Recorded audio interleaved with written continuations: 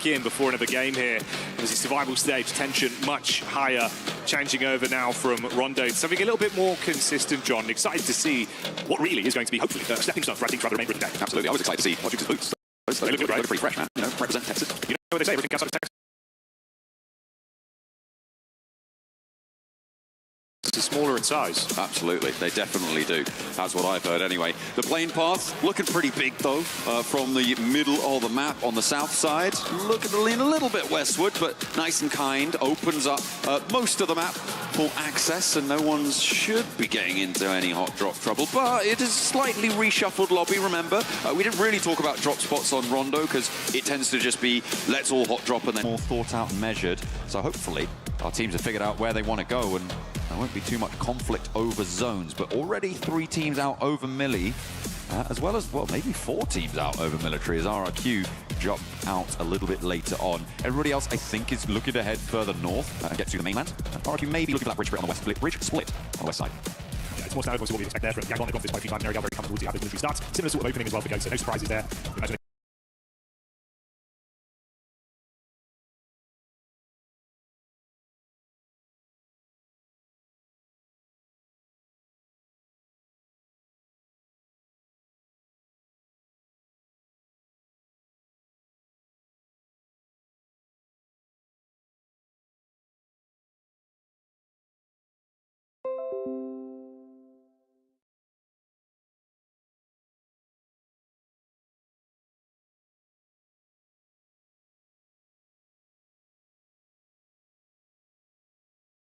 over in the group stages. Looks like we're going to continue that trend all the way out on the southwest side, keeping a lot of Gatka, Quarry, that sort of area in, but this is not what you want to see to open things up for a survival stage. no, we've been here before, you're right, man. Those group stages, very aggro with some of the circles we were getting, and similar scenario there. A lot of landmass going to be cut off, potential for the bridge to be in play as well. We'll see if that's a blessing for some teams or a haunting prospect for others. Obviously, we're dropping far further up towards the north side. We joined the POV of Dopeness early on towards Pochinki. Couple shots out of the window from Nikita, getting a read over onto GEEK. Pretty nice game one from them. So obviously, if you can punish early and slow down GEEK from actually accumulating point after point, would be the dream scenario. And hopefully add those points to your tally in response as well. But right now, they are north and south split on Pochinki. So not super close to danger. Definitely it's disengageable here, depending on the vehicle counts that each team has. And I feel like in Pochinki, you cannot get stuck in too far here, especially with a circle like this. You have to look to disengage in these scenarios. The thing that sort of plays on the reverse side of that is that you are competing for the drop spot in the future matches. And a lot of teams find value in saying, you know what, we're not giving up our drop spot. We're just gonna, we're telling you we'll sacrifice our game in order to maintain this top spot, this drop spot for the next, well, they've still got 5 Erangels after this to play. I could call that into question. I'm not a professional coach, so maybe there's some reads in there, maybe there's some maths to do, but I feel like it's still very, very dangerous, especially on Pochinki, and especially on a plane path like this, where a lot of the map was just super accessible. It goes down to that individual decision making, if they want to fight or not, or really what they're aiming for. I imagine for the viewers at home, you're going to be aiming to get yourself some beautiful skins as well. John, we've got a great event going on right now in game. I know you've been hyped for this one. Absolutely, the Uzumaki Naruto event. Make sure you're grabbing those character sets, looking fresh with the skins, as well as that Ninetales org, looking pretty. Doesn't look like any of our players have the org though, which is unfortunate. And neither team really going to be able to take on the supply truck either, given that they're in a bit of a standoff. Makes things a little bit nastier to play from Pochinki.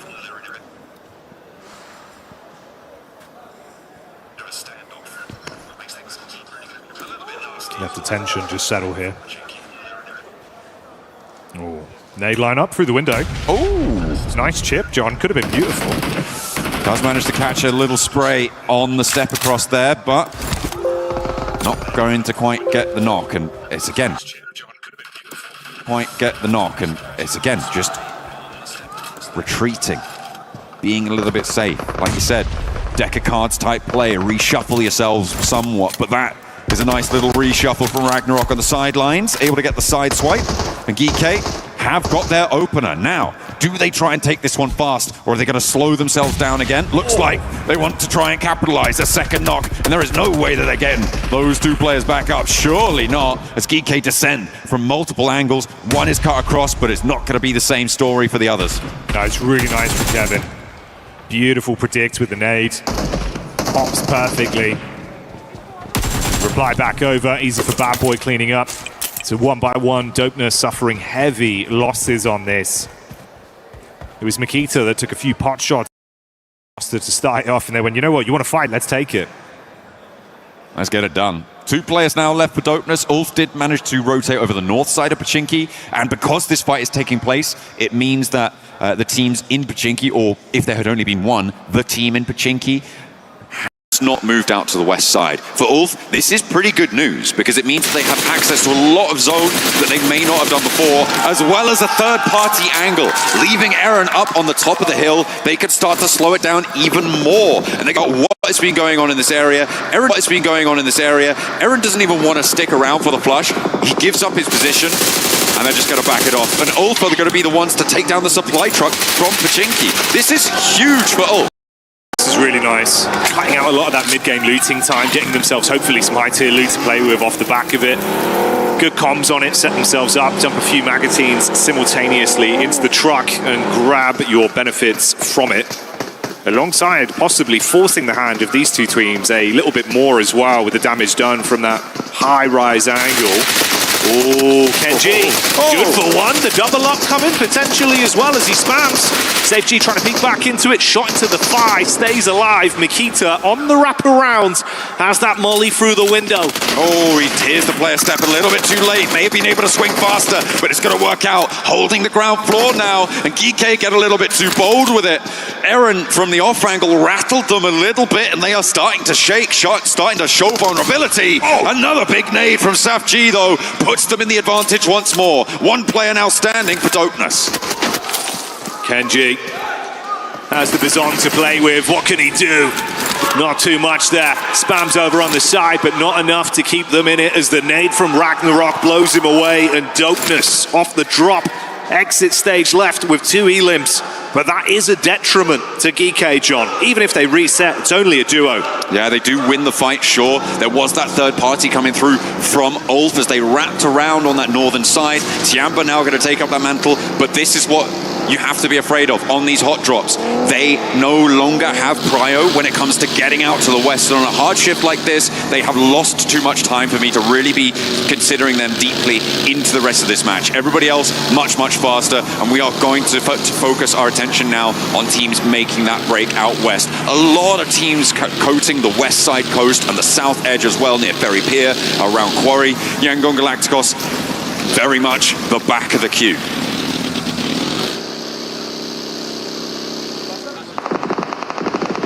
See if Yangon can keep some good energy rolling for that roster over the course of today's playdate. A lot of eyes on them. Now 2 reigning champions in the lobby, of course, being yangongalacticos, and then behind that, Alpha 7 from the year prior, back in 2024's EWC.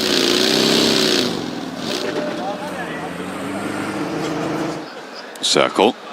Oh, no way! John, what are we doing? What is going on? Goodness me, a massive western shift on this zone. It is brutal. Quarry is so impactful here as well. It's such a quagmire of a position. It just sticks you down. You can't really move freely around it. So for Ulf, they may be able to take the ridgeline, but getting down future may be difficult. I don't think too many teams are going to be able to play around Quarry, and this is going to get nasty. The positions out on the west are difficult to hold, and for Arena, they need to regroup. For Wolves, they need to try and stay alive, and 7-2-1 are going to try and crash on in. Everybody on the south edge being funneled around that Quarry location. Oh, Jackie, this is going to get very, very dirty.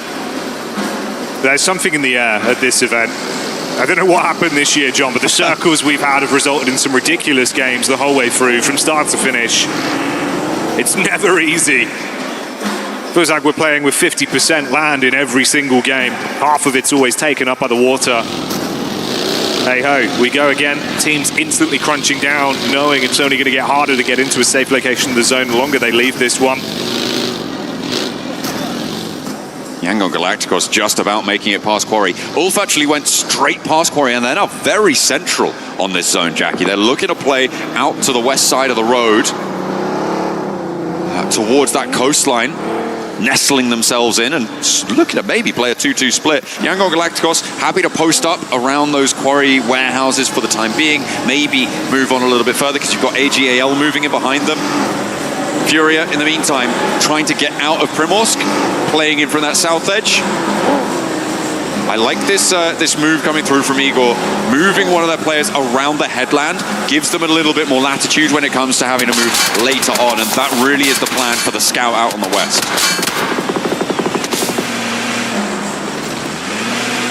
Thing is, for some of our teams as well, this accelerates the way you have to play this one. I think a Go team, they usually like those very long, safe rotates where they want to be inside of blue, taking their opportunity to build into a great late game finish. Here, you can't really play that style. Have to take a few shots onto FURIA as they catch line of sight on the road. This is going to be Vote Team's POV. Elevated angle, Killer Joe getting swarmed on as well.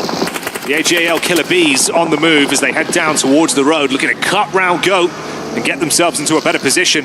Doesn't get any easier though. The Wolves just up ahead. And Ulf as well, looking to try and stymie that approach from the south side. AGAL on the side of a road, looking to maybe control the shack, but Aaron's already in occupation. Ketch needs to line him up, and Aaron takes a lot of damage there. Far too much for my liking.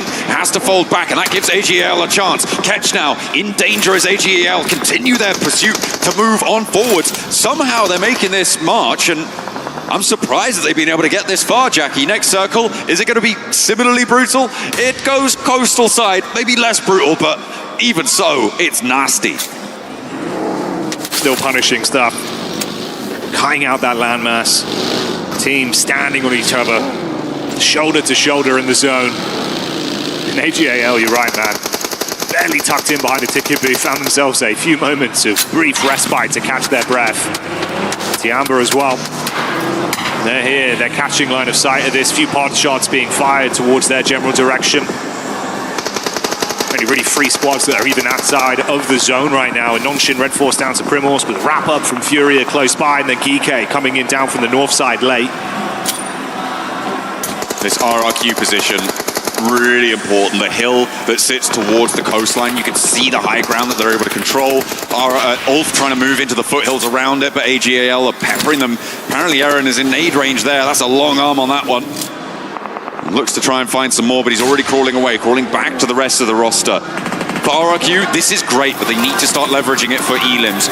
I think that's Aaron down and out. I think it may well be, but FURIA and Nongshin Red Force in the meantime, all on the south side, coming to loggerheads, and nobody's looking happy with this. FURIA on 2 players and Nongshin left on just 1, Jackie. Yeah, this is rough, man. No one's getting out of this with a smile on their face unless they can completely recover now. Thankfully, the last shot goes through pretty heavy-handedly to punish one more man from Nongshin, leaving it down to a solo. FURIA are going to be attempting to get the recovery on the go. CXCY did bail out. Surprised he's still standing.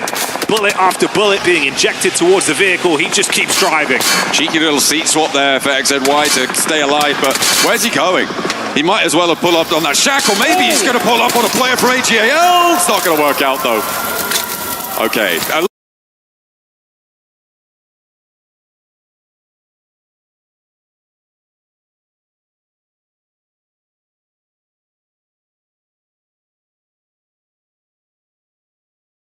A little bit wild, but not really too many options left for him. If he'd have stopped maybe a touch earlier, he could have had the hop out, grab some of those shots, but wasn't quite there with it, not quite slick enough. And AGAL, with a little bit of a danger approaching them, able to hold their nerve. Elimination delivery on that one. Drove in, double-checked the code, gave it to him. DRX as well, hillside peek over. Trey trying to get a read on things. Alula back into the fight as well. GEEK taking the head-on approach towards Yangon with Alula amongst them, sandwiching them there. So they do go down.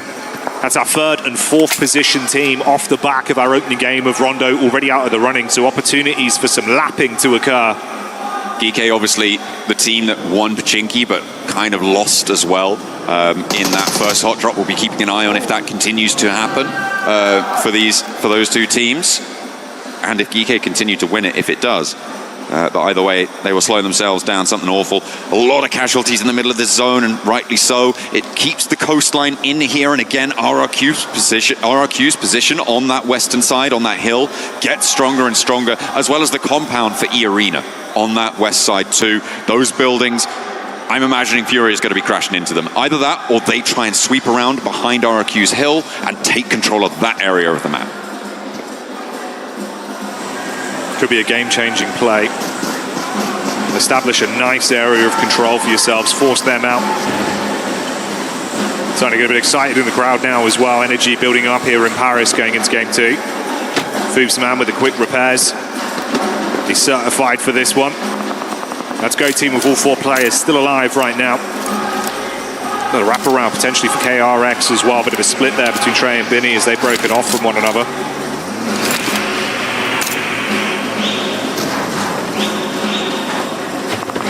Alpha 7 on the northwest side, with 3 players alive on the beachhead. Binny, he's going to start to tick away from the blue, from the water. You need breath, you need health bar, and neither's going to go your way. Down he goes, leaving only the 1 player now left standing for them.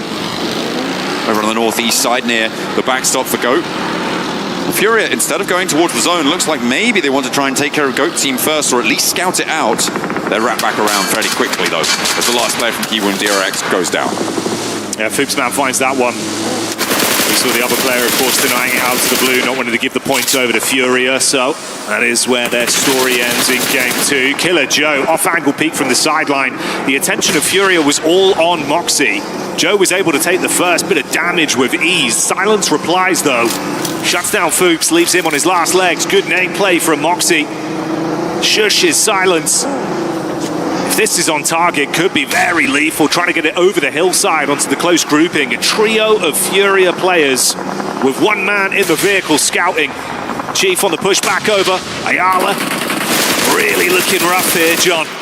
Yeah, the off angle from E-Arena is chiming in as well, and another nade sent over the top. It's big boom after big boom coming through from GOAT Team. And now it's just Ayala on the forefront. On the back line, it's Igor, who needs to come up big here against GOAT Team, but they can't push forwards because of that E-Arena off angle, which is slowing this fight down really annoyingly for GOAT Team. The advantage, though, is that they can start to use this time to maybe find a foothold into the zone, because the blue zone is upon them, and you can't res in stage 4. You need to get this one done as fast as you can. Silence may not be able to get back up here. They knew there was the rock up from the back line when Elementrix got the takedown on GOAT Team, so they've read that, reassessed and wrapped off, like you say, and they've gone straight into the awaiting arms of Tianba. Terrifying Tianba today. They've changed their fate. A few more elims racked up. That puts them on 2 so far. Now they're encroaching towards AGAL. Both from the same region, and there's the crash from Eagle on the shack. They know there's a player in here. They need to try and keep safe, but it's not going super well for everyone. Tianba able to stay alive on the inside, but losing one on the out, and Liu gets some retribution. AGAL now playing on us 2 in the center of the circle as it shrinks right on top of them. Holding this position would be great, but there's so many angles now staring you down. Oh, nades are good as well. Primes that one, gets it right on target. Goodbye, AGAL. They go down to the nitro they've been given to breakfast. And this is where it gets far more scary as well. Alula, low on HP with a bit of a split on the setup. Yangongalacticos pushing in as a roster. Coming in together, struggling on contact with 1 player buckling under the pressure, and Wolves, they smell the opportunity to steal some of these elims. Nade arced over, Elementrix dives out, Romeo will fall, can't withstand that. Oh, but there is an answer from Smile to find a knock over onto a Wolves player, leaving Aola potentially to be able to... No, I don't think they can get this res with the blue zone coming on in now. Doesn't quite have the time to get the crawl back. It would be a miracle to get that back to 2. So Aola may be drawing short here. In the meantime, the Wolves have got GOAT Team pushing in behind them. Wolves felt that they were third-partying it, but they've been fourth-partied necessary. Can't quite do what he needed to. As Force goes in with the shotgun trade. Elementrix, though, still on the swivel for Wolves. Doing work. But Killer Joe left to survive this one. Has another opportunity for the fight, but Elementrix is looking clean with it. Takes too much damage though and has to dip back. Killer Joe thrives in these sort of encounters, John, where he does his best work. He's able to really nail that one with the UMP. Get the quick pick up, looking for the revive on Force as well, so they can fight on as a duo. Turney K. Oh, he's got the angle, John. Oh, he doesn't quite get the peak fully there, though. He's a little bit too timid, and that's going to allow the res to come through from GOAT team. Tony K could still play spoiler to it. He sees them two on the broadside now. He's going to know exactly where they are, and he can step forwards for it. Force, I think, might know as well. Killer Joe into the buggy. He's rolling forwards. They're going to have to play against this, but Tony K gets back, and the Arena don't want to overcommit.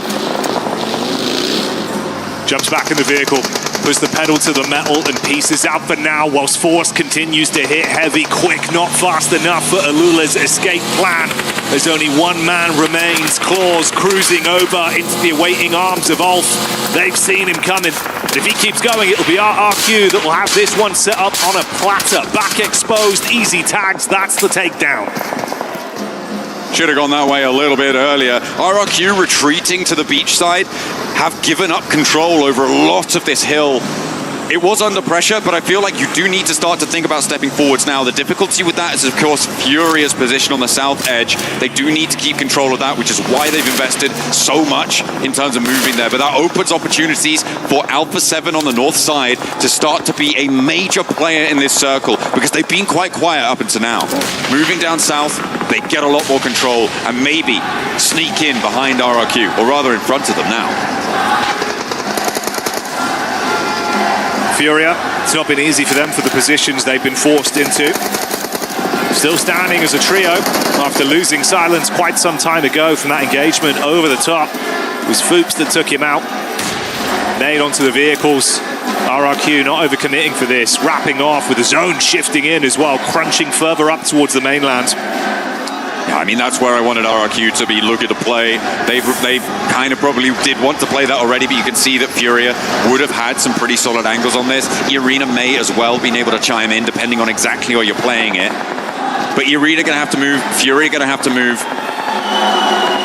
And the crunch in on the east side, I think, it's going to be pretty tricky. Irina looks like they were willing to go for those wraparounds, go quite wide with things. So potential for them to actually move into this west side engagement, but they may just look to push up towards Tiamba and towards Go, as RRQ look to regroup further north and fence off the area from Alpha 7. Nuth, the sub coming in for Alpha 7, will be the player to hold, and he's on the vehicle spot, looking to control it. Doesn't quite tag with the first shotgun, but there is the top of the hill coming on to play. They focus all their fire on him. He's able to withstand the pressure and get back up from the rest of the boys as Alpha 7 start to thrive off the noise being made by the fans in the arena. RRQ detonating the vehicle to shut down the super sub for the side. What can the rest of the roster get up to here? Bullets being peppered towards them. Amongst all this, 721 GRS struck upon by Ulf as they go in heavy with the shotguns. What? Ravo just drives into the middle of it all. Let's go crazy, John. How on earth does he dodge all of those rounds on the outside? Qiddiya with the seat swap looks for more, but Alpha 7 fall at the final hurdle. Revo looked immaterial crossing that open beach, but it was not to be, and now Furia can roll on in, happy as Larry, to go for the fight. Arena wants to try and crunch it behind this too, and they are doing just that. Nades on target, good damage. Furia, they've had to play defensive for so long. Now we're seeing that aggression come out. Cutthroat play so far. Wrap around the back, the nades look good, but a bare bounce over the top side, and they'll get it done with the rounds instead. RRQ fall. Down they go. Furia looking to piece themselves back together. Arena maybe a little bit too slow to jump on the back lines for Furia as they establish themselves. Ulf as well, look at a challenge over on the northern side, obviously diminished in power with only two of their players alive, but still a force to be reckoned with. Kelsey and Scarface have got some solid positions to play around. Arena on the south border, I think they're the team to beat here, Jackie. It feels like on this south side, they have got control, they've got a lot of what they need, and Furia is committing towards the north side.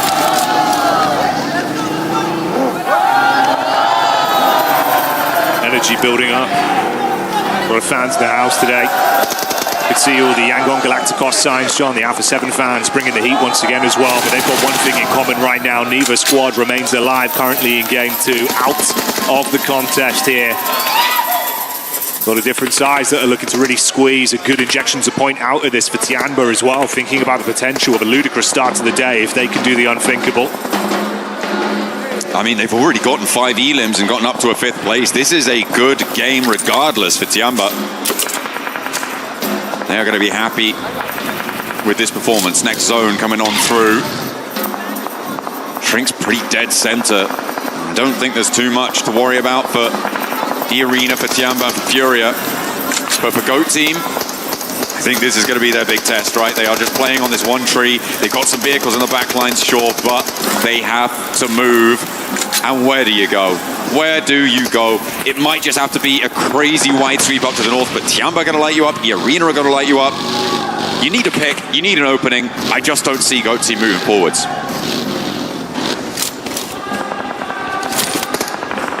Yeah, it's not been the easiest approach for them. For FURIA, they've been trying to build up nice points on this game, taking the heat to teams when they think there's a chance to get a drop on them. With Kelsey trapped by the rocks there after eating the nade, no real easy pathway for Scarface to get him back on his feet. This could be another chance for FURIA to flush out one more squad, push themselves even further with 2 elims going their way if they do it cleanly. Yeah, GOAT team, you really can't be doing anything here. Killer Joe just looking for some angles, but there's nothing to do. Fair enough to fall down there. Killer Joe will go down last. Scarface now under pressure as Tianba actually take the elim over on towards Kelsey, and Scarface still kicking as Ayala takes a knee. E-Arena in the meantime can start to march in from the south side. A nade will finish off Scarface, but Ayala now needs to be secured, and this is beautiful sweep across from E-Arena. FURIA have committed to that north side, and there is now nothing stopping E-Arena taking the entirety of this ridgeline in a 3-way engagement. Yeah, this is great decision making. Instantly aggressing when they think they've got a moment to get the drop on them. FURIA down to 3 players, of Ayala unfortunately falling in that head-to-head versus Scarface. That puts so much more pressure on this team. They've got to get him back up. We'll have a few seconds here to top his HP up. Thankfully, he's done so. But they've crunched so much space, so much map control away. Nowhere near as easy now, John.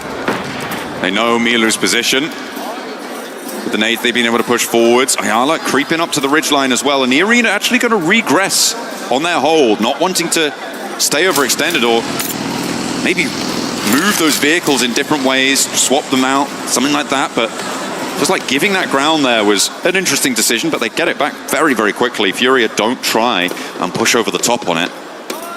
Still waiting for this one to get forced by the circle. You can see Chief will get moved. Igor as well has to leave his little ridge and step up probably towards that burnt out buggy.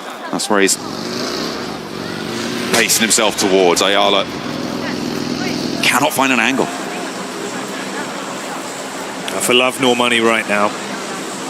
No chance to get a raw free peek onto them. Just looking to cast that first stone, open it up with an advantage. The first domino falling for either of these squads will be very detrimental. Obviously for E-Arena, that big benefit you have as well in the trade game. They've got 1 extra man in the squad. Takes a little bit more pressure off them, but they still need a clean fight. Pinned from either side, it wouldn't really change much. Next stage closes dead central on this, and no one really has the full inside track, but E-Arena have the most ability to move around. If FURIA go down, Tianba can start to move up the hill. That might give them a little opening door. FURIA now moving much closer towards the arena, and the nades are going to start to cause problems for Mormon. The Molotov's there as well, but he has the smoke to cover his vision and hits the deck. Looks to get some healing. No knock found. Shocked. I'm absolutely shocked he's still standing there. Stereo nades got out either side. It felt like 1 bullet away from him falling. Topped himself back up, like you say. He's quick with the meds. FURIA debating where they really need to engage on this. Is it easier to try and wrap around onto Tianba's side? Do they just have to hold in the middle, wait for the crunch to come towards them? They're going to go in the direction of Tianba. Ayala, thought maybe they were a little bit closer than they are. Had the DBS primed. Scouting play as well. They're losing a lot of space from this peak up from E-Arena, starting to force them further back. It's getting scary out there. Final zone closing as well now, Jackie. It's straight into the middle. Can't hang about now. No elims for E-Arena. So they would love to try and sweep a couple of these up.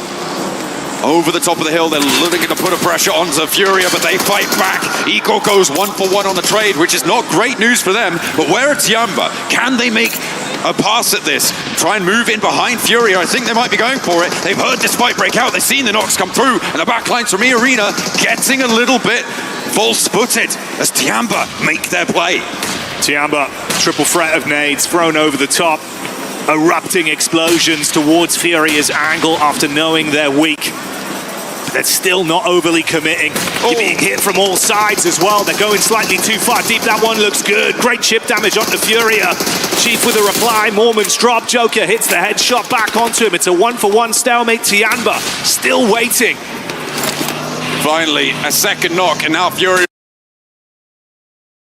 on one. Tiamba have read this nicely. Ego the last to go, and they wrap around, they roll it down. QZ wants to shut it out in the arena now. The last hurdle for Tiamba's back-to-back. 3 players versus 2. Joker off in the distance, but there's one in the smoke dealt with immediately. QZ relies on his teammates. He turns for a moment, but he knows they've got his back, and in a 1 versus 3, can he make it work? Mormon now bleeding out to the zone. E-Arena will fall in the face of Tiamba for a back-to-back chicken dinner. This is brilliant. Talks of Tiamba looking timid in their group stage, but that's all changed now as they terrify the lobby and turn up massively with not only 1 chicken dinner locked in, but a second following that. Back-to-back. Incredible start to the survival stage here. Really brilliant opener coming through for a team that, as we were saying, there were a lot of criticisms levied at their play style. They only just about managed to get into the survival stage with a late in the day chicken dinner, but they did look much better during that chicken dinner, during those group stages. And this is exactly the sort of development you want to see. Able to go, I think it was 11 eliminations as well there, Jackie. It is a monumental start for them. Getting towards the top 6 just got a whole lot easier. Yeah, drink start, man. That's what we're saying. We're looking at even kind of early inside one thing. They've done pretty well with the elims. It looks like they've got a good set of heads on their shoulders today.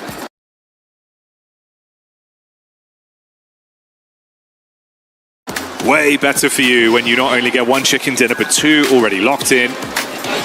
Playing it smart, I was a little bit worried we're going to see some of those signs of them not willing to really engage even when they have a bit of an advantage. We saw that a few times in groups. It looks like they've recovered that. Yeah, I mean, the instance right at the end there, where they saw 1 knock on either side, they said, you know what, now's as good as any. The zone's closing, we've got to go. They had the nades, a little bit off target with the nades. I think it's safe to say they didn't have a full read on the position of Furia, so overexpending a little bit of utility there. So still improvements to be made, but yeah, I think I can forgive them that. They were still able to crunch it behind, be the pneumatic press that crunched Furia and followed through straight on towards E-Arena, who, given the solid position that they had on that south side for so long, surprising that they weren't able to get many elims at all. A very minimal point scoring game for a team that plays second place. Yeah, it is surprising. It is surprising. I think for E-Arena it's a bit scary as well, because obviously, you know, we historically had that 1 massive game in the group stage where we were thinking, damn, okay, they're looking absolutely sick. They're really playing confidently in the head-to-heads as well. Longer it's gone on, there's moments where you're thinking, when are they going to get that second wind again? Not necessarily from the tactical side, but more from just the willingness to actually show how good they are as individuals in terms of the gun skill. We know it's their job. It's just got to rear its head once again. But today, so far, it's all about Tiamba. Yeah, I mean, for the players on side, they do need to start to step up, be a little bit more like Tiamba. I think it's safe to say we're going to head down to the stage and we're going to catch up with some of the players. Yes, we are. And who are we going to talk to other than Tiamba and QZZ here? Back-to-back wins to start off the survival stage. What a result. And let's ask about that, right? Back-to-back wins. Obviously, in the group stage, you didn't have the easiest of times. So what was the focus for the team between the group stage coming into now this survival stage? QZ 首先恭喜你们已经2连世纪了，非常优秀的一个发挥。当时你们小组赛的时候可能打得不算那么好，然后现在进了生存赛之后，明显就是状态调整过来了。能不能跟我们说你们当时调整的时候主要注重哪些方面呢？其实我们没有做太多的调整。其实前2天其实大致上没什么问题，但是每个人的状态可能不是很好。然后昨天调整了一些东西，然后大家状态都变好了一些。然后我的调整就是我加了个手机壳，因为我用那个手机老断触，但加了手机壳之后断触会变少很多。I'll say that we didn't really make a lot of adjustments. I think that we were in terms of strategy. I think we were absolutely fine. It's just that in the group stages, I think everyone's form was just a little lackluster. And then coming to the survival stage, I think we are now performing a lot better. I think everyone's form is just peaking right now. And in terms of adjustments, for me personally, what I adjusted was I added a case to my phone. And I think that really helped to reduce some of the kind of like not registering some of my key inputs, my touches. So I think that really helped as well. More accurate and all. That makes a lot of sense. And going to the Rondo game, you guys came in from the south side of the river and played alongside the river for almost the whole game. What were the biggest threats to you guys for that first win? 当时你们第一张图的时候，你们相当于就是从那条河的南边，就是进圈的，然后而且你们相当于是我唯一支队站在那边，然后你们就一直沿着那条河的南边在那边打了一整场。当时一整场下来，你能不能跟我说一下最主要的一些威胁会是什么呢？其实最主要的威胁是我们准备反清山上的一波，然后我们差点被右边的 KR 叉给溜了，然后但是我们当时顶住那一波，然后那波可能是最具威胁的一波。Well, I'll say the most dangerous point was when we were trying to clear a hill, and then I think TRX actually had the slip on us, and it was a very tough battle. I think it was a really dangerous moment for us, but we managed to hold on and we managed to fight back, and we managed to win that battle. And I think that was the single most we almost got eliminated point. All right, QZZ, amazing once again. Thank you very much. Thank you for the translations. That does it for us down here on the stage. Will Tiamba get another win on the day? Looking like it. It's crazy.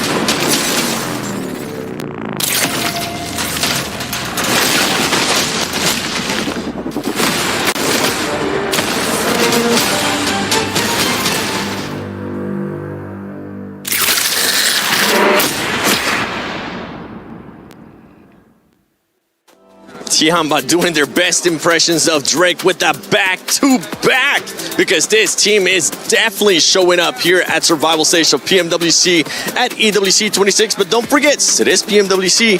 There is a PMWC lucky spin currently going on within the game. Make sure you log in, do the spins, do all the fun stuff before he goes away, because we do have the Electron energy set, the Proton power set, and the stunning Alien Fusion grows out, which Max was telling me it ends up glowing on the dark. This was co-created with PDP creator Nana, and I want the Groza. Same. I want that Groza, Natura. But talking about the game, this last game, Tiamba, oh my. Especially that ending too, the way that they ended up pushing to Furia and then just demolish E-Arena is what we want to see out of Tiamba, Max. By the way, before we do get into the nitty-gritty analysis of the finishing of that game, the Rondo win, Tinlong Garden drop, they go to a northern finish, they win that game. Here, they drop Yasnaya Poliana, they win a Western Coast finish. I don't know how they keep doing it, man. Their rotations are on a separate level here at PMWC 2026 as we check out the player stats here. And QZZ, Milu, oh my goodness, 4.5 average eliminations per game so far today, putting up the numbers. And I didn't predict them to make it because I was actually quite disappointed by them in their groups. And it's clearly working out for them, Niptro. Well done, I guess. Yeah, I mean, we still got a long couple of days ahead of us, but based on the last two games, I think we can really start to change our minds about them. They're being very, very consistent. What I really love is that they bided their time. They waited, right? Oh, there go my notes. What? Because... She's attacking me. Yeah, I'm attacking him. No, because they were just sitting underneath this hill, right? Yes. Waiting for these two to get together, start fighting, and then push. Look at that. Yeah, I mean, that push on Furia, of course, the timing of that is great because Furia is at their absolute weakest, and also E-Arena are trying to get a revive back on their fallen comrade. But I wanted to focus focus very clearly on this replay. On Milu and QZZ, the focus, the sheer determination at that moment, putting the focus on the same player at the same time. What an absolutely amazing fragging duo. And clearly they're the main reason so far they've been successful on this opening day of survival stage. Loving the synergy of those two guys in particular. Loving that synergy, loving the action that they're currently putting on. 12 eliminations there for Tiamba, being able to come off with the win. FURIA, this is a team that we've been wondering where have they been. They finally ended up showing up here in where have they been? They finally ended up showing up here in this game, Max, with those 7 eliminations, 12 points total. Happy to see it, really. What a hold on Primorsk in particular. They were holding off Nongshim Red Force. I know Blank was very excited about their hold on to GOAT in particular, making a massive statement that hilltop is their hilltop for the rest of that game. So FURIA, you know, a little bit topsy-turvy back in the group stage, but Neptune this time around, strong podium finish, which is what we love to see from that Brazilian squad. No, I do like it. I like it a lot. The only thing I want to say, if I could just really nitpick here, is that they, again, yeah, they had a very strong mid-game, right? Very strong, very proactive. I really enjoyed that. I was like, okay, yes, FURIA, they're coming in strong. We also saw them move on to the RRQ and A7 fight really quickly with so much force. There was no backing, there was no coming back from that for RRQ. So very, very well done. But they kind of slowed down. They waited to that stage 9. I would have liked to see them be a little bit more proactive with EA. I know that they were, you know, intimidated by Tiamba there, that other third team rather being there, but I would have liked just a little bit more momentum coming through from them. Side note onto Tiamba, actually, speaking of momentum, Tiamba went from 0 to 100. Did you see that? When they realized that fight was finally happening, they went from sitting behind a tree to full on pushing like that. 10 out of 10, no notes. It was very good. But I want to go back real quick to what you were saying about FURIA in particular, slowing down a bit at the end. I don't want to criticize that too much. I think it was actually a good play for them to slow it down. The reason why, we knew that whichever team fights last, chances are they're going to get the win at the very end. FURIA fighting E-Arena, they're like, we want to try and get rid of E-Arena, but if we fully commit to the fight and take even more knocks, eventually Tiamba's going to rock up on us, which is actually what happened, right? So I do get your point, but at that moment when all the 3 teams are just ready to go at a moment's notice, FURIA, I think, made the most out of it, and this is a team that I did not expect to make on the podium, but you know what? A strong podium finish from FURIA on a very hard circle for that squad, by the way. I think that's still a win. Yeah, and on the opposite side for the Brazilian squads, you have Alpha 7 still not being able to do that well. Only putting points via placement in this last one because the eliminations just weren't there. Yeah, elimination. It's a hard zone, though. It's a hard circle to really get eliminations. You've got so many. Tiamba was able to do it. Tiamba was able to do it. I think it's and they don't land even close to that. True. I think it's probably one of those things where it's like you get in there early, you're able to do something.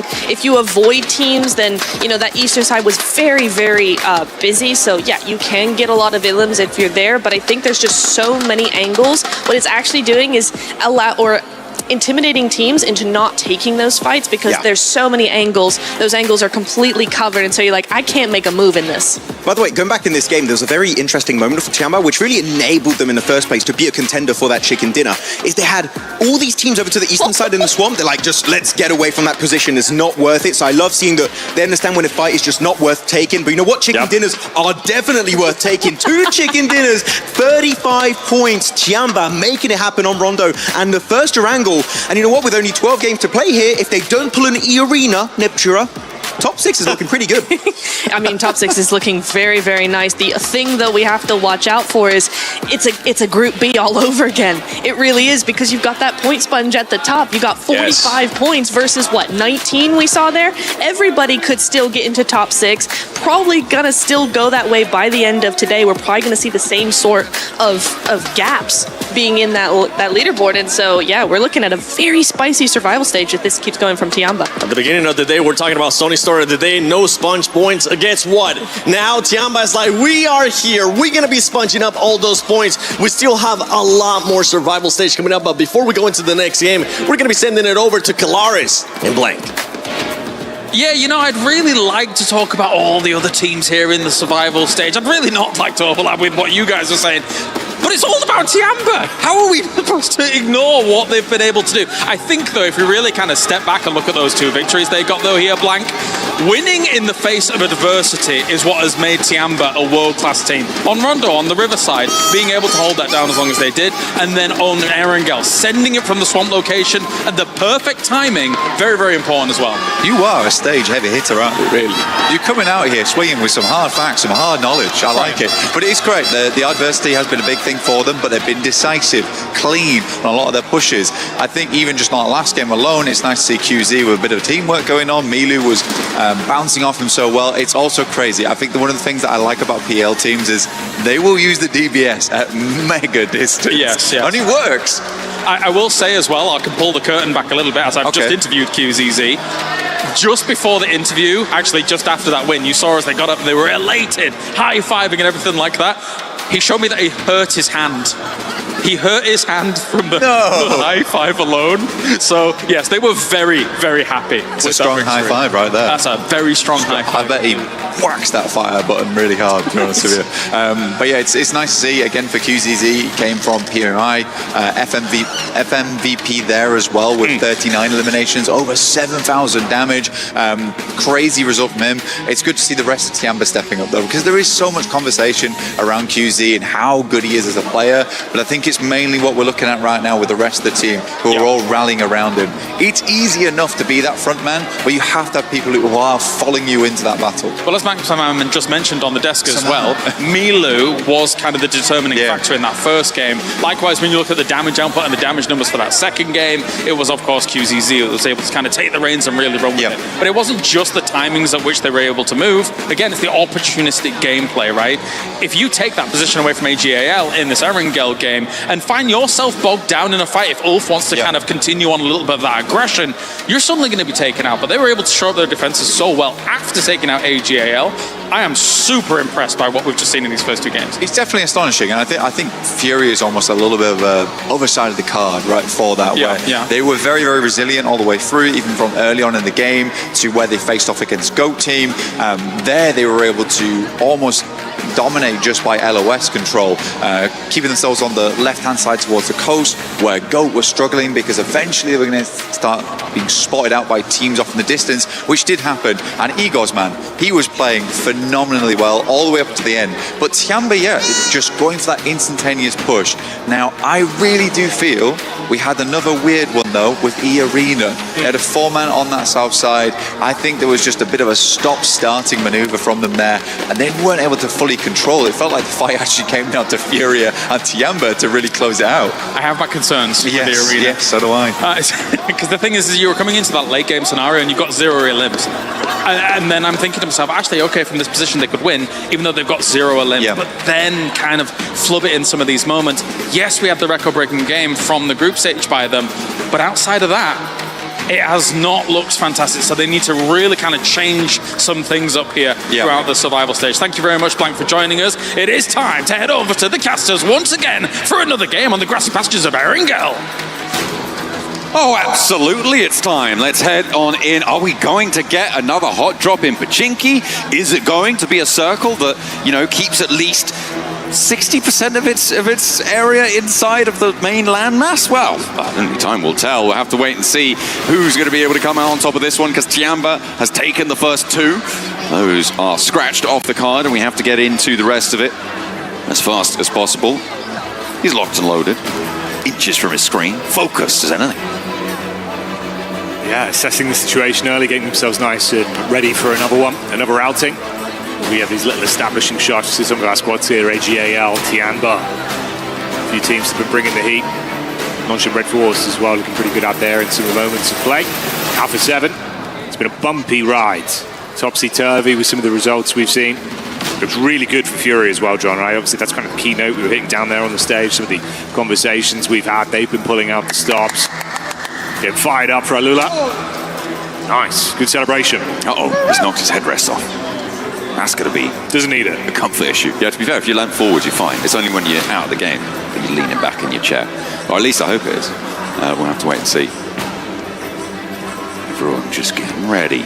Tapping around, playing on that spawn island, waiting for the plane to take to the skies. But I think it's coming. fairly soon. As the lights start to change, the music gains some tempo, and we are gunning for another game here on Erangel. The plane path last time was fairly kind. It was fairly chilled out, a lot of area accessible, no real impetus to go for vehicle hot drops to try and challenge on. This time around, Jackie, the plane path is a little bit more west leaning, so maybe there is some more pressure on things, but are we going to see the hot drop in Pachinki? I mean, I just really don't like hot drops in general. I'm generally kind of against them. Maybe you can excuse it for the first game, maybe even the first two within a new lobby, but on a 12-match set, I think you just got to cut your losses. If you're not able to win it out cleanly, either team should be stepping away from this one. Yeah, I think there's a right time, right place for it, and honestly, in my mind right now, this could be one of the opportunities for it. If we start doing it towards the end of the day and we get to the next set of 3 games on, it might be too far gone. You make a mistake there, it could be cooked instantly. You leave yourself in a sort of safety net to try to build back in. If I was going to run that risk, this is the lobby I'd do it in. Right here, right now, come out, pull out some stops. If you could potentially target one of our top teams, especially looking at Tiamber, right, with how they're building themselves, such an early narrative, shut them down, stop them from accumulating point after point, at least for one game. Could be a door open for you and one closed for them. We'll see. Maybe it's more respectful than I'm thinking. I feel like targeting the top team themselves, maybe not super useful here in the survival stage. That's much more a final strategy because you're aiming for top 6, right? Doesn't matter, John. You've got to come for the king. You find the biggest man. You shut him down. You get respect for everyone else in the lobby. Well, we did just see an elimination go through. I believe that was Tiamber actually over towards E-Arena, who have lost one. We've also got the Zaki drop coming through from Dopeness, which is going to leave GEEK alone in Pachinki. So we don't get that hot drop. Over on the east side is where our circle will go, and I'm happy to say it's quite a lot of land in this one. Yeah, more reasonable. Far more reasonable here, what we've got out of this. Some of the games we've had, it's been a super bumpy ride for our teams, and we've seen some great PUBG Mobile mechanically off the back of rotation, at least map geometry-wise, how they understand it. It gets a lot more out of these teams. The brains have to be switched on. This, though, should be better for the lobby in general. Slightly worried about down on the south side near Novo with yangongalacticos and AGAL both dropping in the area. AGAL trying to grab the vehicles. Imagine trying to get across the bridge as fast as possible. The question is, what sort of ammunition does Smile have to play with? Can he catch someone on the cross? Looks for the iron sight spray down with the AKM. There is still more on the menu. There's 2 players in the monster truck try and find their way through. Will they sneak on in? It looks like it's not quite connecting on the spray. Some damage there, but the ammo's starting to draw low, and they don't have the scopes to really get the distance on this one. Jackie, I think AGAL just make out like bandits on this. Yeah, get out of there, get away. Only the iron sight, no scope attached for max precision, so he can't get it done even when he throws the clip in the AK. Just a spray from far away, John. No one from AGAL hitting the DCK. It's not even how you spell deck at this point. It's one of those days, John. No, well, just got to throw an E in there. That would help. And it would help, but hasn't helped E-Arena on this drop, unfortunately, throwing an E on the front of Arena. Tiamber were able to get that. They were the team to take them down. Tiamber dropping around that sort of cube compound area, east side of crates, and, well, closer towards the bridges out to the east of South George, and they've rotated now all the way over the north towards Yasnaya, given the circle. Smart, I like it, no notes. Furia out on the west side, fairly uncontested, and we're firmly into the looting phase now. Been getting louder and louder game after game as well. So that's yangongalacticos' fans and Alpha 7 in unison. They've been stationed in a similar area of the stage. There's a lot of excitement coming from over there, getting fired up. The drums being played. You any good at the drums, John? I have grade 4 drums, which is a qualification in the United Kingdom for our international viewers. Bloody hell. It's mediocre at best. Ah, I see. You know, Kalaris is a phenomenal drummer. Is he? Yeah, he's really good. Okay, that's not even a joke. He's very good at drumming. We'll get him in. We'll send him over to Alpha 7. We'll see if he can do some drumming. Absolutely. Get him on the paradiddle. Yeah, we'll patch that one through. We'll get James on the move during the game, don't worry.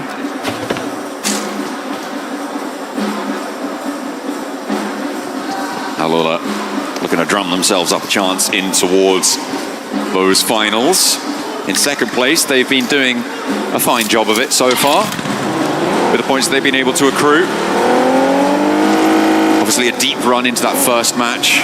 Really notable performance coming through from them. maybe a little bit too slow in terms of dealing with Tianba down on that south side of them, but they're still up on 19 points. They're still in the top 6 for the time being, as close as it is. However, in Primorsk right now, there's a long road ahead of them to try and make their way in.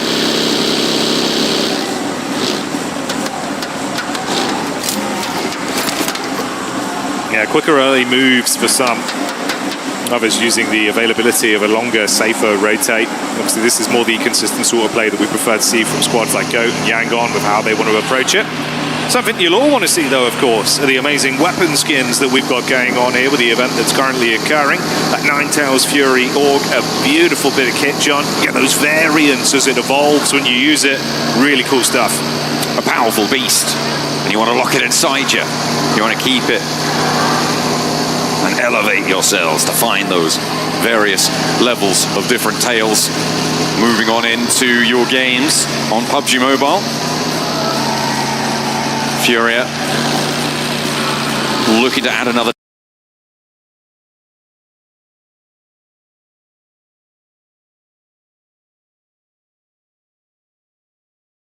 tail to their story in these survival stages. 5 teams, well, 5th place rather, on the tables right now. 16 points, very much in the thick of it, as we said, with the points being fairly level when you exclude Tianba from the top side. FURIA looked fairly dynamic in that last match. And they took agency into their own hands, which I like to see, I really do. So for them on the southwest side, hopefully they can break through, play towards this mansion open area west of prison, this shelter positions as well. A lot of open ground, a lot of rolling hills in this zone. So you need to make sure you get your little patch under control.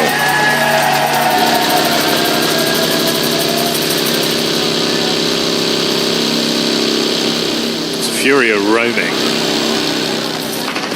RRQ potentially going to be in front of their path as well, so could be a chance for a couple pot shots. There's an overextend on the scout, pulls back quickly enough to get behind them. Do they clash though?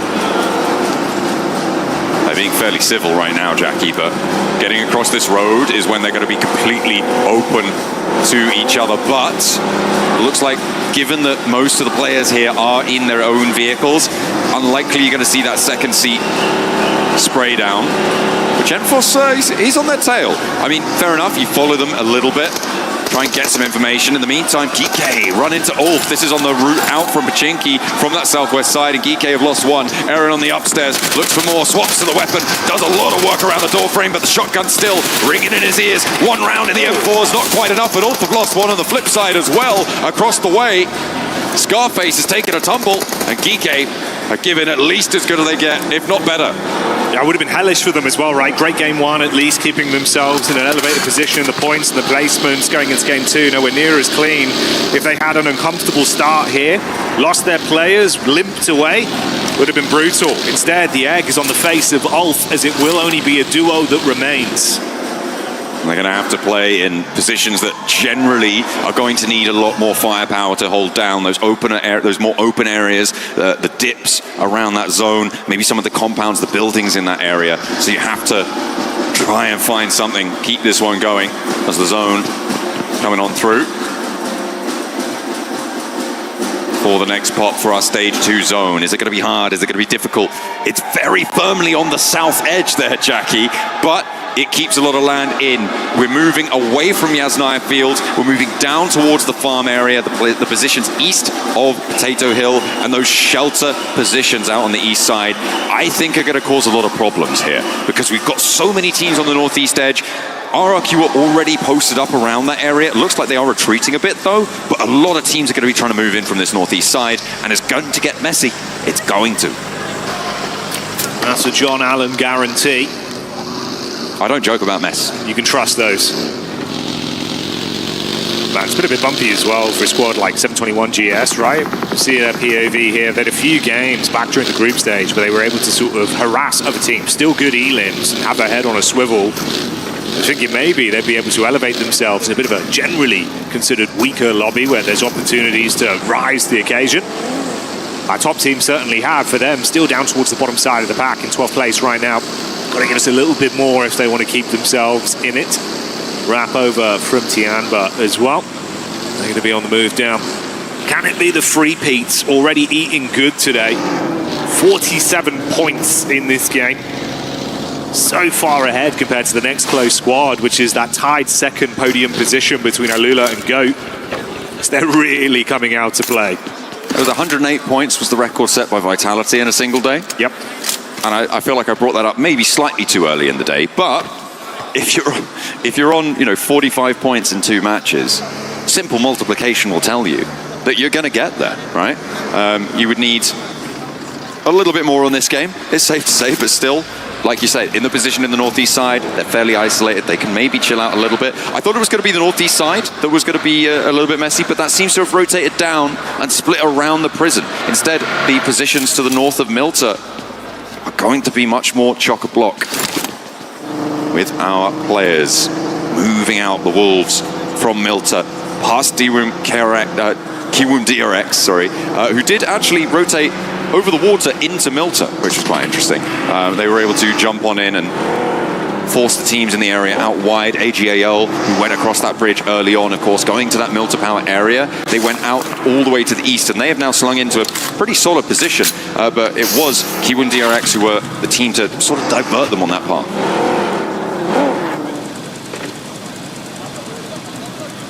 I think for KRX as well, right? This is sort of the middle portion of the day where you're thinking, okay, guys, got to lock in a little bit here, get a bit more energy, some wind back under the sails. If they want to push for more, locked in last place right now in the overall standings.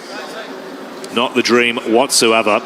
We'll see as the zone comes in as well if there's going to be any benefit here, if it pulls up more so towards that north side. No. All right, not too bad in terms of the positioning for some of our more central squads as well. Non-Shin Red Force once again got themselves set up early. There's only Dopeness that were in amongst the set of 2 players from either side.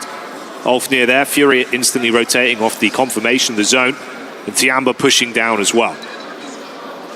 From that east side, look how many teams are moving around that Ulf position. Dopeness just about snaking their way over the top of this one. Remember, Ulf only on 2 players, so really can't do too much to stop this. They're just going to have to hope that they can win a fight. In the meantime, on the southeast edge, it looks like Kiwum DRX having a tough time of things against Alpha 7, as 2 of them have already gone down. There's really not much more for them to do here. Hoxie wants to try and hold his nerve in the face of Alpha 7, but they haven't lost a player yet, and they're not about to start now.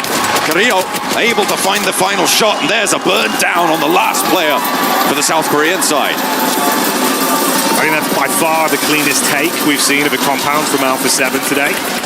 They get that one done, John, but it doesn't end. They've effectively rung that proverbial dinner bell that's baited over RRQ. So for Alpha 7, they'll have to keep on fighting.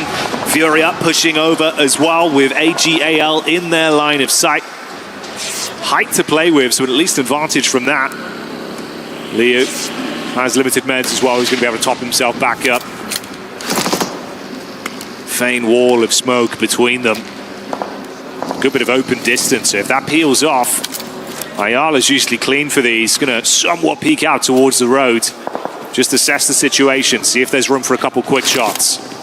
I feel like they're going to be okay for the time being, but with Wolves moving in from the east side, that could potentially force Furia to crunch in and lose influence. But are the Wolves going to stop there, or are they going to try and keep going a little bit deeper into the zone? I feel like they're going to be more of a problem for AGAL on this situation. And indeed, they do head further and further west, getting out of dodge. So Furia can continue their presence. And the Wolves actually managed to get through fairly securely. They are only playing as 3, but doing okay, I think it's safe to say. And right on top of the final player from Dopeness as well, to try and make your way into the center of the zone. I'm surprised that the Wolves have gotten as far as they have here, Jackie, because it was a kind of crazy thread through all of this. It was probably helped by the fact that AGAL and Furia were both looking at each other, were a little bit isolated away on that fight, so they just moved over the north side of the ridges that sat there to get into the spot. Good read. It could be a good reposition for Alpha 7 as well. Last time we saw them, of course, they had that great injection back over towards KRX, cleaned up on the compound. Then they were briefly met by IRQ that bailed out on that one. Alpha 7 chasing down Yangon, at least one of their players. They're going to get away. Zone crunching further in again as well. Dead center setup right now from Nonshin. Red Force haven't had to move or fight for anything in quite some time. And they got all 4 of their players alive as well. This is pretty decent news for Tianbo, although that less so. They have taken a knock onto QZZ on that eastern side with RRQ bearing down upon them. In the meantime, FURIA and AGAL starting to come to the forefront of the fighting. As there's 1, there's 2 knocks as well. A flush coming through from Igors. And the nades can't quite repel them, can't quite rebuff them in time. And Maple trying to stand against an onslaught from FURIA. This is tough stuff. XDZ also feeling the brunt of pressure. I think that might be an off angle coming through from yangongalacticos. And what can you do? A nade over the back does tag, but doesn't quite get a flush or another knock. Yeah, just a bit of chip damage. Not enough to punish him with. Chief going to step back up with one of his own as well. Dashes it onto AGAL. That's more what you're looking for. Now they can compress in and try and collapse upon the squad. AGAL going down swiftly as they will lose out.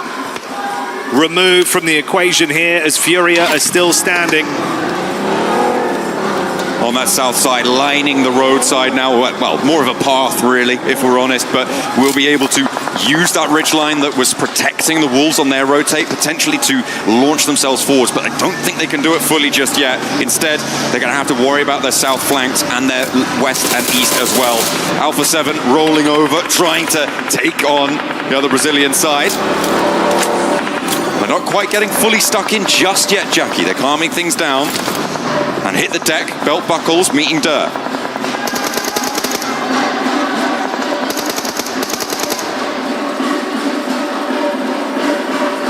A lot of noise in the arena right now.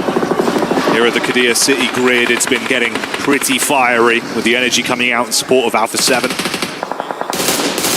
Meanwhile, GOAT team taking some shots. That's a pop off from the fans over in Yangon's corner, and rightly so.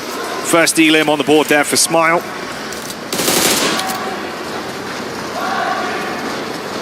They want to hunt for more. There are goats out to the west, and they want to find them. E-Arena and Al-Ula now coming into conflict. Remember, E-Arena losing a player on the drop, so they are as 3, and 3 players from Al-Ula bearing down upon them. A 4th to join them pretty swiftly too. Nades not quite connecting on the first form of the hold, but 2 immediate knocks come through, and the flushes are brutal and coordinated. 2 now players for Al-Ula on the back side of this fight, but there is a 3rd party from Go Up the Hill, R3B, now the last to stand for Al-Ula, and E-Arena hold their nerve with a beautiful 1-2 punch to kick things off, and a lovely shutdown from Turney K for the final elim there. There was no way to get into that compound. No, not for love nor money. Couldn't brute force their way through, but talking of which, look who's in the back line. GOAT team's representative, the solo of Force, arcs the nade through the doorway to try and deal damage. That's going to be the spread from the molly, making it uncomfortable. Another one bounces just off the periphery, trying to thread the needle. A further Molotov goes in, keeping them guessing. 3 nades in the back pocket as well to cycle those over. E-Arena sat, just hoping this shrapnel won't end them as they cower in the building. More nades being layered on down here from Force.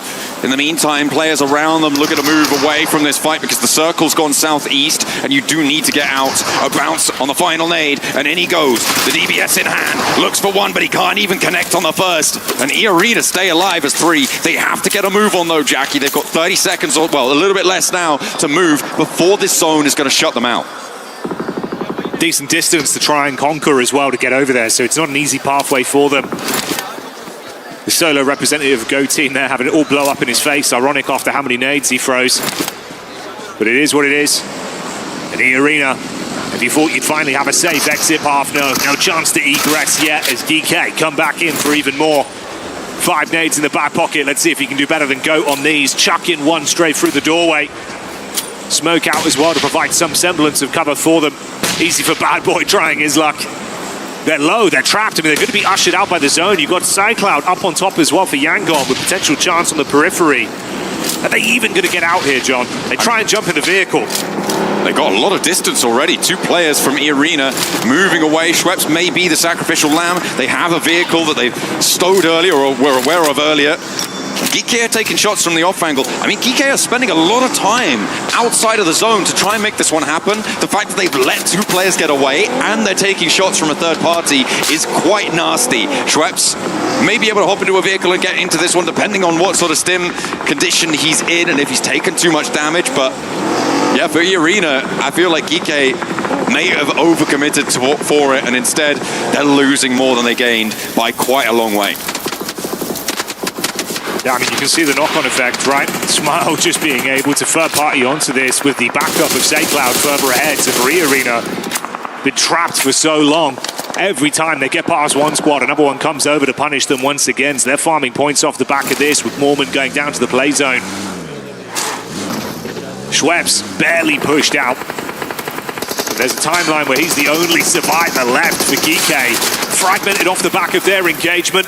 Results in the last man falling to dopeness. Ooh, north side, 7-2-1. GS and Tianba going toe-to-toe, and right now, Tianba don't seem to have anything in the back pocket because they've only got one player now left standing all the way on the outside. And could our top team finally take a tumble? With 3 elims, they'd be going down with just the one placement point. He's trapped out in the blue, behind the shack. Gets the first aid, and the smokes are there. Might be able to dart forwards, but he's already taking a lot of damage, and the blue zone's right on top of him. Jackie, it's gonna tick, it's gonna do it. And Malik gets the final blow. Finally, he's able to take it down. Oh, it's actually the play zone, so it was the play zone tick to take down Tianba. 3 elims, couple points, they're up to 49 now. Still a very hefty total. Cut short the storyline of a triple from Tianba, but does open the door for other squads to raise themselves higher up in the standings now. Potentially a game where FURIA could keep some of this good trend we've seen going. Non-Shin Red Force, they've been pretty blessed by the circle crunches we've had over the course of this one. Haven't realistically had to vie too much for control. Still got good compound setup as well. I feel like this north side could potentially be quite leverageable for a deep run into the game. It may not be a winning position, but it would have been brilliant for Tianba if they'd been able to hold it to convert another strong game. They lost a player earlier on, though, to RRQ, and I feel like that was kind of the major changing point, that inflection point for the squad. Losing that one player, they lost the ability to have the full force resistance against a full crash that came through from 721 GS. And if they'd had 4 players, I think that would have been a different story. And they could have been the ones on this north side looking to line everyone up as they roll forwards.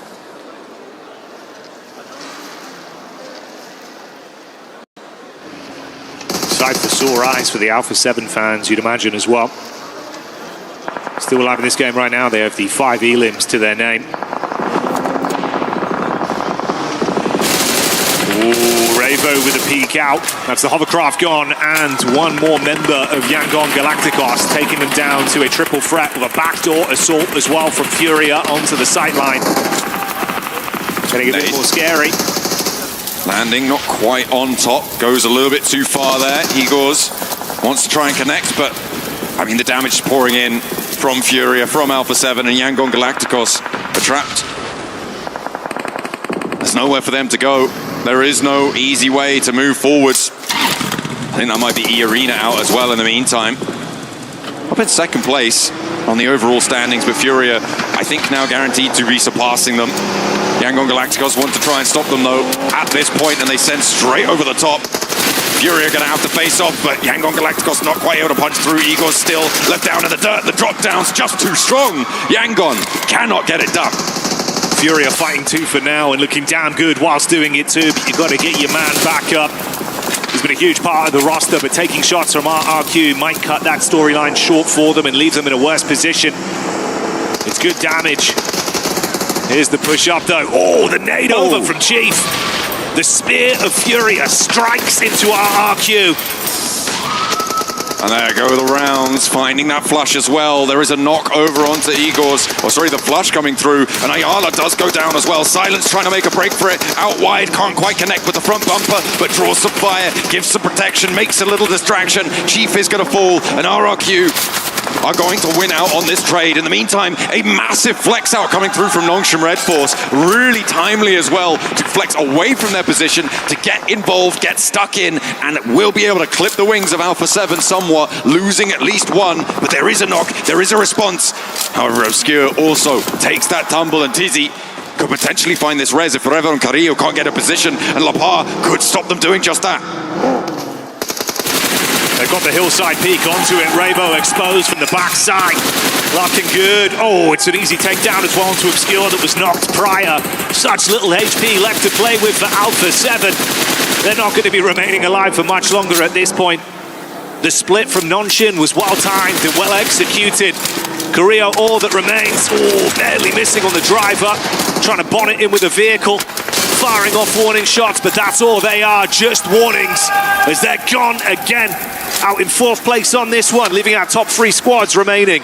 What a timing on that for Nongshim Red Force as well. That flex out down to the south, really, really instrumental. It gets rid of Alpha 7, and it felt like maybe they were going to lose 1 or 2 players there, but the RRQ peak over the ridgeline kept Nongshim safe, and they have managed to get that res, get back to their compound, and back, more crucially, to the circle as it shifts all the way up north, and RRQ are going to have to make a mad dash here. Yeah, Nongshim licking their lips right now with how they played this one. Early game was good for them. Weren't really contested too much. RRQ getting hit by the zone as well, so it's just getting messy out there.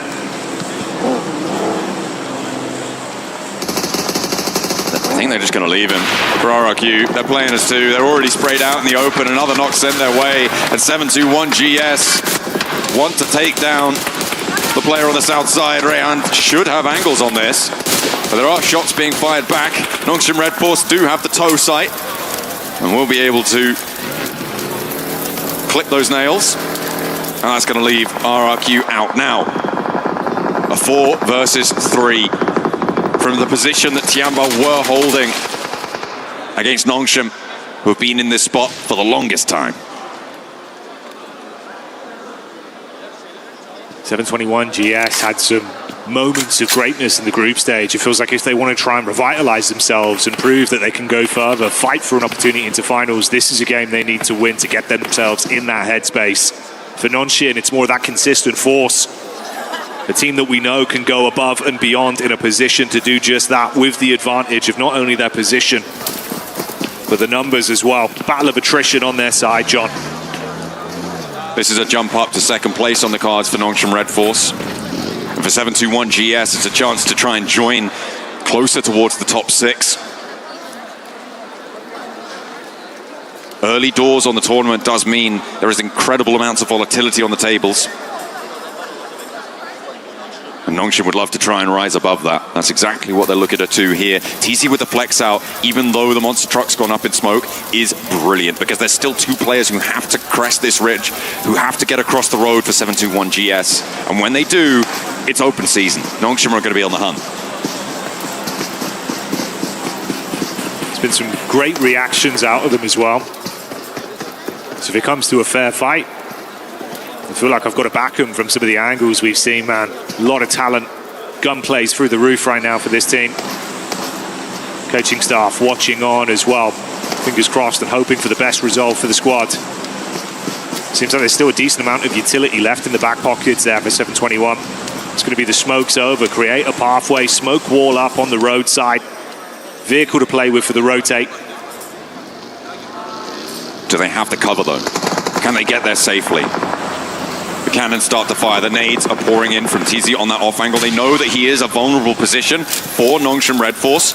So if they can get into nade range of him, that might change the dynamics of this circle, Jackie, because Nongshim Red Force also do need to move forwards. They haven't managed to deal a blow to strike a player down on that crossing. So now they need to go a little bit more bread and butter. Thing is, if they're thinking Tizzy's the vulnerability, I think in reality he might be the volatility they need to open this one up. You expose yourself for even a second, that off angle, he's so damn crisp with it, he's going to be punishing you towards the side. His nades as well, every time just eating away at them, draining out some of that additional medical utility. That circle's going to start to crunch him. Really going down to the wire on this one. Nongshim do have the more central position with their forward spots here.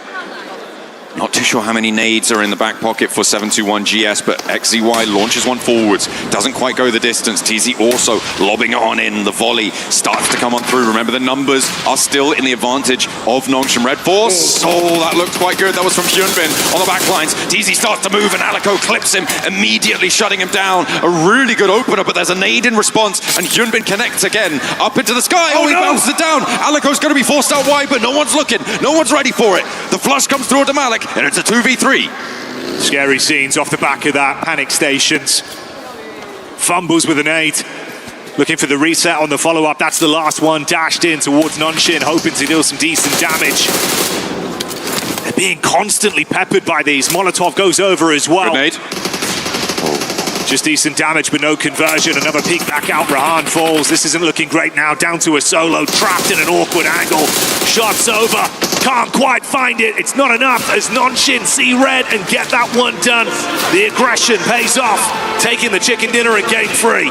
Some really timely maneuvers coming through from Nongshim Red Force. That flex out to the south with the duo to have an impact on the fight with Alpha 7 was so important. RRQ as well were forced to stay on that south side. The subsequent circle shift all the way up to the north does help them out immensely, but even if it had gone south, they had that outpost. They had that opportunity to move forwards. They chose their timing perfectly, and every single step, it felt like they were in control. It felt like they knew what they were doing, and they had a backup plan in case it didn't go to it. Good signs of life there. A team that, again, you know, we know can rise to the occasion. Inside of that game, they rolled the dice perfectly with what they were given. Really loved that one split where they pushed out as well, right? That was kind of a pivotal play where you saw not only are they happy to just play with their cards close to their chest, but if they need to split off, take aggression to a team that, if got far into that game, like Alpha 7, we know they're very volatile. They can make big plays. You've silenced that early. You've not left it in their hands, John, which makes a big difference for them.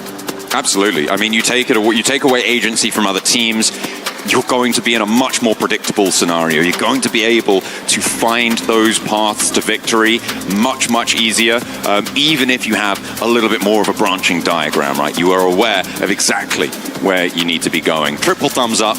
Not going to get the 4th Jackie. That would be silly. It's only match 3. It was on point, on brand. 3rd game, 3rd chicken dinner, 3 thumbs. It's basic maths, John. The numbers agree. They have been crunched, just like every other team under the boot of Nongshim Red Force during that last game. Really, really nice stuff. They were obviously in that compound for a very long time. They didn't need to make a lot of decisions during the mid-game, which was really quite safe for them. It was very homely, I'm sure. So good news on that front.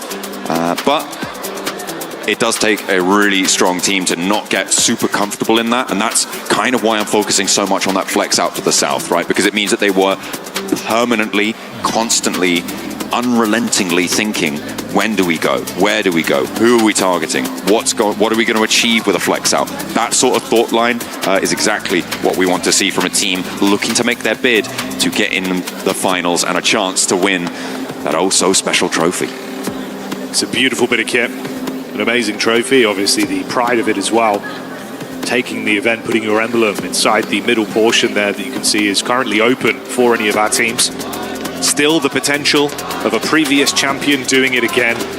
But come the end of tomorrow, John, that chance could end for not one of our previous champions, but both of them. They're both here. They're both fighting in the survival stage. Will they make it out? Time will tell. We'll find out later.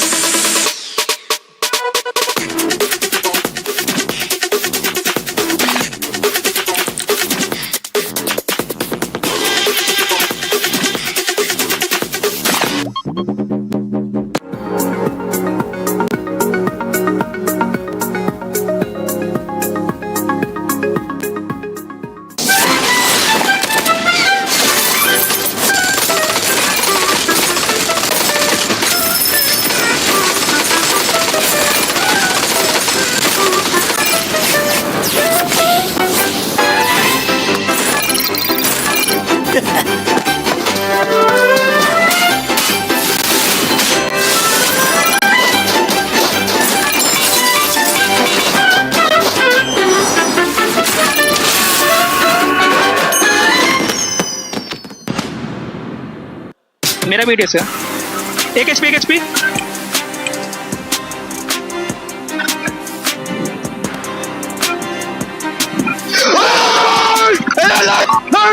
Çok güzel arkadaşım sen de gel bir kaldı. Araba sür. Araba sür. Bana vermesin. Ben sürüyorum. Gel beraber devam edelim gel. Sür araba sür. Nice oğlum. Çak! Back shot. Let's keep rush. Tiene. Bom caralho! Porra! Gue kiri dia.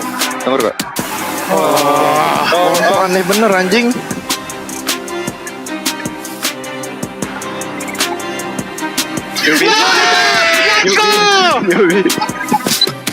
لا يا ابن الفكرة لا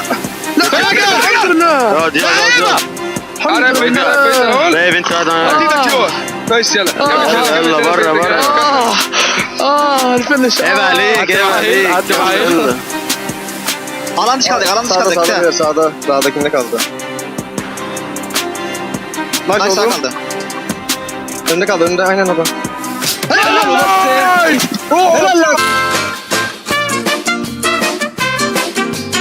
好的，欢迎来到 Erangel 的实力排行榜。我们今天也是邀请到了 AGAL 的选手来给我们现在桌子上的这些战队，然后做一个评级。来，你们现在看上哪个 logo 了？先来一个 Godlike， 跟颜色，就意思是 C 是吗？OK， Alpha 7吧。Alpha 7。一个 B 吧，毕竟没进决赛嘛。我没说话，刚才说的。今年是刚才说的。不知道我跟谁。好，下一位 IDA Esports。D。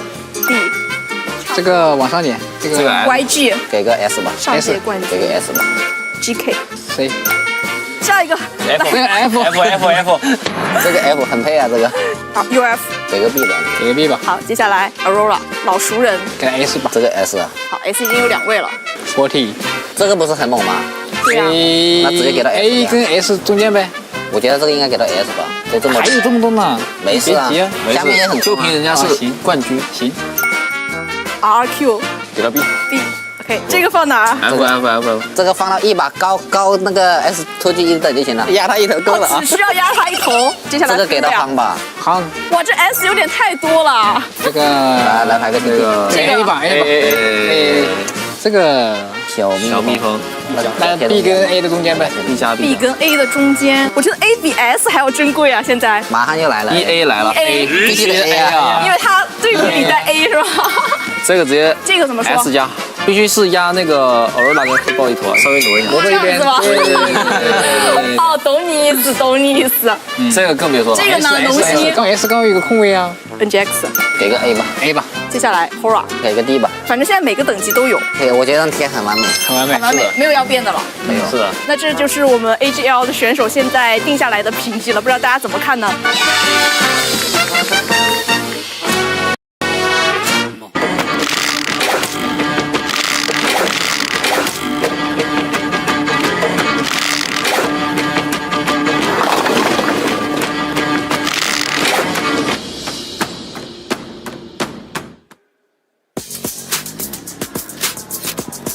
？Where am I? Here I am, baby. We're currently at the Fan Expo for PUBG Mobile in Naruto. There's a lot of awesome stuff going on here. If you guys want to check it out, it's currently open from August 11th through August 16th. Come check out the awesome collaborations between them, PUBG Mobile, Naruto, and a bunch more as we have just a random man flying by. You didn't even get a chance to see that one. Maybe you'll see it again later on. But we're going to talk about Nanshim Ramforce. We're joined by Barney, Maxman, and another, the Neptura. Nanshim Red Force with an amazing gameplay in that last game, having to do pretty much absolutely nothing throughout the first half of the game, and then afterwards actually being proactive about it. Yeah, I mean, Nanshim Red Force dropping Razen Shurikens all over the place here on Erangel. Very excited to see a win, but despite that being a win, it was not a very impressive win because they dropped farm. They literally played there the entire game. It was kind of a gifted game for them, but you know what? I'll take it. If it gets me an opportunity to see them in the finals, I'm biased. I don't care. It's a win. You know what? You heard it here first, folks. But oh, and there he goes again. That was so fast. I don't know who it was. Speedy. Who is that? Who was that, bud?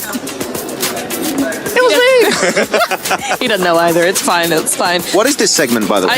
Just a fun segment. Welcome to PMWC at EWC 26. What were you going to say, Natura? No, I was just going to say, yes, they were heavily gifted this win. Heavily. However, Tizzy, being that anchor point, is what won them the game. And I will say that you are looking at a team that knows how to play this game. That's all I got to say, right? Because Tizzy moving up to that rock, making sure that he's that anchor point, allowing his teammates to push forward into nade range onto 721, so that even when Tizzy did get knocked, it didn't matter. The game was already won. So that kind of synergies, that kind of gameplay was really, really nice to see, and it made it more of a win than just being gifted that win. They made that win happen. They did make that win happen. TC with the off angles, and then 721 helping them out by just absolutely fumbling a nade. If you do all that kind of stuff, you'll definitely be able to get a win. But you were asking, what is this segment? Let me just give a quick reminder of what's going on. This is the fan zone experience for PUBG Mobile lovers. So make sure you guys come check it out. As I said earlier,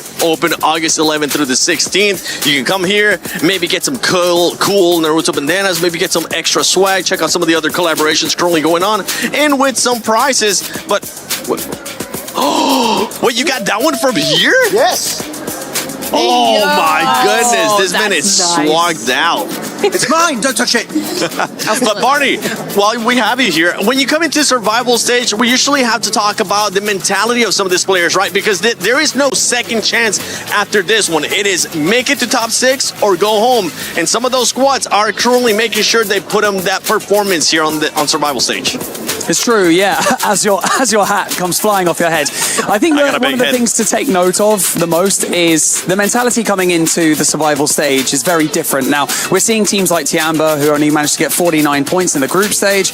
However, coming off the back of that, like they've already managed to conquer those 49 points in the space of 3 games out of the 12. So it's really impressive to see the adjustments made coming into the survival stage, and I think Ula managed to put their best foot forward, but they kind of tapered off a little bit. But the team to focus on right now is kind of Alpha 7. They're moving with hesitation, they're not moving with confidence, so the synergy is slightly off. It seems like they keep getting themselves in a pinch, and this is what was causing them issues in the group stage as well. So Neptura, I think that Alpha 7 need to step it up a gear, or at least move with some sort of confidence. I agree, and I also want to point out FURIA as well as another team that I want to see step up a little bit. They're doing better, but it's just not the same. That it was a very weird push around from Silence to be coming over into that vehicle, moving away from his team just as they're getting pushed and trying to come back for a distraction thing. But really the better option would have been an off angle. We should have seen Silence able to have an off angle play and then try and help his teammates. In the way he kind of abandoned them, that's what it felt like. And so I want to see that sort of tactic being shaped up a little bit to actually help them, not hinder them. I gotta say though, looking at the end of this game, especially with the replay, it's 721 sure don't get themselves the chicken dinner, but the smokes to deny vision from all of Nongshim Red Force as they tried to leave their own compound. Again, that they've had pretty much the entirety of this game was very impressive. So 721, despite not getting a win, very excited to see if they can do more in the next coming games. Yes, we're looking at the overall ranking right now. You can see Tiamba with the performance that they had earlier, continuing on at the top there. Nongshim Red Force with that win, they do end up jumping up, but a team that I'm happy to see here, 2 teams actually, Max, that I'm happy to see here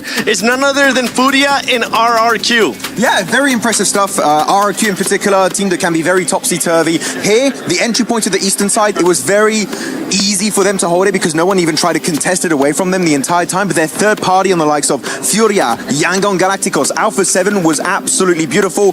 Then the circle had a different plan in mind, which is forcing them downhill, which as we saw there, it's really hard for them to make it work out. So overall, very happy with them, and Miramar in particular, I need to see some RRQ presence. Yeah, we need to see some. RRQ actually, they ended up doing a cool rotation a little bit towards the end of the game where they ended up going south. It seemed like they were going to be a bit too passive, but then we saw the aggressiveness out of them. And I'm loving that we're getting more people, more stuff from PUBG Mobile just joining us here.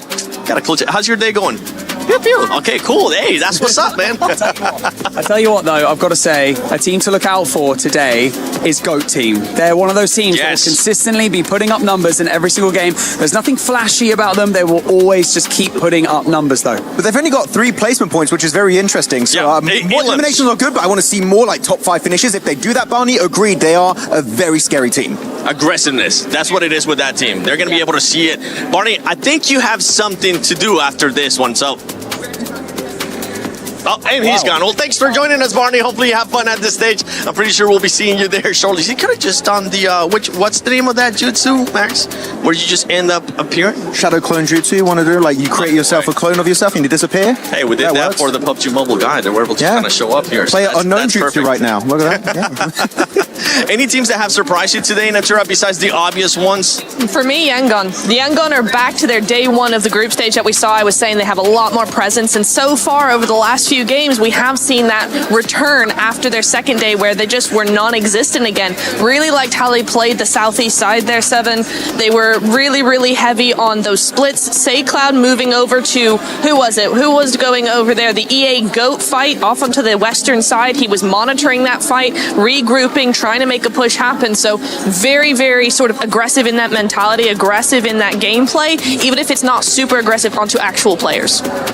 Yangon, honestly, it's a defending champions here at PMWC. I would like to see them in the finals just because we haven't gotten a chance to see them at all since last PMWC when we talk about PUBG Mobile Esports global events. And one team that's actually surprising us in a bad way here, Max, and we have to talk about them. No.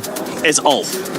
No, yeah, it's pretty bad. But genuinely, look at their rotations. They get not terrible positions, but the main issue is, and this is something that is a main issue for ULF going into all of their tournaments, they're a team that sometimes they go dead center of the circle, but they're not super playable. Sometimes you see them in a shed, you'll see them around a tree or a rock, and the moment teams have a point of contention around you, they spot an angle on your entire squad, they get instantly eliminated.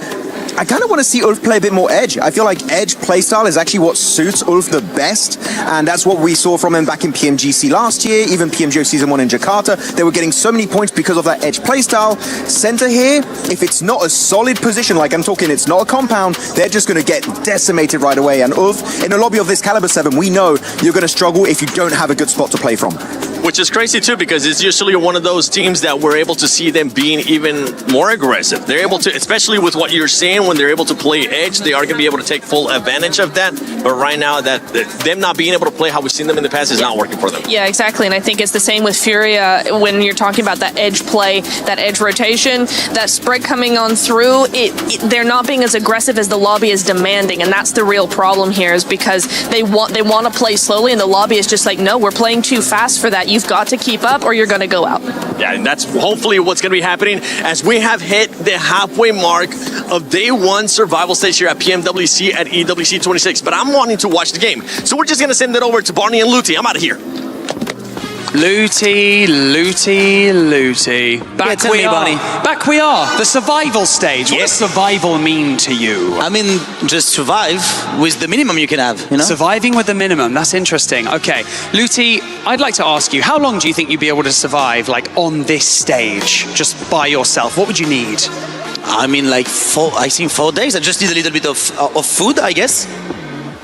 Yeah, something like that. Okay, you got food. You get one other thing. What else Only did you one? have? Yeah, one. I mean, just a bottle of waters. A bottle of water. Oh, it appears like your dreams have come true. Yeah, that's cool. It is cool, isn't it? Right, yeah. I'll see you tomorrow, mate. Enjoy. But Barney, it was just a metaphor. It's just a metaphor. I'm not gonna stay on stage. It's a small bottle. Okay, I will figure out. Spike to you, casters. I need another one. Barney!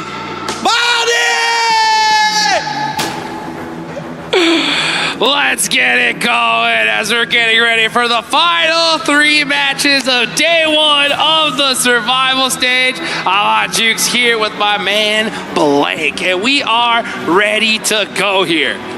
There we are. It's been a good time so far. Tianba currently. Yes. They are. Hitting everybody with that forbidden jutsu. You know what I'm talking about? If you know, you know. If you know, you know. Because they are dominating the lobby. It's about time, man. I mean, Tianba was a team I had going into this one. Automatic lock to the finals. To even see them here in the survival stage has been pretty wild to me.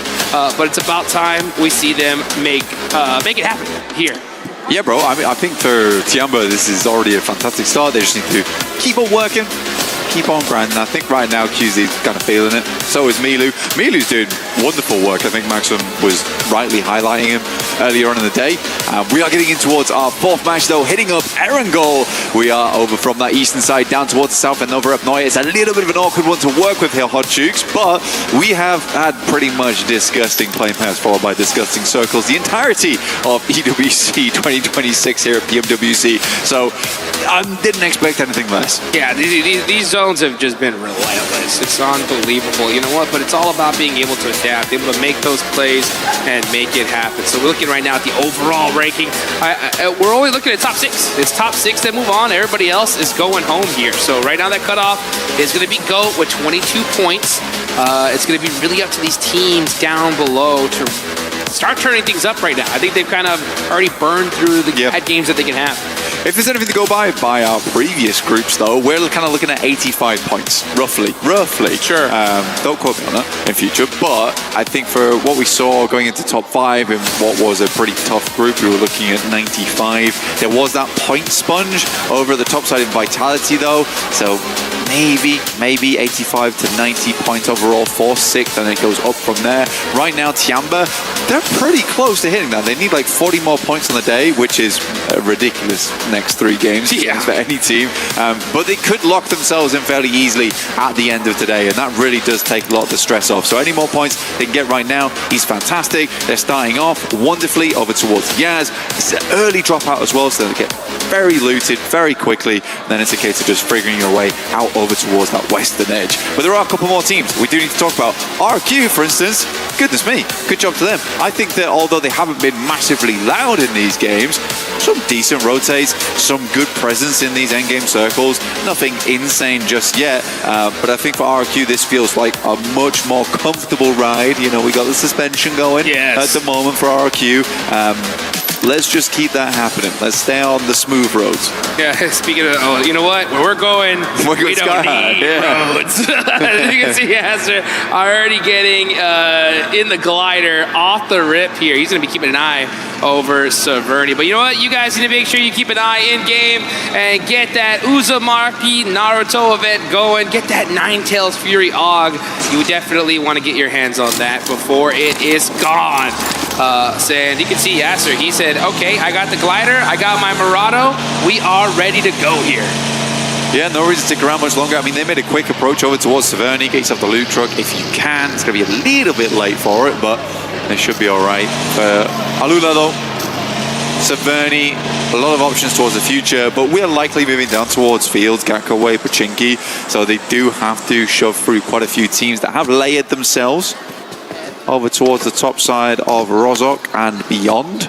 That's Yasnaya. Beyond is Yasnaya Ruin. That is correct. South George, everyone knows that. Everybody knows That's that. a classic. Yeah, it is the classic. So, I mean, this is kind of it's good to see a more normal-ish circle here. About time. Well, actually, you know? Yeah, it's about time we actually see one here. So I think these teams are kind of breathing a sigh of relief. And now it's time for, to kind of get rid of any excuses, especially for these teams down in that bottom 8 to really start playing catch up here, because Rondo has just been proving that map that it's just such a wild card for all these squads. We saw a 39-point game for E-Arena in just one single one. So yeah, teams at the bottom could have a crazy pop-off match, but a team at the top could do it as well. So I think if you have the opportunity, like a normal circle here, you got to take advantage of it.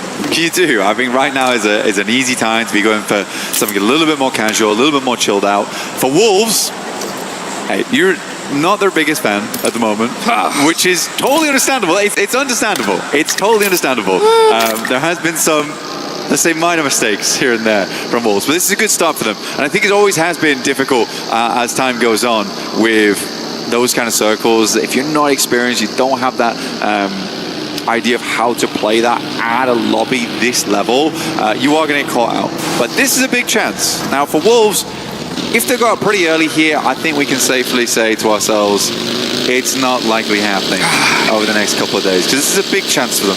Yeah, it really is. And you have to utilize these opportunities here. You're not given them very often.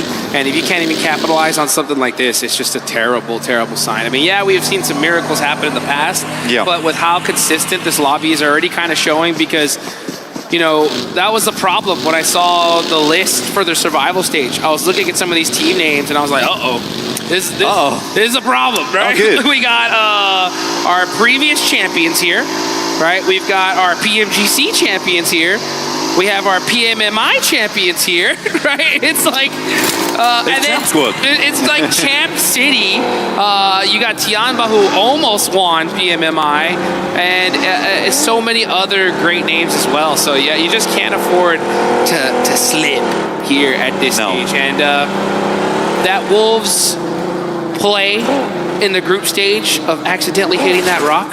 Yeah, that upset you, dude. That broke my heart. Yeah. I mean, thank goodness Baton hit the most ridiculous, like, head pan shot out of a vehicle I have ever seen. It's like minus 1,000 R and then plus 1,001.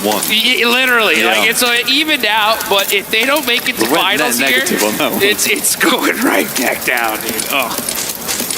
Yeah, I think for definitely, I will say honestly, Elementrix has been impressing me. There's been some good moments. I think if Wolves take anything away from this event, it's definitely team cohesion. Sure. I think individually all these players are like fairly decent, but we don't see these crazy team plays coming out from them. We don't see them work together like massively well. I still think they should be very, very proud to be here and getting through to survival stage though, because this is a really tough tournament. I mean, you just highlighted the amount of champions we have in survival stage. Yeah. Very cool, by the way. But yeah, I do think because the circles were so insane over towards groups, yeah, some teams were able to get in that maybe wouldn't have been able to before, but you could look back on the circles and I think there was a lot of deserved wins, honestly. Oh, sure. I think it was just hard. It was a very, very competitive current lobby at the moment. This is a very fun survival stage. This doesn't feel like we're really just culling the necessary amount of teams. It's like we're going to say goodbye to some real heavy hitters here. Some teams that, honestly, I would have liked to have seen through to the finals. We still got one more day left, though. Okay, I don't have to shed any tears just yet. Yeah, one more day is definitely a good opportunity for these teams to get it done. And it's so crazy, right? And I think the big reason on top of it why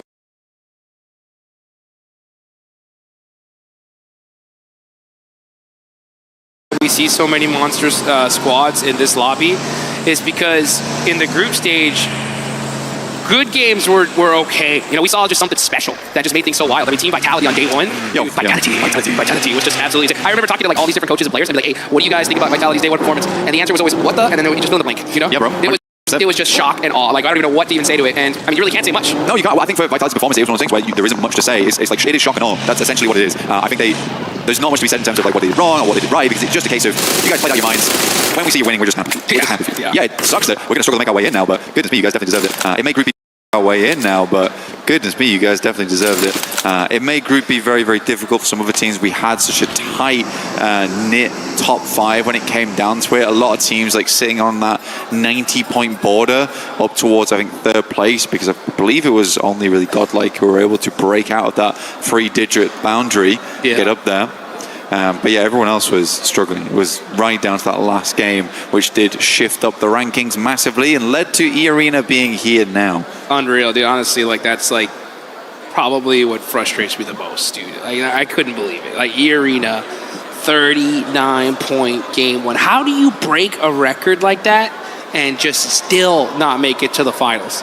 I'm glad I wasn't on the desk there, because I would have gone absolutely crazy. But oh, here we go. We're getting to the action. It's Tianba once again catching out Aula quick. Ooh, Yasser getting punished as well. Tianba not messing around here on rotation. Also the feed, we see 721GS getting to it with the Wolves. That's bringing out back and forth. Looks like one of the Wolves players does get thirsted, so they're going to be stuck with 3. Man, there's a crazy fight going on here, because now we see 721 getting in with RRQ. There's a battle going on all back and forth. Well, it totally makes sense. When you get the circle come down towards the south side, there's a lot of fielded over towards the northwest and down towards the south. There's some very key compounds, some very key areas of the map you want to take control of around these trees. And we already know from watching groups, these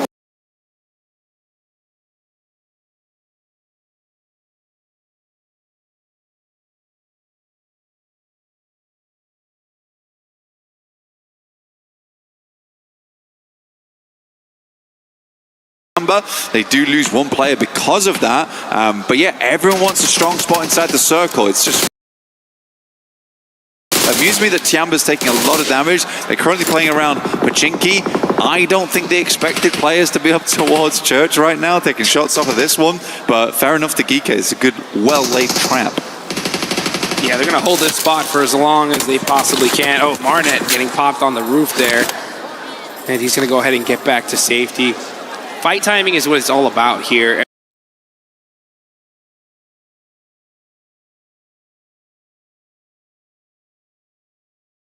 at this stage, especially in the survival stage. You kind of get into one of these engagements just a little too early on rotation. Boom, you're getting third-partied, fourth-partied by all these teams that are just desperately hunting eliminations. Sometimes it is a little bit better to kind of avoid those fights, unless you know for sure we can finish it out like really, really quick.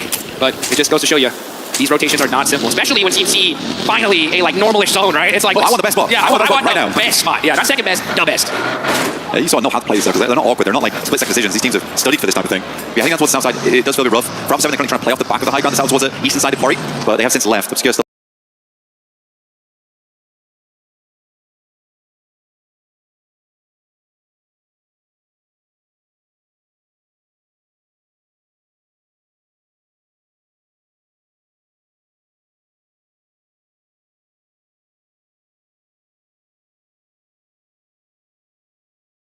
already see some teams pushing in immediately. You got Alpha 7 there on that left edge, most likely going to wrap all the way to that north side towards Ruins. But man, that Ruins position,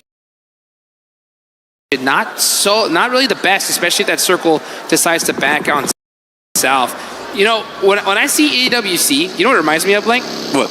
It reminds me of like those days when you were doing your homework, preparing for a test. Yeah. And then all of a sudden the test happens and it's like nothing you studied for.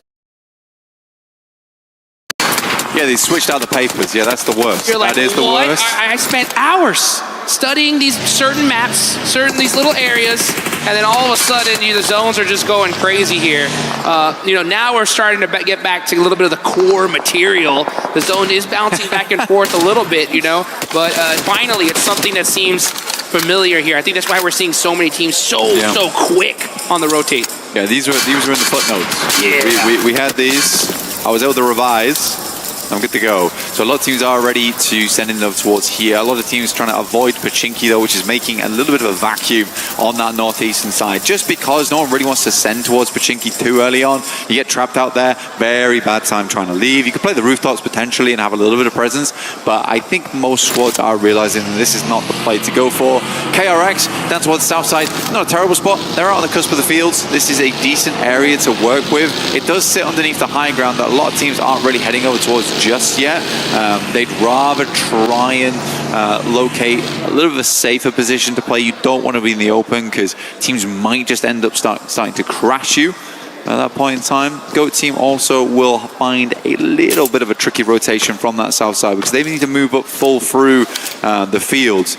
The biggest thing I'm most interested in right now is this split from RRQ. They are trying to control the majority of that western side. Yeah, that's a crazy split, to be honest. I think, yeah, just trying to find some intel, waiting for this next circle to decide where things are going to end up. I'm finally seeing a little bit more traditional kind of circle rotations from Alpha 7. Once they saw that northern shift, they hugged that circle all the way up to the top. So they're going to be taking the blues up here, as we can see. And yeah, very, very OG from them. But, man, what's going on with them in their end games right now? They've just been struggling. They can get into some decent fights, but even in the last game or this game before, we saw, you know, Carrillo, Revel driving, hitting these crazy shots out of the car. I feel like if they just kind of go back to the basics, you'll see them really perform to their maximum level. It sort of used to feel like teams would avoid Alpha 7. Like, that's a team you didn't really want to bump into. And I think for especially Miramar, a lot of times they kind of suffocated teams out. We do get a northern shift on this one, which means that Alpha 7's not in a terrible spot. They do control the majority of that northern side.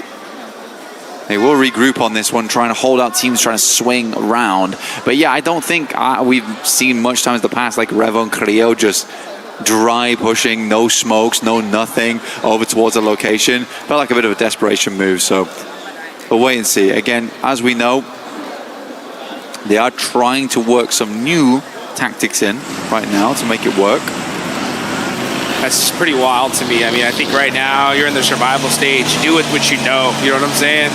Maybe if you're ahead by 100 points, then you can go and try whatever the heck you want. But right now, it's just making sure you make it into that top 6. With this circle, though, the crowd is starting to get hyped because they know that this is a beautiful zone for them.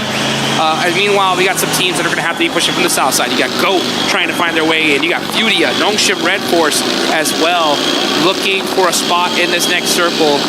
And you can already start seeing some players get knocked here. Ulf catching out Claws.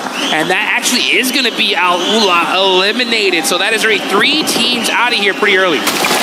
Alpha 7 do find shots over towards yangongalacticos. Again, good setup from them. They were trying to cut off a eastern rotate over towards the position. I think for them right now, they understand that they were likely one of the teams that is only on that northern side. Not a lot of other teams had to make that approach. They didn't have much choice in the matter. So for them, they're like, okay, there's going to be some teams probably rotating out from Pachinki here, or at least trying to wrap around on that eastern edge. We sort of know that a team will be holding the compound over towards our southwest side, which is currently RRQ, and this engagement right here, which is going to pop off, but that's not going to endanger Alpha 7. Right now, though, Foosman does walk around the corner. Killer Joe also with the JS9 doing some good work. Go is just cleaning RRQ out. Now, this is the man to be worried about, though. It is Lepar. He's on his own. Might go terribly. We'll see what he's got. Chops out the vehicle and hits the shot. No way, he jumps through that window and makes it happen. And now you got Force from GOAT. Gonna go ahead and get this res. But a crazy there from the Bark. And now here comes Irina, quick on the third party, trying to soak up some of these eliminations. Perfect timing as well. GOAT is hurt. They are not looking too hot here. Attorney K up close and personal, looking to catch one of these knocks. Oh, they're instantly thirsting this. They're getting it done. Irina making it happen against GOAT. Perfectly timed, and that is GOAT pretty much done and dusted here. Great read from E-Arena, honestly, moving in over towards this one. This is a team that knows they need points right now. They do not want to have to go out. Good nade as well around the corner. Tries to make this as easy as possible and get the full cleanup on this. There's nobody nearby. Now, for E-Arena, you do have to think clearly for a second here. They just cleared out 2 teams to the western side. They have so much space to work with. Really good third party off the back of that one. So many teams over towards the eastern side. We had a very eastern plane path to start this off, so they just have a lovely amount of room at the moment. This is beautiful stuff for them. Beautiful indeed. Yeah, so that west side is clear for E-Arena. They're looking to get some of their aura back after losing it in the group stage. Wolves, though, there we go, starting to make some noise. Next zone does pop on up. This is the blessing that Alpha 7 have been waiting for. Honestly, this is no excuse at this point. A7 need to hunt down a double-digit elimination win here. Let's see if that's something that they can close down. On the side of Pachinki, we got FURIA, though. Ayala up close and personal with AGAL. And the side of Wolves. This is outside the circle. They need to finish this fight fast. Beautiful Molotov. And now AGAL forced to spread thin. But when is FURIA going to make this push? They are hurt really bad, and they got to get it done quickly. Great scatter, though, coming through from XZZ as well as Flower H. Both went either side on the back of that one, ensured they wouldn't immediately get taken down by a secondary grenade. And they're just going to back this off. They don't want to spend any more time here. They see that Wolves are coming in from the western side. Not bothering to deal with FURIA just yet. I mean, AGL is like, why are you chasing us? Oh, wow. Go fight that team. Adios. See ya. We don't want none of this right now. But we'll fight you guys later once we get into this circle. So they set up a nice little car wall here, and they get away. So beautifully played for them. Honestly, that was the right play. They just realized that if we want to extend our life in this game, this is not the place to do it. So now FURIA are on the hunt. Wolves are forced to move on in. KRX was waiting for him, though. Oh, this is a really, really rough push from the Wolves. There's really nowhere to go here, and they are barely making it out alive for now. Give the Wolves, it's a mad send, right? I mean, there was definitely an opportunity there to try and just take the fight to FURIA in the first place, clear out that south side, and then play it slow in from the southern edge, then even look over towards Ulf. So for Wolves, I can see that they're trying to reach for something. For Alpha 7, though, they have a wonderful spot on the map right now. So much space. The entirety of the northern side. They control half the circle here, Dukes. They have to do something big with this. Last game, they were given a ton amount of space on Erangel. Didn't bother trying to clear the south side. They were very hesitant in their approach there. Again, they seem to be only looking over towards the east. I would have loved to see a western rollout here from one of their players, get the lineup, see how much space they can take and what they're working with going into the future. As long as they have information, they should be good, because info at this point is king. Yes, it is. And Carrillo's going to go ahead and really trying to put his king status on. That man has worn plenty of crowns so far. and they're going to go ahead and punish A7 over there by that tractor. So yeah, A7 completely spreading their wings, and now they're starting to get aggressive, right? They're not just hanging back on the north side. They are getting up close and personal, looking to soak up some of these eliminations. FURIA on the drive, full squad in the vehicle, moving up little by little. KRX is badly hurt here, and she's going to start throwing a lot of util, but TIAN, but Eagle with the very, very slim peaks, punishing FURIA. Yeah, TIAN, but know the position they're in. They want to clear as much as possible. They caused some casualties right now. AJL, big task ahead of them over towards KRX. Looks like a fairly decently placed grenade. Goes long. Ooh, damage it did there over towards Hoxie. That's rough. Getting another knock there would have been very useful. But Alpha 7 will do the rest of the job. Guizhou, extremely long shot here. But this is the thing, Alpha 7, they have this northern side. They should absolutely just win this game. It's like one of the freest games I've seen in a while. But it's annoying because, right, you give Alpha 7 a game like this, you know they should win. And you know they probably will win as well, Jude. They have to win. It's not even just they will, right? They have to win this. If they lose this, this is going to be just devastating for everybody that believes in this team. We saw a picture of the crowd right there. They're dancing already. They're jumping. They're already doing the victory lap because they know this one is in the bag. So this is A7's game to lose. Let's see how it all ends up, though.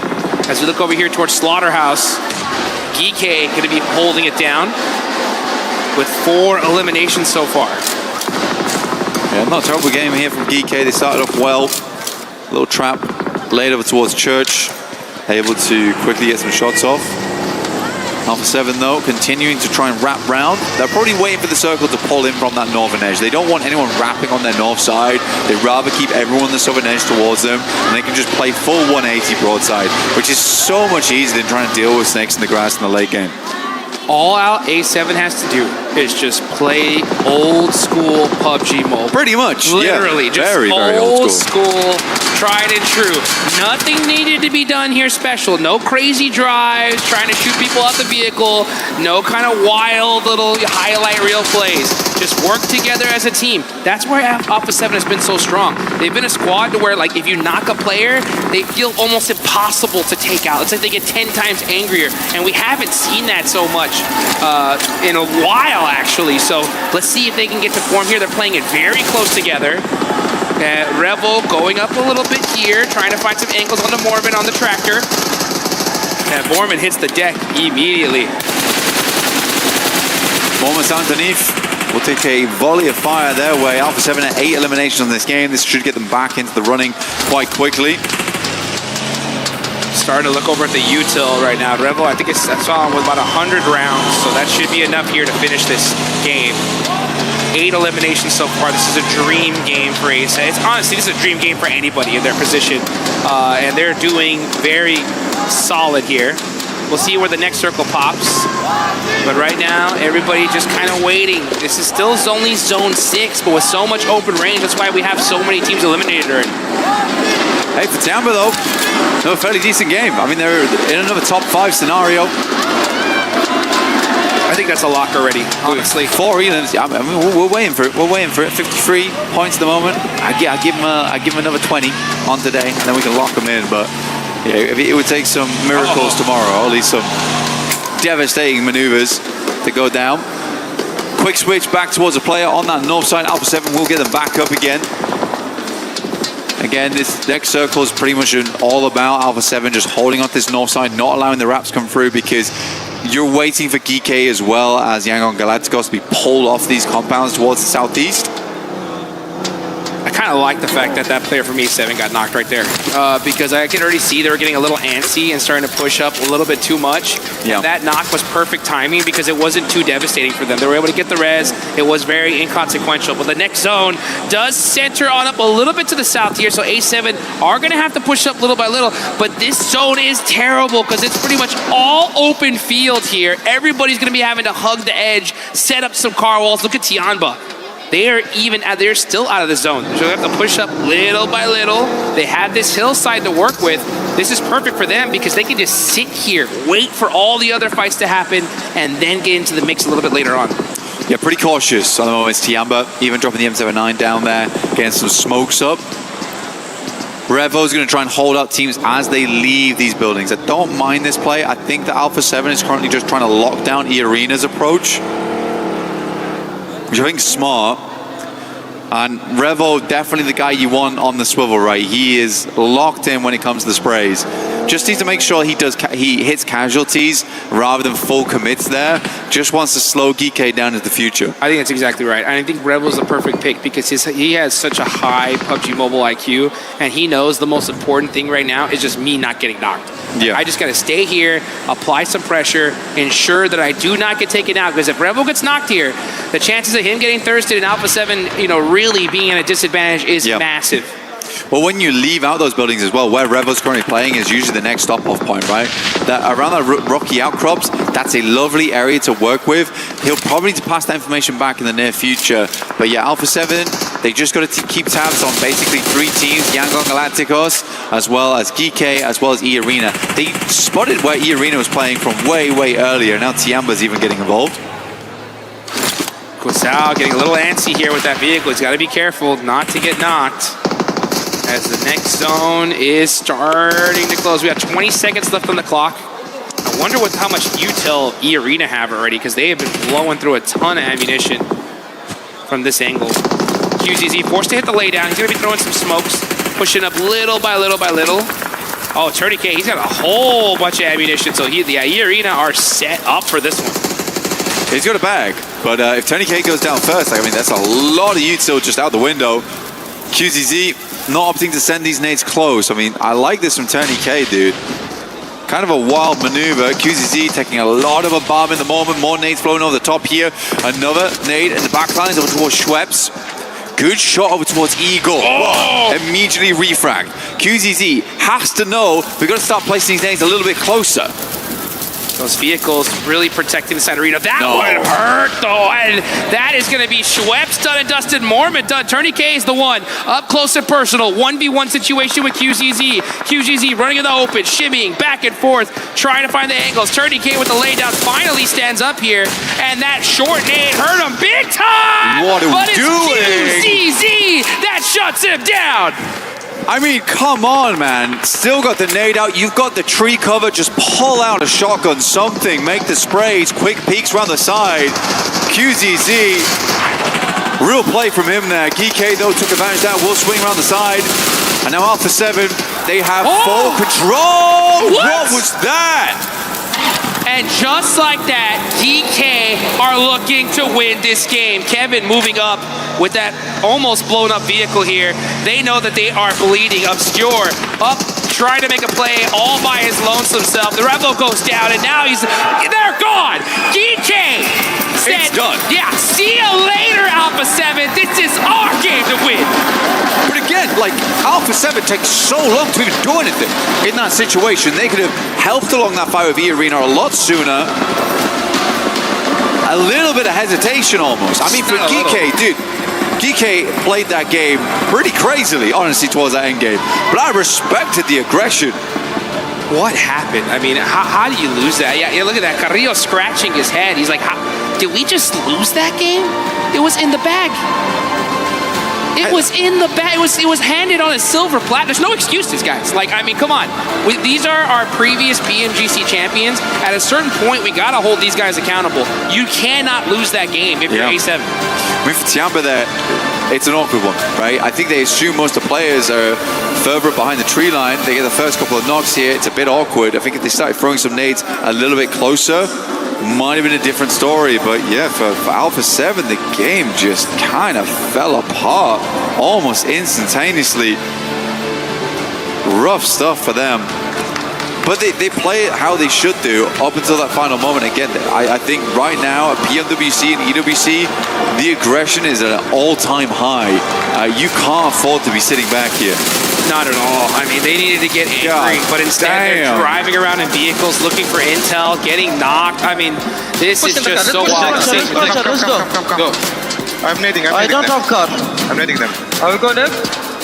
Go, guys. Go close. Oh, there are locks here. Go close. One behind, throw behind. Knock him, last one behind. Nice, boys! Nice! Very nice indeed. And you know what? We got to give the props to GEEK though, right? I mean, they get a couple of clutch knocks. They close it down in a beautiful fashion. They don't hesitate at all. And that's what you need to do, right? I mean, you're at the disadvantage positionally, but if you do end up getting one of those knocks, you got to finish. And GEEK said, you know what? We know how to get it done. I think we saw sort of the issue there right at the end, where Alpha 7, you got Qiddiya as well as Revo, like, they're pulling off, I think it was Guiza actually, they were pulling off from the angle at that point in time.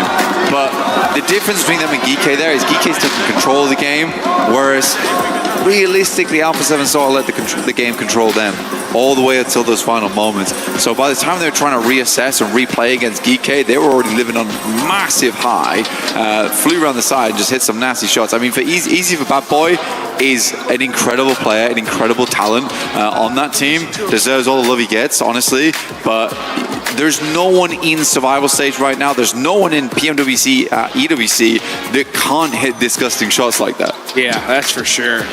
You know, I'm being a little hard on them because they go to second place. They got a second place, which is great. It's just it would be devastating if they're the 7th place team by just a few points. And we've seen it happen so many times. No, I agree. So that's why it's like if you have that opportunity in the bag and you don't close it, my eyebrows go up quite a bit. You know, like, oh, this is not good. So we'll see what happens. We'll see how things bounce back for these teams. But man, one team that's been doing really, really well here is FURIA. Yeah, Fury's done insanely well at the moment. I genuinely have really respected the way that Fury's been playing. It feels very, very different to what we saw in the groups. Let's say that. But I think we'll let Kalaris ask most of the questions in just a little bit once he's ready. We're getting teased right now in an interview for Furia shortly. But yeah, overall, been playing very, very good. Excited to listen in with them when we can. But yeah, Tianba in the top 5. I think they got fairly far into it. I think it was maybe a top 4 that they got there. They're just churning out points still churning out those points. Anyway, let's head down to the stage with Kalaris to hear a little bit more from Furia. Thank you, boys. Hogging all the stage for yourself. No, we've got Furia. Very important to talk to, as you stay blank here for all of this. So let's talk about the day so far as a whole here for Survival Stage. A lot of people expecting good things from Furia. What's your perspective on how the games have gone so far? Como é que vocês estão se sentindo, né? No primeiro dia do Survival Stage? Vocês estão se sentindo sobre o dia de hoje? A gente está muito tranquilo e viemos para amassar hoje. We are very relaxed and we came just to demolish them. Okay, and let's ask about the Erangel then. When you were rotating along the beach below Primorsk, eventually you came back and dealt with Nongshim Red Force for some more eliminations, and then continued to skirt around the edges of the map to eventually try and get the win, but it didn't quite work out. Did you think there was any difference that could have happened in that game, or you could have got the win? What are your thoughts? Sobre a queda de Erangel ali, a rotação que vocês fizeram ali, passando por Primorsk, depois voltando para pegar Nongshim. Esse jogo foi bem difícil. O que vocês acham que faltou um pouco, né, para a vitória de vocês nesse jogo em específico? A Cal foi travar as costas e nós brigamos com a NS e depois para ter uma progressão para frente limpa, nós foi fazer pressão na direita e acabou perdendo um. Acho que dificultou isso a play. So the call-out was just like to hold our backline. So Nongshim arrived and we got them. But when we managed to like lose the first player, we kind of misplayed a little bit. That's why it kind of ended our run, yeah, as a whole. All right, thank you very much, Chief, for joining us here. As now we head on over to Barney, who's ready with Nongshim Red Force.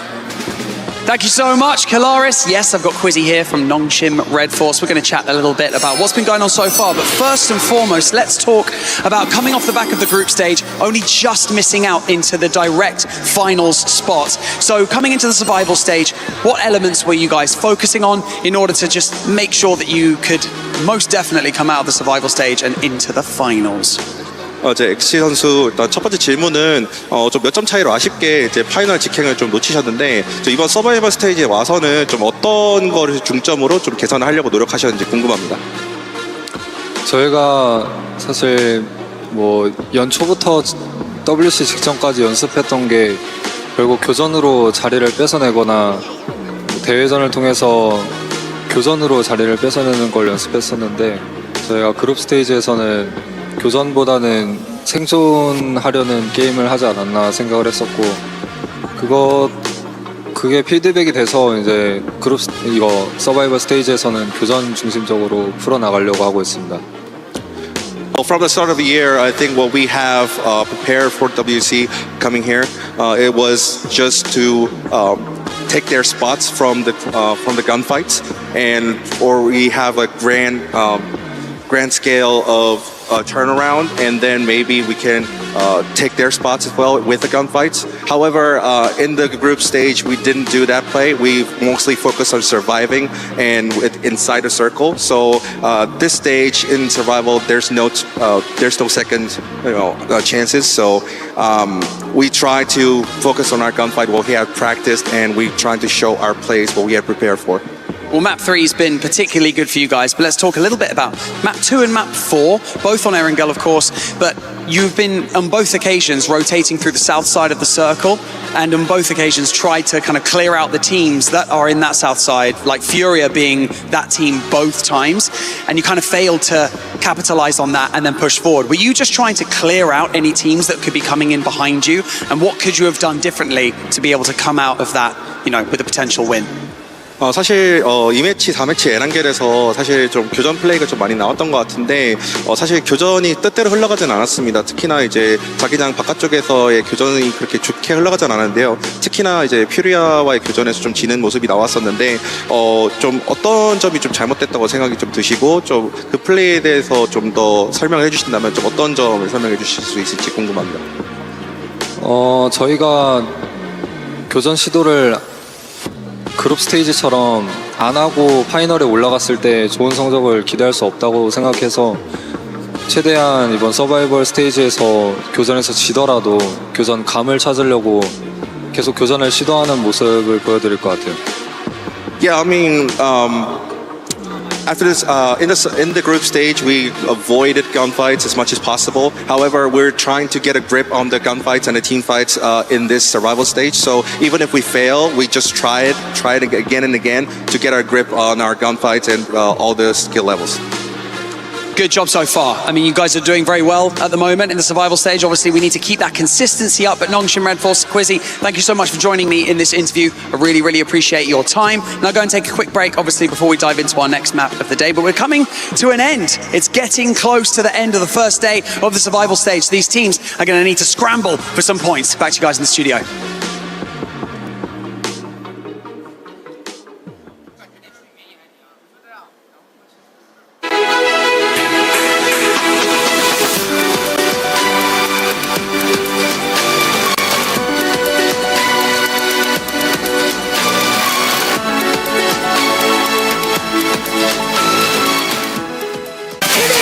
Yangongalacticos! Chasing the sunrise, boots hit the ground, hear the battle call. Loot up, lock in, we're ready for it all. Every street, every door, searching for a little more. One squad, one dream, nothing's ever what it seems. The circle's closing in, can you feel it on your skin? Heartbeat like the drum, the final fight has come.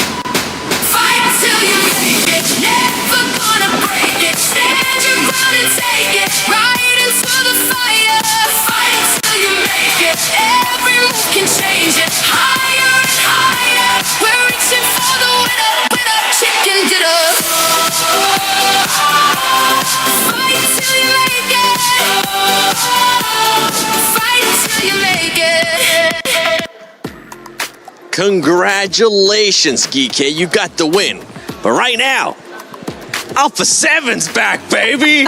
This team, I've been wondering where you have been. We haven't seen you in such a long time. In this game, we actually got a chance to see the Alpha 7 that I've been wanting to see for the longest time.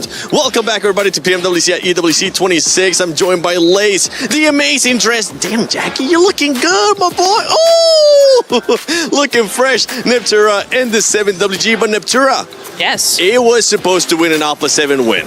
It was supposed to be. We'll get to that in a second. But first of all, Alpha 7 doing a fantastic job on those early game rotations. That's what got them that second place win. Because the zone was centering up. They made a full rotation down to the south side. Zone moves up to Pachinki and they go, ooh, that's not very good for us. Let's go around again up to the north side. So a really nice set of wraparound rotations in that mid phase, enabling them to get a great position, not only in the zone, but in comparison to where the other teams were, right? Because all the other teams are on the southeast side, all battling each other. And for the longest time, A7 just were having a picnic up there. Yeah, I mean, they had that control of the northern side, just exactly like you said. Revo going for the scout onto GEEK.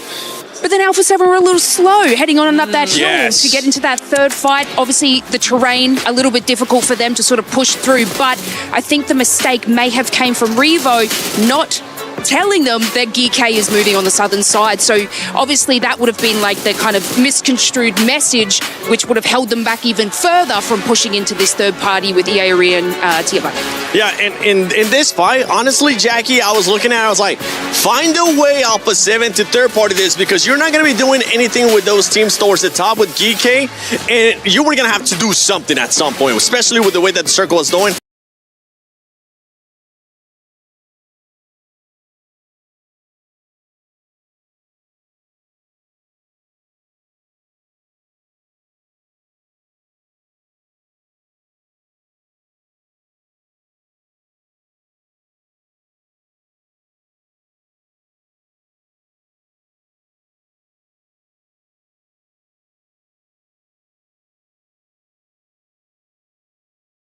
That delay for Alpha 7 lost them the game.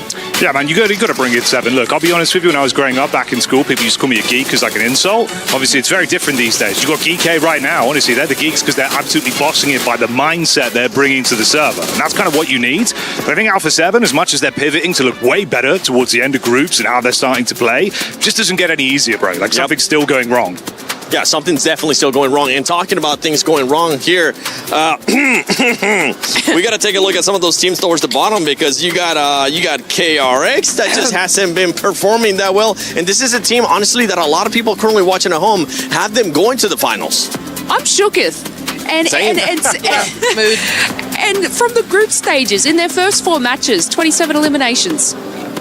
And I don't know what's happened. This is A7A qualifying, mark my words. Great stuff. But look, look, they found themselves in a nice little pocket of placement, but then they actually just kind of waited there. They had the vehicle cover. If they would have just pushed the vehicles just the slightest bit more north, they would have been able to have a great position scouting TIAN on their left-hand side there, but they kind of just played there. They played there nice and safe, and then who came up behind? Every other squad sort of rotating into that circle, and this is just a little bit unusual for them. I mean, I'm just kind of a little bit dumbfounded. I want to add like some more sort of information to it, but this is not what we saw in the group stages. This is not what we've saw from international events. What doing, guys? Yeah, no, it's a real shame because they have so much potential. We've seen them do so many things before, and there's just nothing. It's complete crickets that we're hearing from them, to be honest. I do want to say shout out because GEEK did win that match. Kevin won that match for them. I'm going to say that because he was the one on the south side to push forward when EA and Tiamba were having that fight. He was the one to push forward, get that info, and facilitate the rest of his squad actually pushing onto that position. That enabled them to win the game. So GG Kevin, shout out to you. Yeah, and for GEEK, this looks kind of like what we saw out of them in the group stage, right? Especially in day one. They ended up getting a win in Rondo. Today, they ended up not getting a win, but they still ended up performing quite well, especially when it came to Rondo. But this team needs to make sure they stay with this consistency because usually we see a bit of a slip-off. Yeah, I think so. I think this is also where we're getting towards the tail end of the day, where you have teams like GOAT that, for my money, you get into Miramar, I think they'd actually step up and rise to the occasion. Like, later rotates, they perform better on that battleground, for my money. I think you're going to really start to run into some uncomfortable territory where they've got to keep it going. And this is where, GEEK, Tianba, squads that were a bit paralyzed by analysis in the group stage are now way more proactive. We're seeing some teams try and adopt that, but it's just not fully there, Seven. And for GOAT, we're going to have to point out those placement points because, my goodness, 3 placement points. We know you are aggressive, GOAT. We know that you can get those eliminations. But the beautiful thing is, if you find yourself later into the match, Neptura, those eliminations will start coming to that team because they are that aggressive. Well, exactly. I mean, look at Nongshim, Red Force, and Furia. Both teams, E-Arena as well, actually, all three teams, they play edge. They wait until the final few phases to really get those eliminations. They only get fights if they're going to try and fight an entry point. That's the only time you see them get those eliminations in the early game. So all three of them, yes, Furia, okay, maybe not the best example, 9 placement points versus 23 elim points, but Nongshim 16 and 16, E-Arena 13 and 18. They're able to be very consistent on both fronts, and yeah, GOAT definitely need to take a page out of their book. They just hit a top 5. Like their eliminations are crazy, and if you have a look, it's not that far in between. But if they can just get this top 5, it'll change things for them, push them in that top 6. So greatest of all time. Let's go. Please, I think they can do it. Please do it. And here, as we're looking at the second bench of the overall, we got AGAL. I mean, this is a squad, once again, this is so crazy saying this after almost every single team, but it's just the way we are currently in PUBG Mobile Esports. Any team could actually end up going to the finals. There's just so much good competition going on here at PMWC, at EWC 26. But AGAL, once again, not the performance we're expecting. No. It kind of feels like they're trying to do what they were doing in the group stage, but for some reason the lobby is just not allowing them to, and they've got to adapt. I think it's probably something to do with those rotations. They keep getting caught out in the mid phase in a whole bunch of teams. If you look back at their games, most of the time there's 3 or 4 teams in very close proximity to them. So for me, I'm like, you need to start avoiding some of those teams, some of those players in that mid phase if you want to survive. Oh, I'm hoping that's going to be the case because we are past the halfway mark here at PMWC at EWC 26 for survival stage. We have 2 more games for day 1 of survival stage. We'll see what's going to be happening in Miramar. Before we go to Miramar, though, let's send it over to Kalaris and Maxman. Went away from us. What a delightful treat here on the stage. I get to be with Maxman to talk about everything that is going on throughout some of these games, as well as kind of highlight some of the teams. You guys have already talked ad nauseum about Alpha 7, but it's definitely one of the teams that we also want to talk about, right? Because here in the survival stage, there are previous PMWC champion, previous PMGC champion.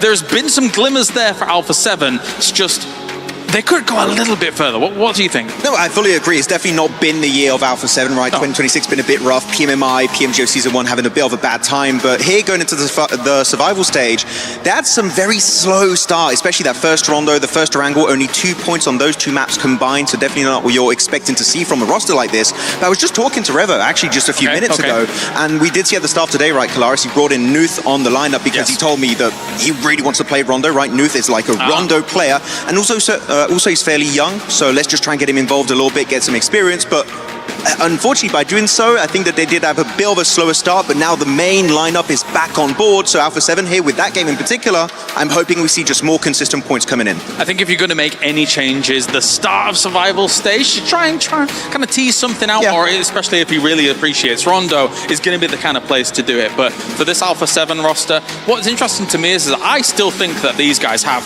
the gunpowder, the play, the potential to get big elim games, but we're not quite seeing it just yet. When you go to the next Erangel, right, where they're in a position just above kind of that Nongshim Red Force compound. When I say above, I mean verticality-wise. Upside, it was south. But there, you're eventually always going to get crushed down on by those teams that eventually will come along. So it's nice to be there, but it's just being there too early that is kind of the determining factor. I was actually really surprised they survived as long as they did in that game, right? The Nongshim Red Force did win. But yeah, I feel like they go for some very passive positions. But Alpha 7, we saw in that game, they have the gun power. I want to see it more going into Miramar. Need the defending champions. So for all of these, like the yangongalacticos and a previous PMWC champion here to do well here in the survival stage. For now, though, it is time to head on over to another game here for PMWC. Let's get it going here. We are now headed into the sunny, sandy deserts of Miramar. Erangel is done. Rondo is done. Now it's time to get into the desert and see if these teams, especially the squads at the bottom, right, can pull out a big win here to at least put them in a good spot for running a top 6. We see TIAN already with a massive point gap, right? So they are looking very, very comfortable to at least make it into the top 6. Absolutely, I think TIAN is looking really, really good right now. It's interesting that there's quite a few teams that are massively taking advantage of this lobby at the moment, and you can't let those types of free wins slip you by. because those will be the difference makers. I mean, you brought it before. It was a great point that we don't want to see certain teams being in 7th place with 4 points that we know that potentially, if changes were made, they could have met those requirements. So we are getting over towards Miramar now, down from the southwest up towards the northeast. Very different battleground for a lot of our squads here, looking to switch things up, looking to get back on the map. But for Tiamba, it is roughly another 20 points here, 19 realistically over the next 2 maps to make it very, very hard. I was going to say impossible, but I don't want to be the guy that curses Tiamba. Yeah. Yeah, exactly.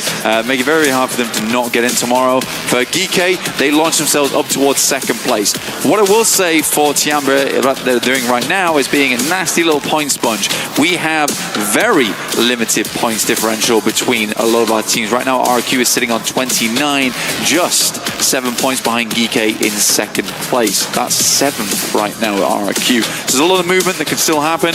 I think tomorrow's going to be a bit of a slobber knocker, but we still have 2 more matches right now to try and even things out towards the top. Yeah, I think Tiamba, as long as they stay halfway consistent, we'll see them in the top 6 for sure. But everybody else, it's still anyone's game, right? So there's still a lot of slots still available here. This playing path is very, very classic right here, right? So we finally get to see a good one right across the way. Yeah. That's what I'm talking about, baby! Water circle in Miramar! Give me the island. Give me the island. Yeah. Fifth match of the day. Very awkward. Would love to see it, but it's launching a lot of teams out over towards the northwest side of the map right now. So they need to get a move on down towards Impala, to Puerto Rico.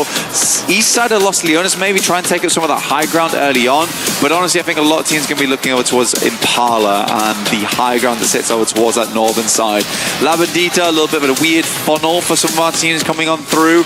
I do think there's going to be a slight delay here. When we hit zone 2, however, we'll get an answer.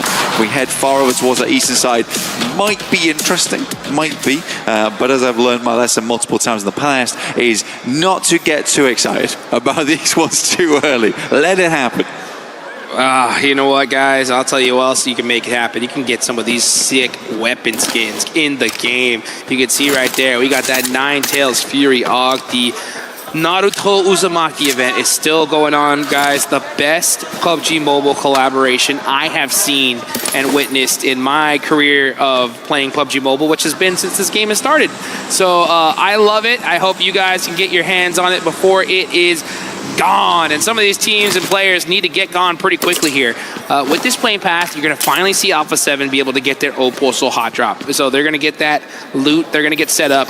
With this circle shift, though, they are going to have to get moving through quite a few different teams. And hopefully we can see them get into a good space. Again, personally, I'm extra harsh at this point here because a lot is on the line here, especially when it comes to the legacy of Alpha 7, winning PMGC, not making it to a final just yet. And losing that last game had me really just scratching my head here. And I know we literally saw Carrillo scratch his head after that one as well. So hopefully it lights a fire in this team and just be like, you know what? All right, we should have won that one.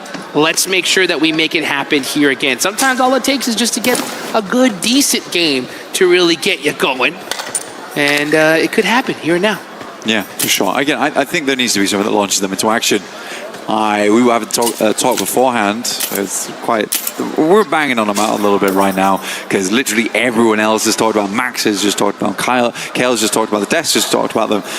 But yeah, I think it boiled down to us saying, just be Alpha 7, guys. You guys are aggressive. You're a strong team. Great teamwork overall. Let's just see that. Let's go back to what we've seen in the past, what we know they can do. It feels like a loss of confidence almost coming through at the moment. However, that confidence will be needed by much more teams on our map right now as they do slip on through. We've got QZ with some parkour over down towards Los Leones, likely going to be eking their way over to the eastern side shortly. One thing looking at the leaderboards right here is our top 6 are some serious names, right, already. So they're looking really good. You got Goto right below them, yangongalacticos, our previous World Cup champs from last year. All these teams below them, though, this is kind of already starting to get crunch time. You're trying to hunt down top 6. tomorrow is going to be wild, especially in those final games, because it's no longer the bottom three. It's pretty much almost the whole lobby's going home after this. So the desperation is going to get worse and worse and worse as time goes on. So you really don't want to wait till those last couple matches to treat that last hope to get into that top 6. You want to get those points here now. Exactly, because you do not want to see your keys heading over towards that crusher, because we are going to be getting rid of quite a few of them tomorrow. 10 teams will be tossed in there. And again, for 6 squads, they will be moving onwards to meet the other 10 that made it through from groups. But 2 days to do it. That's right. Still quite a bit of time to make it work, but it definitely feels like a very big sprint for some squads. Doesn't help when Tiamba slices out so far towards the front of the pack at the moment. That is really, really tough for you, because you don't want point sponges this early on. You'd like to differentiate yourself, and that differentiation has only come through from Tiamba, which is exactly why off one big win, GEEK can be into second place as we head in towards the 5th match. Nongshim Red Force, been fairly pleased with how these guys are playing. Got to speak to some of those guys before. They're very self-critical though, this squad. Very, very self-critical. So it feels like every single game they've played, they've come off from it and basically are thinking to themselves, what can we change? What can we do different? So I feel like Nongshim should make it into the top 6 here. They seem to be a very, very dedicated team when it comes to let's change this, let's change that, let's make sure that coming into these next 2 days we have everything we need to make this work. They're also coming off the back of some momentum on that Group B. So yeah, I do have some hope for Nongshim. Oh, I mean, yeah, we saw them be the first team to smash an international event at PMMI. It was FURIA that ended up with the most points, but ended up getting second place because Nongshim Red Force won the last game there. Oh, nice shot there from Genfos, taking out AGAL from Tianba. Now, Tianba have had a great day so far, so not crazy amount of a worry, but they are going to lose that player early on. You know, I like that. I actually like that. I think that's a smart move from Tianba. It's an unfortunate circumstance, but the right move there for Tianba was to move, right? It sounds obvious, but still, they instantly send over towards that northeast side. They can't wait around. It's a really awkward hit and a good pickup from RRQ. They're waiting for that team to exit from the warehouse. But for Tianba, they know that we can't stick around. We have to get further ahead here so we can set up for the late game. Yes, we go down to 3. Yes, it sucks, but this is the only way we can really play in. A lot of these players want to continue to be playing here in the PUBG Mobile World Cup live here in Paris, France. You can see Genfos, RQ. Okay, they're hunting him down, right? They say, hey, you know what? We got that elimination. We have the numbers. We're in a 4-3 split here. We know it's TIAN, but we want to slow them down. And RQ are looking to do it here. Pushing up close and personal. Milu with the nade! Turning the tables! And he's doing this all by himself! It's the squad wipe! 1v4 from Milu! What did we just witness? In a blink of an eye, RRQ is just gone. They just wandered in and Tianba was having absolutely none of it. I say Tianba, it's just Milu. This guy went 1.5 miles for the rest of his squad. Woo! That's what I'm talking about here. Said, you gonna take out my teammate? Goodbye. Oh, man. QZZ wasn't even faced, dude. He was already taking shots at other teams. What happened? All right. I guess, good job, Milu. Yeah. All right, good job. Let's get back to business here. Oh, man. Devastation on the side of RQ, but Tianba finally. Looks happy. He looks happy. Yeah, he's smiling there. He's like, oh, let me go ahead and make sure we're all good. Okay, now it's time to get back to business. Now we gotta let the heart rate kind of get back to normal. Yeah, I mean, that's probably one of the quickest 1v4s I have ever seen. Let's take a first-person replay on this one because, goodness me, insane nade. RRQ, honestly, no smokes, no nothing. To be honest, walking into the building like that was mega disrespectful. We have to say that. As a two-man, very easy nade. You could see it a mile off. But yeah, wonderful stuff from Milu. I think the craziest thing about that is the jump past the doorway into the S12K shots that came through, and then just the pure aggression My guy was rapid going through that doorway. And Milu, the man on fire, literally, right? Just putting in that work. He's been doing it all day long for Tianba, you know, and it's plays like that that breed so much confidence in you, your team. There's a lot. I mean, I am that way. I'm a little superstitious, you know. Yeah. Sometimes when you do a play like that, I'm like, it's meant to be. We're gonna win this, dude. Like what else do you want? Well, but that's the thing. I mean, I was thinking about it earlier that for Tianba, they're a realistic team that they've had this momentum. And I think a lot of teams are lacking this right now. It's just confidence in that survival stage to make plays, to make those big moments, because you know, if you're not in that top 6, you're going home. You don't have that safety net anymore of like, if I'm not in top 5, at least I'm going to the survival stage. So only 3 of us are going out. Everyone's playing very scared at the moment. Now, I do want to go back to Tianba though. Okay. Because when RRQ was chasing them, in quotation marks, Tianba was actually the ones to re-engage. They re-engaged back onto Longhouse, cut RRQ off, almost goaded them into fighting them. I've never seen anything quite like it, honestly. And to be fair, in that 3v4, it sort of worked. Like, RRQ showed them no respect walking into Longhouse. Unreal. Vamos. Let's get it going here. You know what? Speaking of going home, it was crazy. This is a little bit of a background on kind of what's going on here. You know, so many people, I mean, Paris has just been such a wonderful place to visit, to be here. These teams are so blessed and love it, right? And the thing is, some of these guys, their hotel rooms are literally booked until tomorrow. Yep. Okay? So it's, if you make it, you stay here longer. If not, pack your bags, you're going home the next morning, right? So there's no messing around here. You know, this is by far been one of the most incredible stages, places I've had the personal pleasure of visiting, and these guys want to stay here a little bit longer. And you can see FURIA, with some beautiful nades there onto KRX, waiting for the one to hit. Do they run out and make this play, though? That's the problem, is there's so many shots coming from all over the place. These nades looking deadly, though. Hoxie gets caught. Dude, there's some D-reg on that nade. Like, I think if that one pops just a little bit later, Hoxie's down. For good, at least. Another deep nade. Oh, that's TRE down as well. So, FURIA, they're hopping in the vehicle. They're going. They want to finish this fight out. And that is Lufa actually stealing that elimination with the SKS. But here comes FURIA. They actually make the drive. They're popping it down. Igor gets one and gets another. And that is KRX eliminated. Igor's been on fire today, honestly. He's going to back up a little bit. Liu moves up from AGAL, sending some nades on through. Will find the shot as well. He is an absolute tear. Igor has not stopped for a moment today.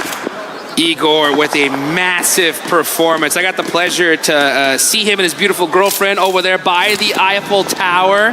And he was so stoked there. The love was in the air. And I think with her presence being here, this man is just looking unstoppable. He's taking all the way. Revo. No way. Don't jump. Don't do it. Don't do it. He's baiting out the shots here. It's kind of an interesting one. See? Here's him back off the angle. He's still confusing him, dude. This is crazy stuff. Finally makes it into the building.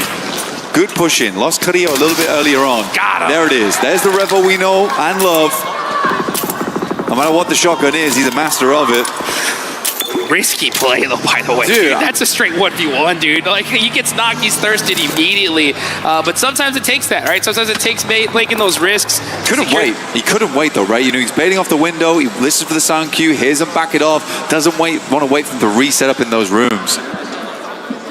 Oh, man. The plays are ringing out here. You can see FURIA with a good, solid position in this next zone. A lot of central spaces are taken already. Wolves have a good spot here. They're one of those teams that desperately need a good performance if they want to hold on and stay just a little bit longer here in Paris. And let's get this going. We are in the hillside between Los Leones and Impala. Where's the zone going to go, though? Up to the north. Okay, all right. So FURIA locked in the middle. Tianba as well. Wolves have a position. And our previous champs, yangongalacticos, on the south side, gonna have to fight their way in. Yeah, tough push for them. If they try and isolate over towards GEEK, because that's a full-on drop-off down towards the warehouses where they're playing, yangongalacticos could find some good shots their way, and then maybe swing around over towards 721 GS. Be far easier just to wrap him past Goat, though. Goat's currently moving. Tianba were able to find themselves a decent building. These guys have they're just expanding in the lobby right now. This is very much a lot of pressure coming through from the squad. FURIA took some risks. Igor's cancelled all those risks out fairly swiftly. Now they got Alpha 7 over towards their northern edge. I think a lot of teams just do not want to see this one move over towards that northwest side. Dopen's taking a bit of a gamble on the compound that sits in the middle of the fields. That's that MK. That Bob Barker bringing down here. Didn't have a lot of ammunition in fourth. I think I only saw like 38 rounds. Just got to be a little bit conservative with that. That's one of the biggest things when it comes to Miramar. Resource management is so important. You got to have that util towards the end game. And sometimes the only way to get that is by looting some boxes. There gets going and looting. And the MK, it hurts. Shoot it as fast as you can click it. But I think for these moments where it's just pure situations where you want to get up in people's face, like when the shotgun would be very, very nice here. Schweppes dodging the vehicles, moves out the way, will duck back down again. Look to take some shots over the top side though, but Claus will shut him down. The rest of the arena floundering a little bit. Schweppes immediately on those front lines, not able to stick up, and 10K next to fall here. The arena just getting brushed aside basically right now by Alula. Quick with the quick thirst as well. The Thai squad in some trouble here. It's up to Joker. All by himself, 0 eliminations. Tries to put something on the points, on the board for his team. Quick's gonna throw that nade. That bounce does hit him up a little bit. Another piece of util. And Joker barely surviving that. And no, that's burn, baby, burn. That is E-Arena out. Al-Ula with 3 eliminations, controlling the north side.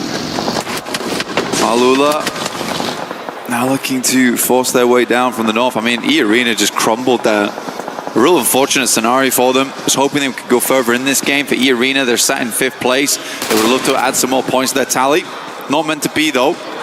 yangongalacticos, they did swing over the top side of 721 GS. We're looking for those teams moving up from behind. Smile does take a knock on the back lines, though. There's 2 down for this squad. This is a rough fight between the 2 of them.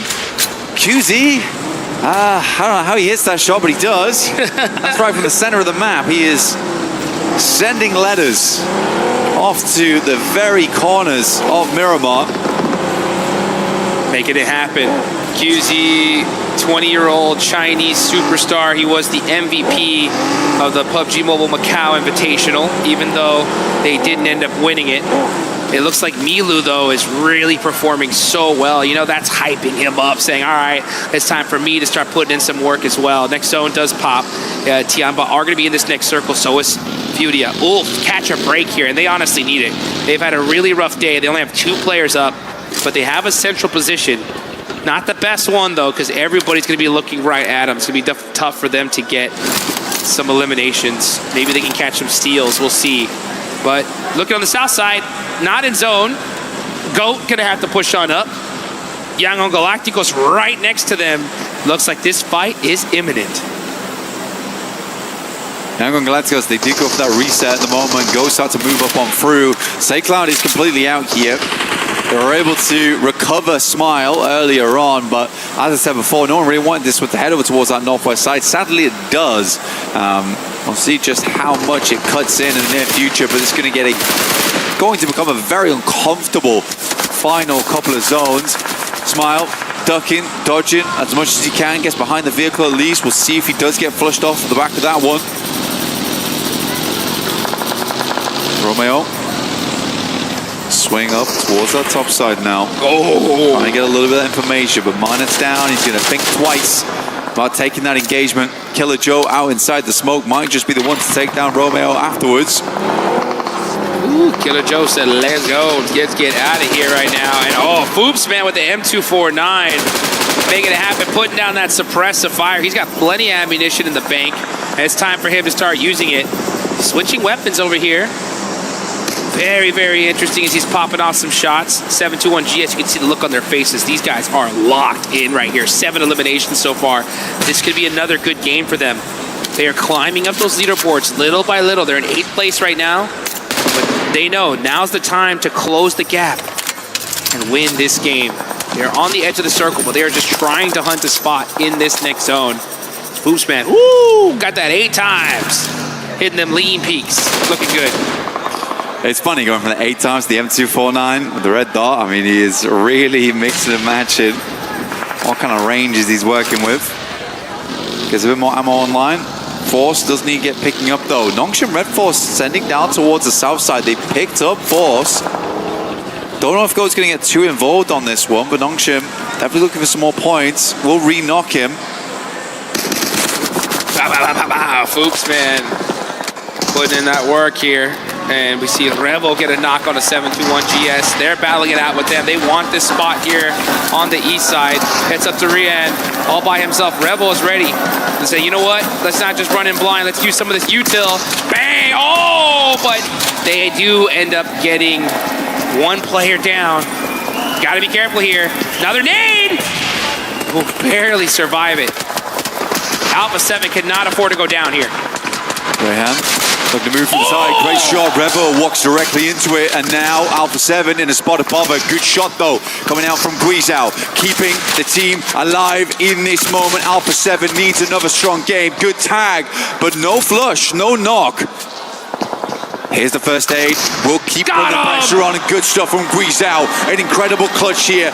So important for Alpha 7.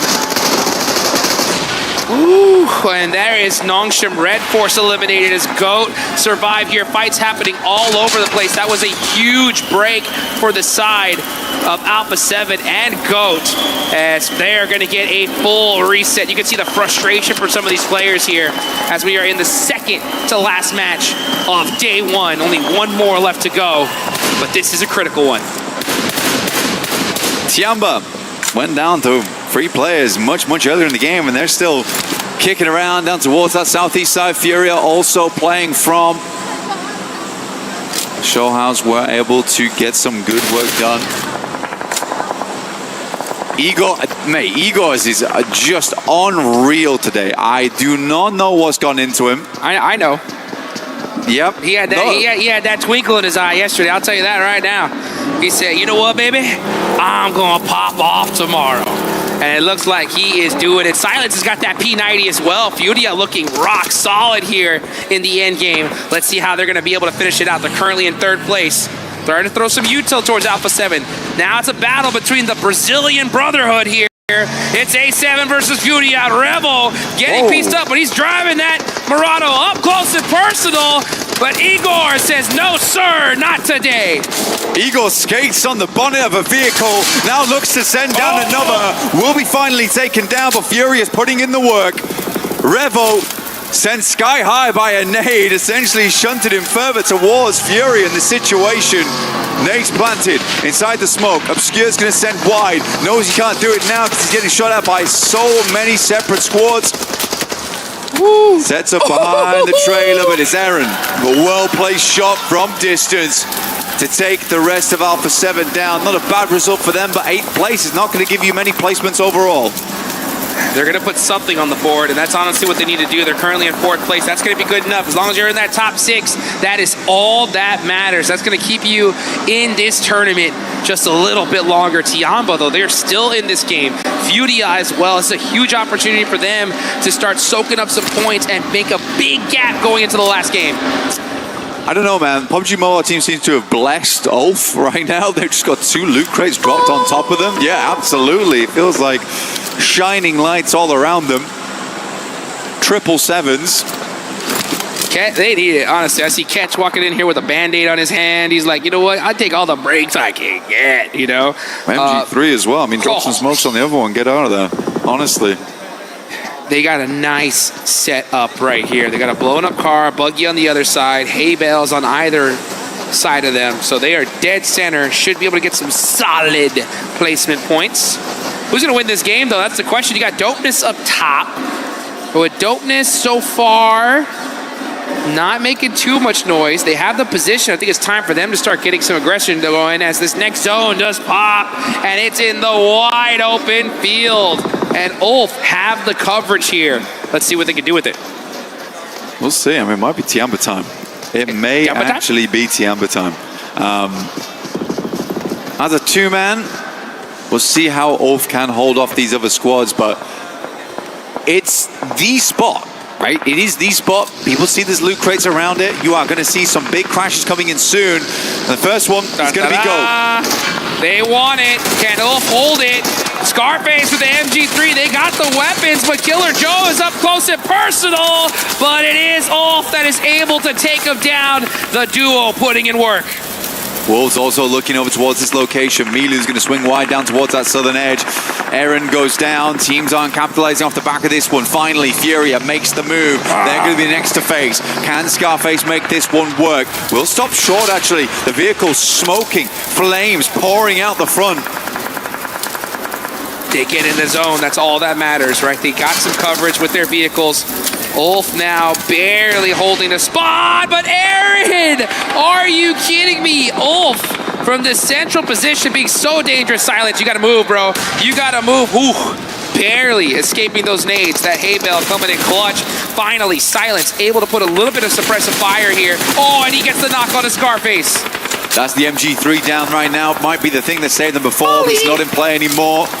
Molotov over the top. See if he can sink this one just about right. It's a little far. Might spread. Still taking some little shots here and there. Tiamba, in the meantime, were just backing off the Wolves, who have sent themselves crashing into Alula on the western side. Dopeness finally waking up, realizing that, guys, we've got to get a move on from this northern edge. We've got to control this. Our points, our sweet, sweet points getting taken away by all these teams pushing in, but Dopeness getting it done finally. They are getting in the action. 5 eliminations for them. How many more are they going to try to get? Let's see. We got Tianba as well. They have been waiting, and now starting to get into the action. Furia again, just throwing them long nades. That is going to get Scarface out. It's just Aaron up for the squad. Let's see what he can do. Gorgeous little bouncer there for Ulf, though. We expected way more out of this squad. They're currently on 21 points. The placement points alone will be very, very good, depending on how many more teams do go down. Dopeness trying to split out right now in a 2-2. They're going to try and regroup and take the task over towards Furia on the eastern side. Milu, though, trying to go for some shots. Won't quite tag on. The vehicle does get cut up in the process, though. Woo! Tight looks here on the side of Milu. Milu has been on fire today. One of the craziest 1v4s of the tournament. Already in the bag. Be nice to continue with that and get this chicken dinner here and lock down that spot. The finals. We said 20 points. 20 points was realistically what they were looking at for the last 2 matches of the day. Get up towards 80, and then it's super difficult to drop out. Aaron, how? Flames around him. Nade goes long. First one's a good knock over towards Silence here. Aaron swinging around the sides, has the UMP to work with, but there's absolutely no way he's making it happen. Milu's been watching this the entire time. However, instantaneously, Tiamba is looking to cause problems. They're trying to send nades down this way, clean out these players. They were able to get the res off. This nade goes a little bit too far to the side. Furia now starting to loot up. Looks like they're really low on meds here. They would have been using them already if they had them, but now Eagle, he's got that nade. Furia got to be careful here. All it takes is that one. It's looking pretty good. Oh, just a little overcooked there. Buggy now blown up. Silence getting caught by Milu. Milu is just making it happen here from this angle and just tearing Furia apart. It's the Milu QZZ show right now. Another nade, look to send it through and towards the middle. It certainly has been Tiamba time today. And I don't think we're stopping the clock just yet. Igor underneath. Milu tries to regroup the rest of the team. Not a possibility. Speaker will find them. That off angle was absolutely deadly, and now Dopeness from that northern edge. They're going to start to spread out on this one. It's the right call from them. Plenty of little bits of hard cover to play from that northern side. They can continue to squeeze these two teams now. Eagle trying to pop up, make something happen with that M4. Lufa with that disgusting angle on that tractor. And yeah, he has his car right behind him, so he goes and pops into it. Going to be pushing up little by little. Dopeness have the angles. Furia is dead stuck in the spot and just avoiding these nades. All those vehicles coverage is just working out so well for them. And QZZ forced to inch up little by little. and getting punished there by Kenji. Kenji will take down QZZ as well as Eagle from distance. Now Furia, a lot of work to do here. Eagles, who has been a man on a mission to impress today, now looking to do it again here, but there's only 2 players left. Dopeness on 9 eliminations. Nade goes long, will not. He finds the first. We'll go for the flush on this one. Every single point counts, and Egos will find at least one more at the end of the game. But it's Dopeness from the north side to take the win. Oh man, and did they need it. You can see the sigh of relief. These guys popping off, they deserve that chicken dinner, and this could be the start of their run towards the finals. Let's get it going. Dopeness, man, did they need that one? Yeah, you can see Furia dapping him up. Igor looking good, my man. That is how you get it done. Yeah, honestly, Furia is looking good today. This is the Furia we expected and wanted whilst watching inside the groups. It's a tough game. That's a tough game to play there. I think they worked it out well. They had some of the zone towards the early on portions of the game.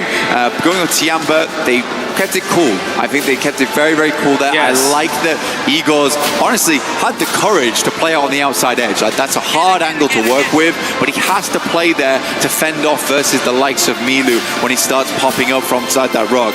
Tiamba, on the other hand, though, we also have to talk about this team. Yes. Oh my goodness me. What a set of just bold play after bold play that worked out. And it's great to see. I think Milu is feeling it. Oh, Milu is on one right now. I'll tell you that right now. This guy is looking too good. That 1v4 was ridiculous. This is the Tianbo that you know, Max and I saw during the PMMI PUBG Mobile Macau Invitational, and then come group stage, we're like, what is going on? We were talking to each other, being like, this is not something that we have seen from them. They're playing it so passive, not looking confident at all, and then finally, in the survival stage, this is what we've been expecting, this is what we've been waiting for, and they are performing as expected. For Dopeness, there's not been a whole lot of highlights from this team so far. I mean, over in the group, it was a cool finish for them to make their way into survival stage. But this is kind of the major moment for them, right?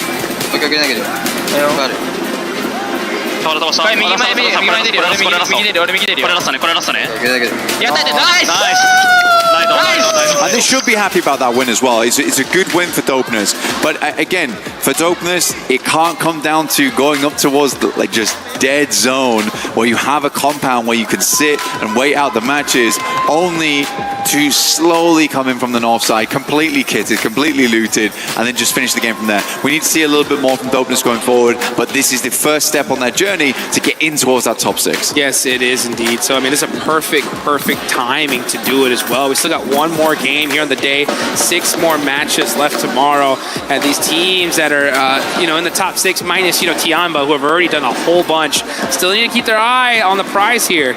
You gotta be able to make it happen if you want to make it to those finals. We got some more action coming up in just a second.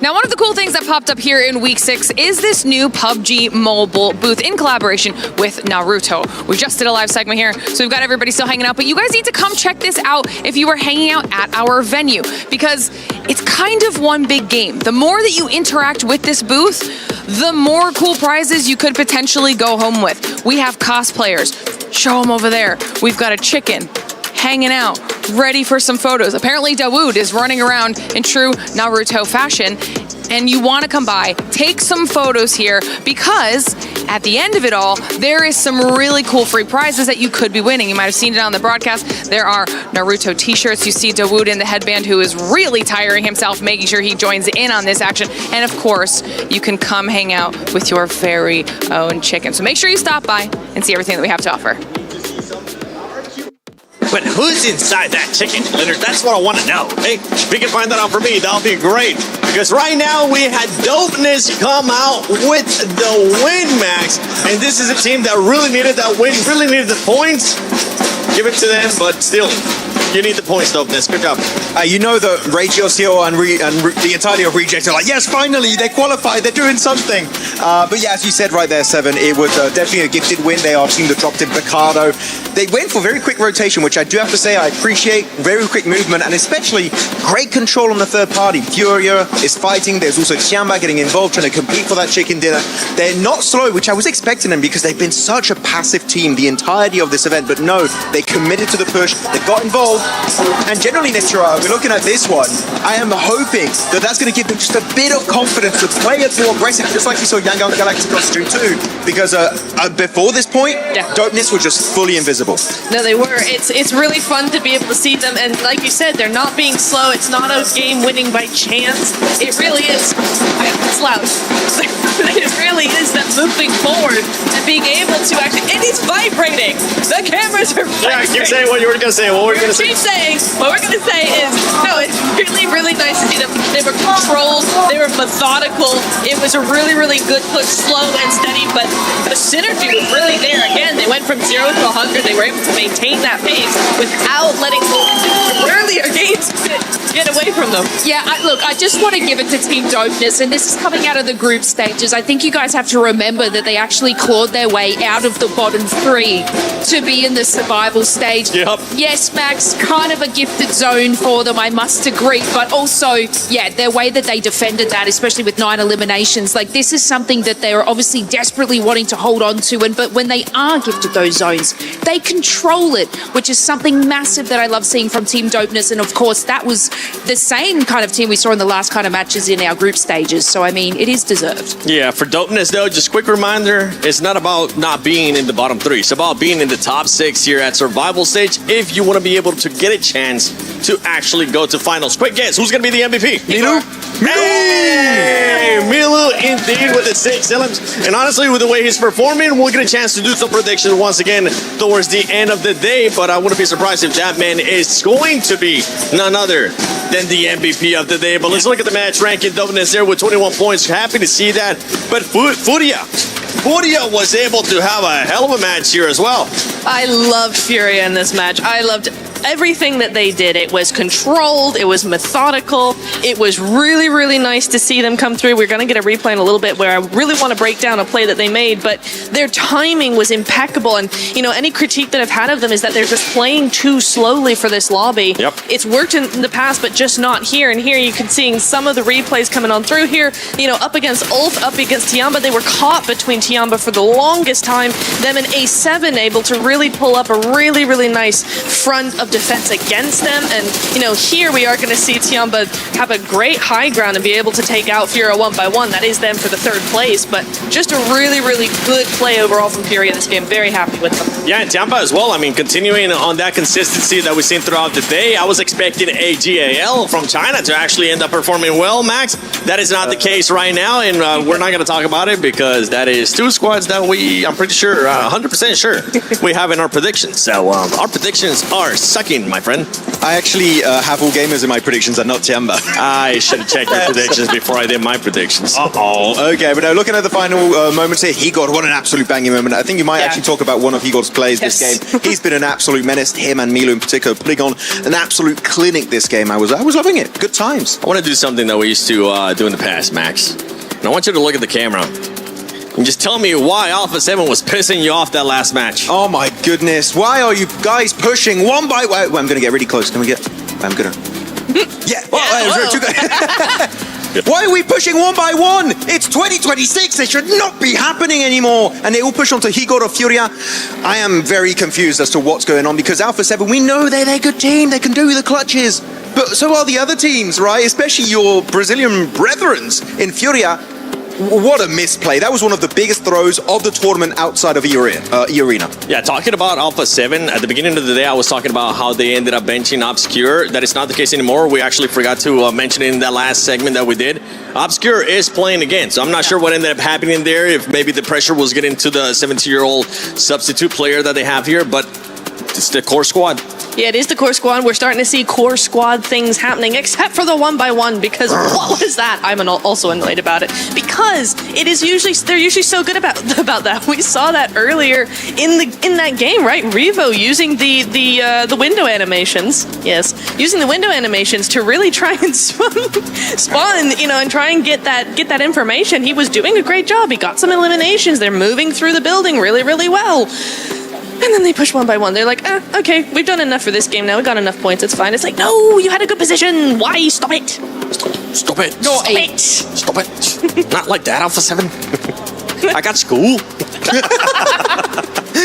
For some of the other stuff, I know we had some clips that we wanted to see a replay of, and it was this one right here because Milu, my goodness, Milu popped off. I mean, those two knocks instantly with the nade, but then using the door frame to try and create a mini 1v1 in that scenario, and he's literally on fire at the end of that clip. What a beautiful play with that, especially that opening grenade. Yeah, so nice, and these opening grenades are also great. KRX in a bit of a rough spot here. FURIA coming in, bouncing those nades up. What I love about this is they wait for those nades to get them really, really low. They know they have to be getting rid of that health pretty quickly. They get that knock instantly. Well, in a minute, instantly, they're going to be pushing forward, right? Get another nade, try and get some extra damage, and then they come flying over the top. You're going to see them come through here now, getting in that vehicle. They're going to move over, and actually, they're not going around because 721 is over there. They're not going onto the other side like they could do because Tiamba is there. They have to go immediately across. They come on through, make that play come through, get the knock, get the win,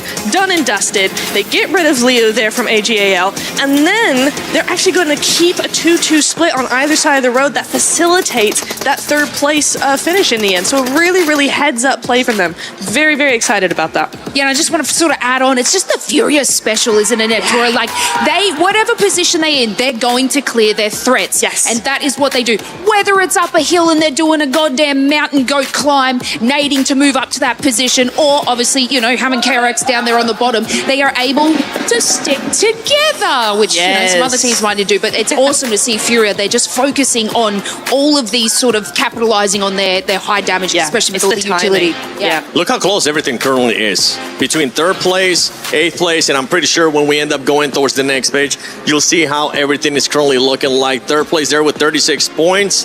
9th, I mean, all the way down to 13th place, Max. Everything, even 14th place, everything is so close they could end up changing within one match. And something to notate on the last match, 5 out of the 7 teams that were still alive towards the end were teams that were towards the bottom of top 10. They need to make sure they start responding here. A party, and whoever ends up in first place of survival stage is going to end up crushing your keys. Ladies and gentlemen, let's set the scene for those of you who may not quite know what is at stake right now. We've got $3 million on the line and a chance to immortalize yourselves in the Esports World Cup history books as champions of PMWC.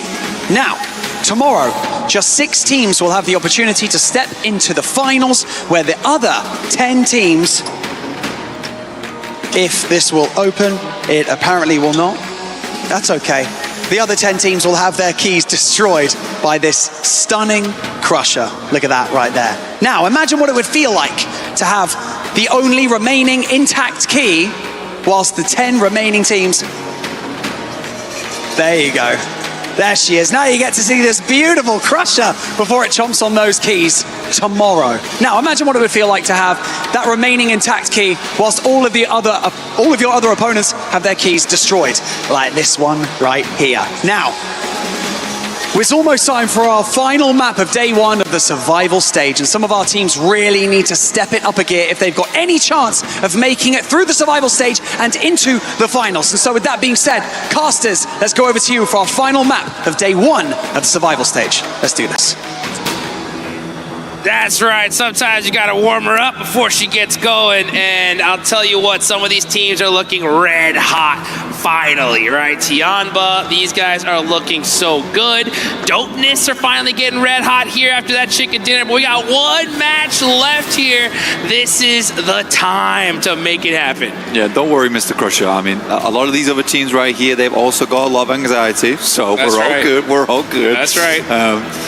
But we're heading in towards our final match here. Tianba, they all look very happy with the way this is played out. Milu is laughing, and so he should be. I mean, that last game was just an unreal result. And it does show you exactly what confidence can do for your team, momentum can do for your team. It's just upsetting that we're having another point sponge. We had Vitality, now we got Tianba. It is making these final days just so rough as we head into day 2 of survival. But this is the final game of the day today. Let's see if any team can kind of differentiate themselves from that tight-knit pack towards the center and maybe live it large up there with Tianba. Maybe not quite as large because Tianba's on a table of their own. Let's get into it right here. I mean, Milu has really been the all-star today, making some crazy plays. We saw him with the 1v4. We saw him hitting the crazy shots with those off angles. And now at the last game here for day number 1. Let's see if that could continue on here. Looking at the leaderboards. Yeah, Tianba on top, 75 points. Yeah, these guys are pretty much a lock for the finals. I think we can say comfortably. But pretty much everybody else, it's still anybody's game here. Dopeness pushed themselves up into a good spot with 30 points in 8. If they finish strong here, we could definitely see them leave until tomorrow in the top 6. Now, looking on down, I'm gonna really put the, Al Ula 10th place on down in the hot seat. I think this is a big game for them because tomorrow, those last 2 matches are gonna be straight chaos. There's gonna be teams doing everything and possible. And anything. So, and literally everything. So desperate to try to put up points that it's gonna not be a typical game of PUBG Mobile. So the time is now. The time is now to make it happen. We got a pretty disgusting southern playing path here, but you got to be able to adapt. Got to make it happen no matter what. Yeah, definitely rough. But you're right, down towards 10th and below, it's getting tough. For AGAL as well as KRX, these are the teams that need to have a strong map here. Everyone else is sort of around that 20-point mark where tomorrow it's possible after your first round, if you get a big win, you can send yourself up towards that top 6 territory. For AGAL as well as KRX, they need some points now to allow them to have a springboard tomorrow. Otherwise, it is starting to look a little bit dangerous. And I didn't expect this from KRX, honestly. I think that KRX is a good team. It has some pretty strong players on side. So I am flabbergasted of why this is happening right now for them, because this is not a case of just having a bad day. Like, this has been throughout the majority of the tournament, just not able to get the momentum on board. I mean, we've given Alpha 7 a lot of grief, but at least they've been able to get themselves towards top 3s consistently. They have been able to close out games. For KRX, it feels like we have never really got that engine started. Yeah, not at all. I mean, that's the crazy thing about this game and this format, this tournament in general. Someone's got to be at the bottom, right? We got serious names here. Still, KRX 9 points is a big question mark. It's like, what happened? Yeah, 9? Okay, if we saw the bottom of the tables and there's only a few points gaps, yeah, I mean, it is what it is. But 5 matches, only 9 points. Not good. Not good at all. Hopefully we can see them make something happen here, and honestly they need to, because if they don't, you can kind of start counting them out a little bit. Absolutely, I agree. I think for AGAL, there is a tiny hope tomorrow if they don't do well here, but for KRX, it's just feeling like it's not going to be the case, and these teams absolutely do need themselves a lucky spin. Yes. Which you can find here with us at the 2026 PMWC at EWC. You can draw for exclusive sets, the one you see on screen right now that a lot of players are currently using for this year's PMWC at EWC. So really, really cool stuff. make sure you get in game. Because, yeah, we all need a lucky break, but I would say AGAL as well as KRX need a bigger one. Yeah, they do, right? They need one of those Alpha 7 blessings that we saw a little bit earlier, right, in Erangel. They need a good, solid circle to help them out here. But the thing is that you got to make your own luck in these kind of tournaments. You got to be able to make it happen regardless of the situation. Another team I want to see more out of, we haven't really talked about them a lot, is yangongalacticos, our previous champions here, last year's champs. They have a beautiful skin in game that you guys got to go check out as well. We got to see them rock it the other day, and I got to say, probably one of the most insane fits jerseys. That classic traditional Myanmar fit is gorgeous, and I want to see them rocking it in the finals. So let's see if they can get things heated up here. They're in 13th place, 22 points, not in the worst position, right? One good game here, and we can see them all the way up to 3rd place, okay? It's just the longer they wait, the worse off they are. I would say the only 2 consistent teams so far has been FURIA as well as Tianba today. Like, those are the only 2 teams that have really caught my eye. Everyone else in this top spots awards, like the top 8, they've had good games here and there. I think Nongshim Red Force maybe has had like a little bit of a better day when it comes to just consistent results. But yeah, towards that top side, FURIA, Tianba, that's the 2 names on everybody's lips at the moment. But for yangongalacticos, on the other hand, with the Ancient Charm set, which does look fantastic, you are right.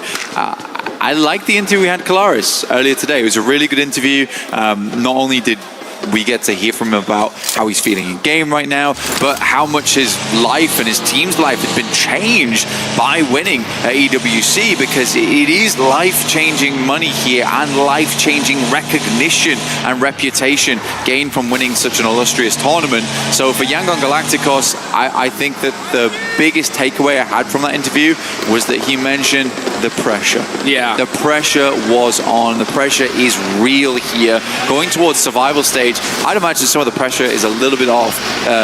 We didn't go out in group stage. That was probably the worst thing that could have happened to them. They got through to survival stage now. Yes, they need to shore some things up. They still have 1 more game to prove themselves and a whole 6 tomorrow. But yeah, I believe in yangongalacticos. I don't think they've had the craziest play so far, but I won't ever say they're completely out just yet, because despite everything, they're still putting up points. For sure. I mean, I think that's the right mentality for this team. I mean, all it takes is a good couple situations, and we know they can pop off, put a 20-point game, and really, really push themselves forward here. And I want to see them do it. I want to see them back in the finals. I think that they are a rock-solid team. That pressure is tough, though. It's the hardest thing, and I talked to some of these guys who have been in these moments. They've been in these games for years now, right? So you think that they'd be used to it. But even after talking to Risha, like, man, it's still hard. You know, your heart still races the same. You just, maybe you're a little bit more understanding of it because it's not a new experience, but it's still so difficult to deal with.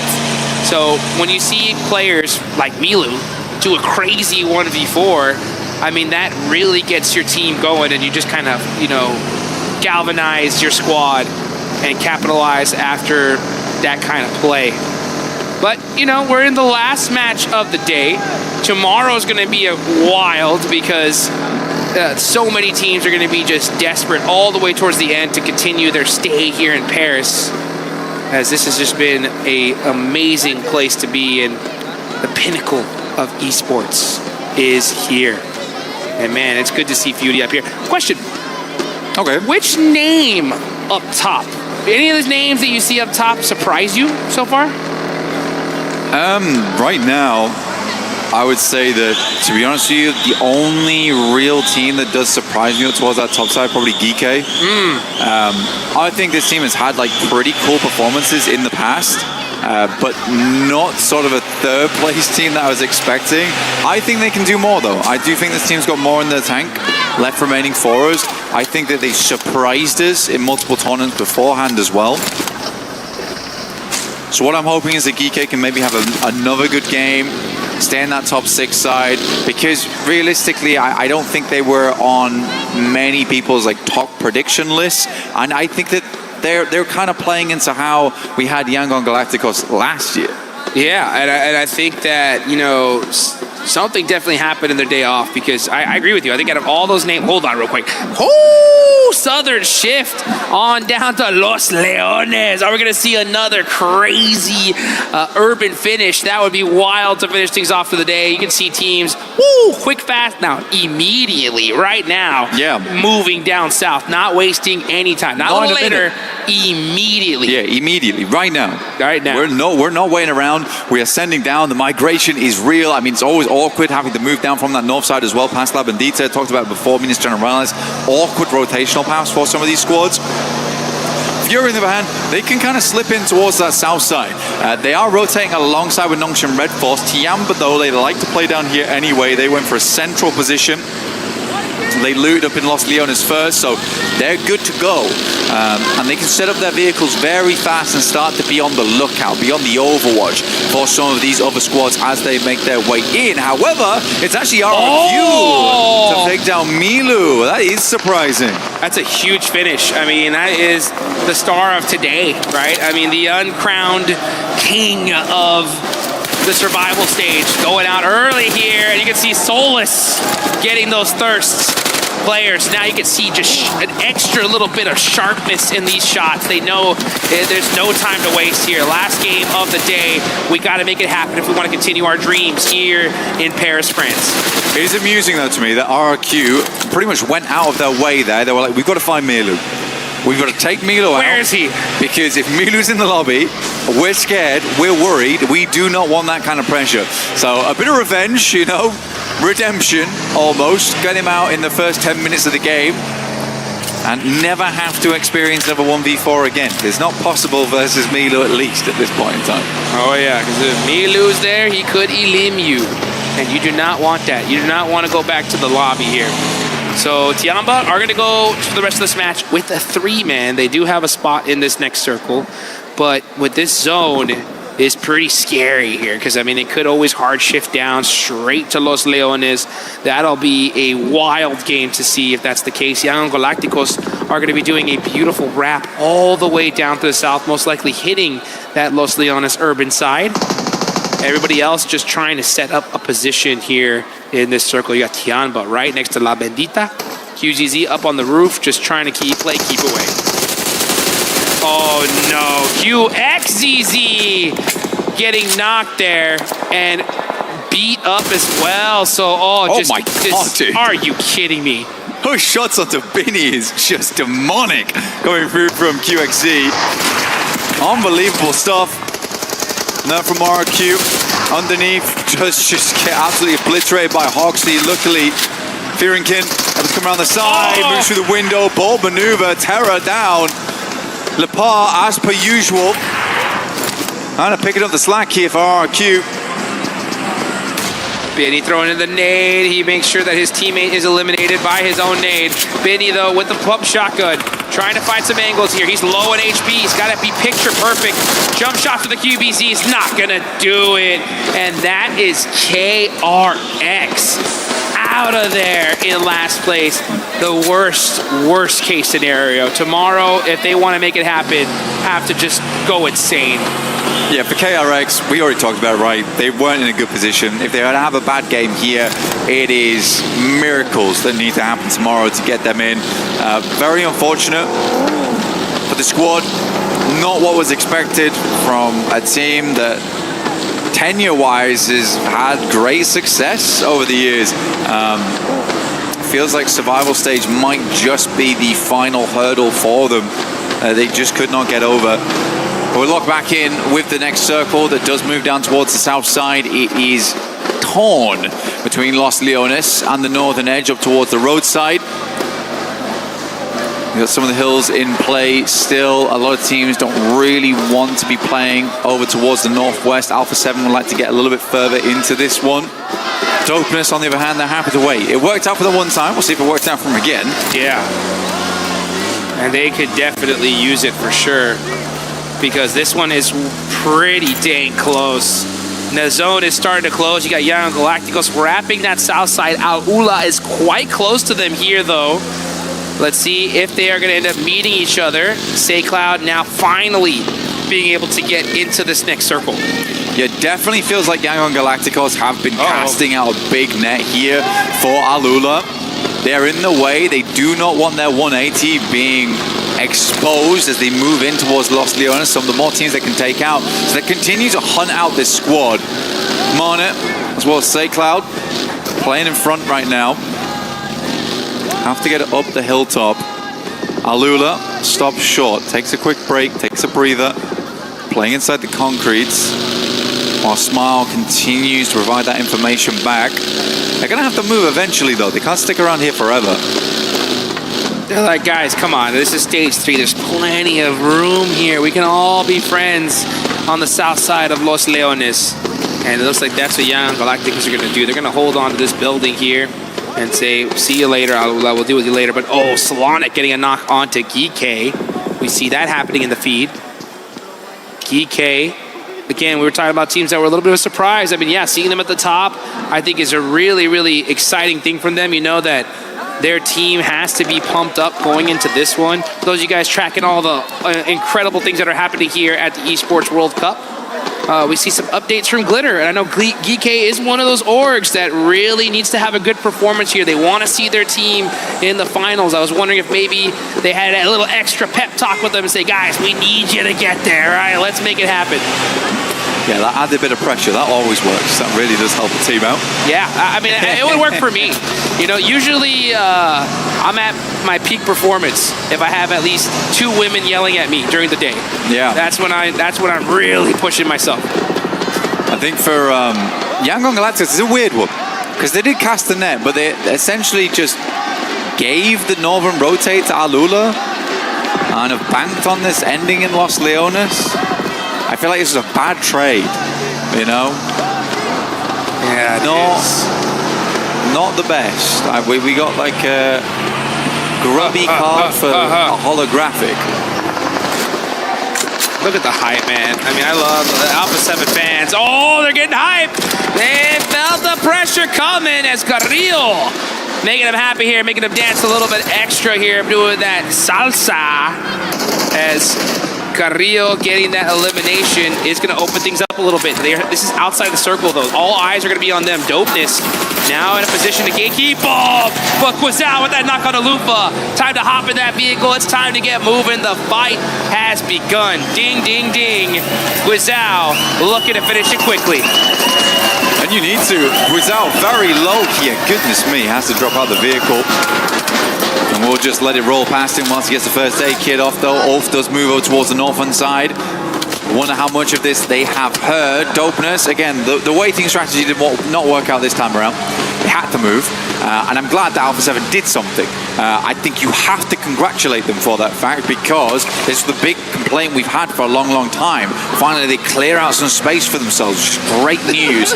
Now they can play in towards the south side, and hopefully play a little bit further into the south side later on. Hey, Alpha 7 crowd, I know you are in here. I want to start hearing some old school cheerleading chants, right? Be aggressive, be aggressive. That's what we need to see from Alpha 7, because when they do, man, oh! Wait, where did you throw that nade from? That was like nestled perfectly in his lap. Oh, he like heard the click of the nade before it popped on him. FURIA, Silence, getting an early elim in style there. Dopeness. That's where they'll be cut short. Down to 14 teams. 50 players still left alive here. Alpha 7 still taking it a little bit slow. Smoke's going down. They've got FURIA down towards their south side. Can certainly play off the back of that. Come on, Zone. Go south. Let's just go crazy here. Full-fledged urban finish. Can you imagine? That would be wild. FURIA wouldn't like that. Let's see if the Zone does surprise everybody here, as it is just about to pop. Where are we going? Oh! Look, outside, yangongalacticos, they're a little lucky, right? Yeah. They're a little lucky. They do get themselves a lovely central spot here, and one of the good buildings to play in as you do heading up towards those really awkward circles where they line up. But now, Alpha 7, We got to get out the building. We got to get in vehicles. We have to move. FURIA similarly as well. I know, disgusting. Not fun. Not enjoyable. Tiamba, however, tearing Ulf apart. They have lost Eagle and Milu at this point, but Tiamba has been a consistent threat inside the lobby. Shame that they moved over towards the northern side. I think it was the smart choice. I don't really want to start in an urban area, especially Los Leones, because it is so massive. And getting out of it can be a bit of an awkward mission. yangongalacticos smile as he gets a knock onto QZZ. Let's see if he ends up getting the thirst. As we're waiting for that to happen in the elimination feed. Catch getting knocked by Nongshim Red Force. And now you got Joker, the Thai team of E-Arena. Just again, so shocked that they're even here in the first place. They had a record-breaking Rondo. 39 total points and still weren't able to make it into the finals directly. So now they're here in 7th place. They're right there on that cutoff. Gonna go ahead and get even closer to that 6th place position with that elimination there. Right below the likes of Nongshim Red Force. So easy, gets a knock onto Obscure from Alpha 7. And the fights are really starting to ring up here as teams are just trying to find a position in this next zone. The Alpha 7 plays towards the silos, tries to get a bit high ground to work with, to watch down towards a lot of these other teams. Should be very visible here for Obscure too. They've got RQ underneath them. And they plays should go well. I mean, Qiddiya has full broadside on this, just doesn't want to expose himself to other angles from within the city. That's not a bad position to kind of stepping stone from, potentially. Your FURIA coming in from that western side. Egos, taken down by Alula at distance. This is harder. You're going to have to stop off right now. A lot of smokes were already invested. Egos going to need to be res. Delaying the push in. Revo's down again. Can't be getting knocked. Oh, and thirsted by Baton. So the Wolves stealing that elimination. Now Qiddiya says, okay, these are the angles I needed. Yeah, this is the util. RQ are just cooked in the spot. This is a really bad position. Fortunately for them, though, there's so many other teams right above, forcing Qiddiya to not be able to make the play. He finds an angle, though, puts some pressure, immediately pops back out over, and now puts some pressure, immediately pops back out over, and now FURIA are going to get the mix here. FURIA with the push on RRQ, getting popped out of these vehicles. They're getting punished here, but they do end up taking out RRQ. But is Alpha 7 going to get in there? Yeah, Carrillo steals an elimination. Yeah, this is exactly what they need. I mean, Qiddiya's been doing a good amount of work here, waiting for the rest of his team to recuperate, revitalize. Revo's completely down now. Ayala underneath with Egos. Trying to get him back up on his feet.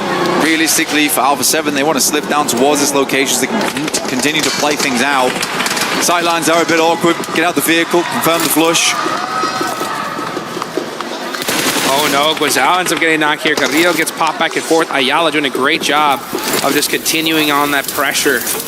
Looks like it is a 2v2 situation now. Carrillo and Obscure versus Ayala and Igor. Guazao gets knocked by Schweppes though. We're finished. And the nades are starting to ring out here. Ayala gonna be throwing someone back, but Obscure catches the edge of Igor. Carrillo with 3 eliminations though. Gotta make a play. Stun grenades out. Ayala, last line of defense here for FURIA. Will look for the first. Carrillo does get himself the nice drive-by. Vehicle is flaming. Very, very low. But Alpha 7 definitely looking a little bit more aggressive here. And Carrillo honestly has stepped up this game. I think Carrillo is the main driving force of this match so far, which is a good thing to say. Been with the team for a long, long time. Everybody knows this guy is a phenomenal player. But it's the first time in a while where we've seen him really take the game into his own hands. I like how you said driving force right there. I know you did that on purpose, dude, because these guys have been doing these drive-bys all day. I've never seen them do this so often. Usually they just play. Yeah, they just like, oh, we can do this. You know, all right, I want to start doing this more often. And usually they just end up playing together on foot, pushing together, and just being an unstoppable force. But now they're doing these like really cheeky drive-by plays. I don't know if I like it, but it's working for now. They're in 3rd place, and that is all that matters. As long as they make it into that top 6, that's where they need to be. Obscure getting some shots. Gonna have to dodge those and throwing out that util onto Goat. Not able to get the knock just yet. Carrillo knowing that, man, this is gonna be a tough one to get into this circle. Everybody's looking the direction. Do they have any vehicles? No. It's gonna be up to Smokes and that M4 to get them in this next circle. Oh, ow, ow, ow, ow. That hurt. Yeah, Carrillo making that cross there. It was always gonna be difficult. There's so many angles, so many sight lines, and at this point in time, we are just getting rid of the outsiders at the moment, which is a fair few of these teams trying to make their way in. Okay, it's not an easy circle, really isn't to play. Goat's also struggling now as the circle moves further and further downwards. Well, let's take a look here, Hot Jukes. E-Arena looking to redeem themselves up towards that top side of the tables in 7th and get themselves some more points on this game. Look a little bit prettier. Furia went down after 7th to get some more points. And again, we are starting to see more and more squads push themselves further up. Now for Ulf, tough push. Tough push indeed, but they're making it work so far. Ulf finally started to show some signs of life. AGAL, another one of those teams, really trying to make things happen for their org in this World Cup. Only one elimination so far. Ooh, that one hurts. Down to 1 HP. No, actually, no, he does have 3 first aids. Let's see if he's going to start using them. AGAL starting to push up there towards Ulf. Catch, going for the res. Should be able to get it on the Solus. He does. Zone about to close in the next 39 seconds, though. Can they get these heals off? XCC just can't find that perfect angle to throw this nade, though.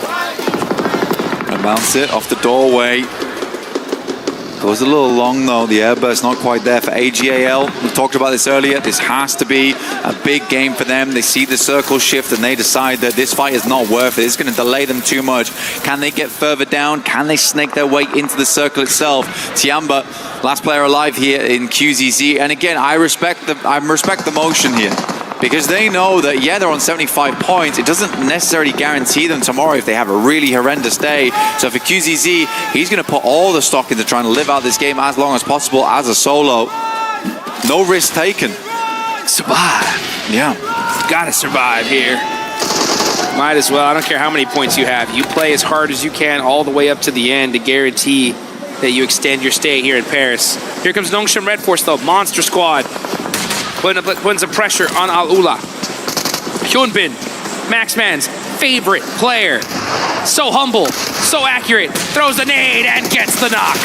And that's why he knows how to make these fights work. DBS in hand. About to push on in. Wolves is the next target for Nongshim Red Force. They currently have 4 players still alive here. QZZ finally goes down. That will be Tiamba's run done. 75 points is where they'll finish the day. Again, like we're saying, roughly around 15 points for top 6. See if they can go further tomorrow. E-Arena, another team that desperately wants that scoreline, but Say Cloud from yangongalacticos opens up onto 1. GEEK also chiming in here.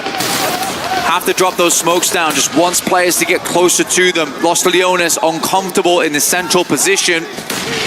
Honestly, for yangongalacticos, if they can get rid of more and more players here from E-Arena, there is a world where they may want to cross the road. They're going to have to here. We can see them with those P90s. They're making it happen. I don't know who they got to go. Oh, they got to go immediately. As you can see, AGAL getting hurt. Going to go ahead and get those first aids going. As we now have reached the final circle shift here. We are in stage 8. I don't know who it was that wanted to see a Los Leones urban finish here at the end, but whoever it is, they got what they wished for. From Ulf, we got 6 points on this game. They do get themselves a little bit further in the lobby here. Up to 10th now on 31 points. It's a decent innings. But you're right, we're almost heading in towards stage 9. I was surprised that yangongalacticos didn't try and hit the train here. They are slowly moving across because they know E-Arena is weak and they're on the center dot. Like, that's where you want to be. And they've opened things up, but they're being very, very careful right now. By the way, you go out right now, 1 placement point. Yeah, and we're almost in the last zone. 8 teams still remaining. None of them can afford to go out right now. Got Wolves there on the southwest side. Those guys need some points, big time. AGAL, yangongalacticos are previous champs. These are the squads that really need them more than anybody else. But you got the likes of GEEK, Nongshim Red Force, and E-Arena right there. You can see the Wolves getting into some CQC action. They take out quick. Now they're rocking a 2-2 split. GEEK are still in this match. All 4 up, only 1 elimination. It's really going to come down to the last second here. So many teams banking on this game. yangongalacticos maintaining high ground. I mean, once we've got a better lay of the land, kind of understand why they're still playing up there. They have 2 players up front, though, so there is a possibility of a daisy chain in the near future. Wolves also needing points off the back of this game. Running on 25 right now. Nongshim Red Force Getting the parkour done, somersaulting through that smoke into a better position. So easy, gets caught on the back lines by a nade from Necessary. What a nasty spot to throw those nades in. We'll see if Nongshim Red Force can weather it. Oh, these guys need to hire a new roofer, man. This is so tough. This hole in the roof is being so rough on them. It's just tizzy now for the side of Nongshim Red Force. And here we go. We are in stage 9 here, folks. The zone is about to close to the center of the map as Baton and the Wolves trying to keep their tournament hopes alive here. The NA squad up close and personal with Nongshim Red Force. Blind nade getting thrown, trying to get these confirmations, but Baton very hesitant here, throwing down some more smokes, waiting for his squad to get back up before he pushes. Doesn't want to push on his own, but that is allowing Nongshim Red Force to get a reset. Ooh, Say Cloud bounces off the stairs. Could have been a freebie. Instead, it's costly. Oh. One nade down now. Nongshim Red Force have to make a big maneuver. The Baton has got him locked in the corner. Will just send in to get the finish off the back of that one. yangongalacticos still using this high ground to their advantage. AGAL in an awkward position on that north side. Finally, they strike. That's Slonic. He went up high from behind. The Wolves finding a bit of an area to play off the back of. Climbing up those stairs so quietly. Here goes Maple as well, trying to find that precious high ground. Gonna be able to look at those plays, but here comes the blue zone. This is an unrelenting circle. It's going down to the center. Now it's time to make the plays. No choice. Bust out those shotguns. Hit those shots. Maple looking for the angles. TBS in hand, and you got Elementrix stuck with the AUG, trying to make a play for his team. Romeo on the outside with that XEZ. We said that AGL needed a good game. KRX also. KRX went down in 16th, but now AGL looking for the first. Maple finds another. E-Arena slowly falling, and now out. AGL with 3 players still up. yangongalacticos with the 1. Wolves with 2. All these teams very, very important right now. They get further up in the rankings. Who will be able to finish this off? Wolves with the high ground. AGAL underneath. Flower blooming from the desert floor. Finding the angles, but he gets caught. Flower in, takes away that high ground position, and it's AGAL clutching up the final chicken dinner here of the day 1 survival stage. And they needed that game so badly, down towards the bottom of the leaderboard, getting themselves further up there and opening up a chance tomorrow. But that's all it is, just a chance for them. So many expectations on this squad, and only now just delivering. The nice play from them, a good disengage from Ulf earlier on too. Wonderful stuff.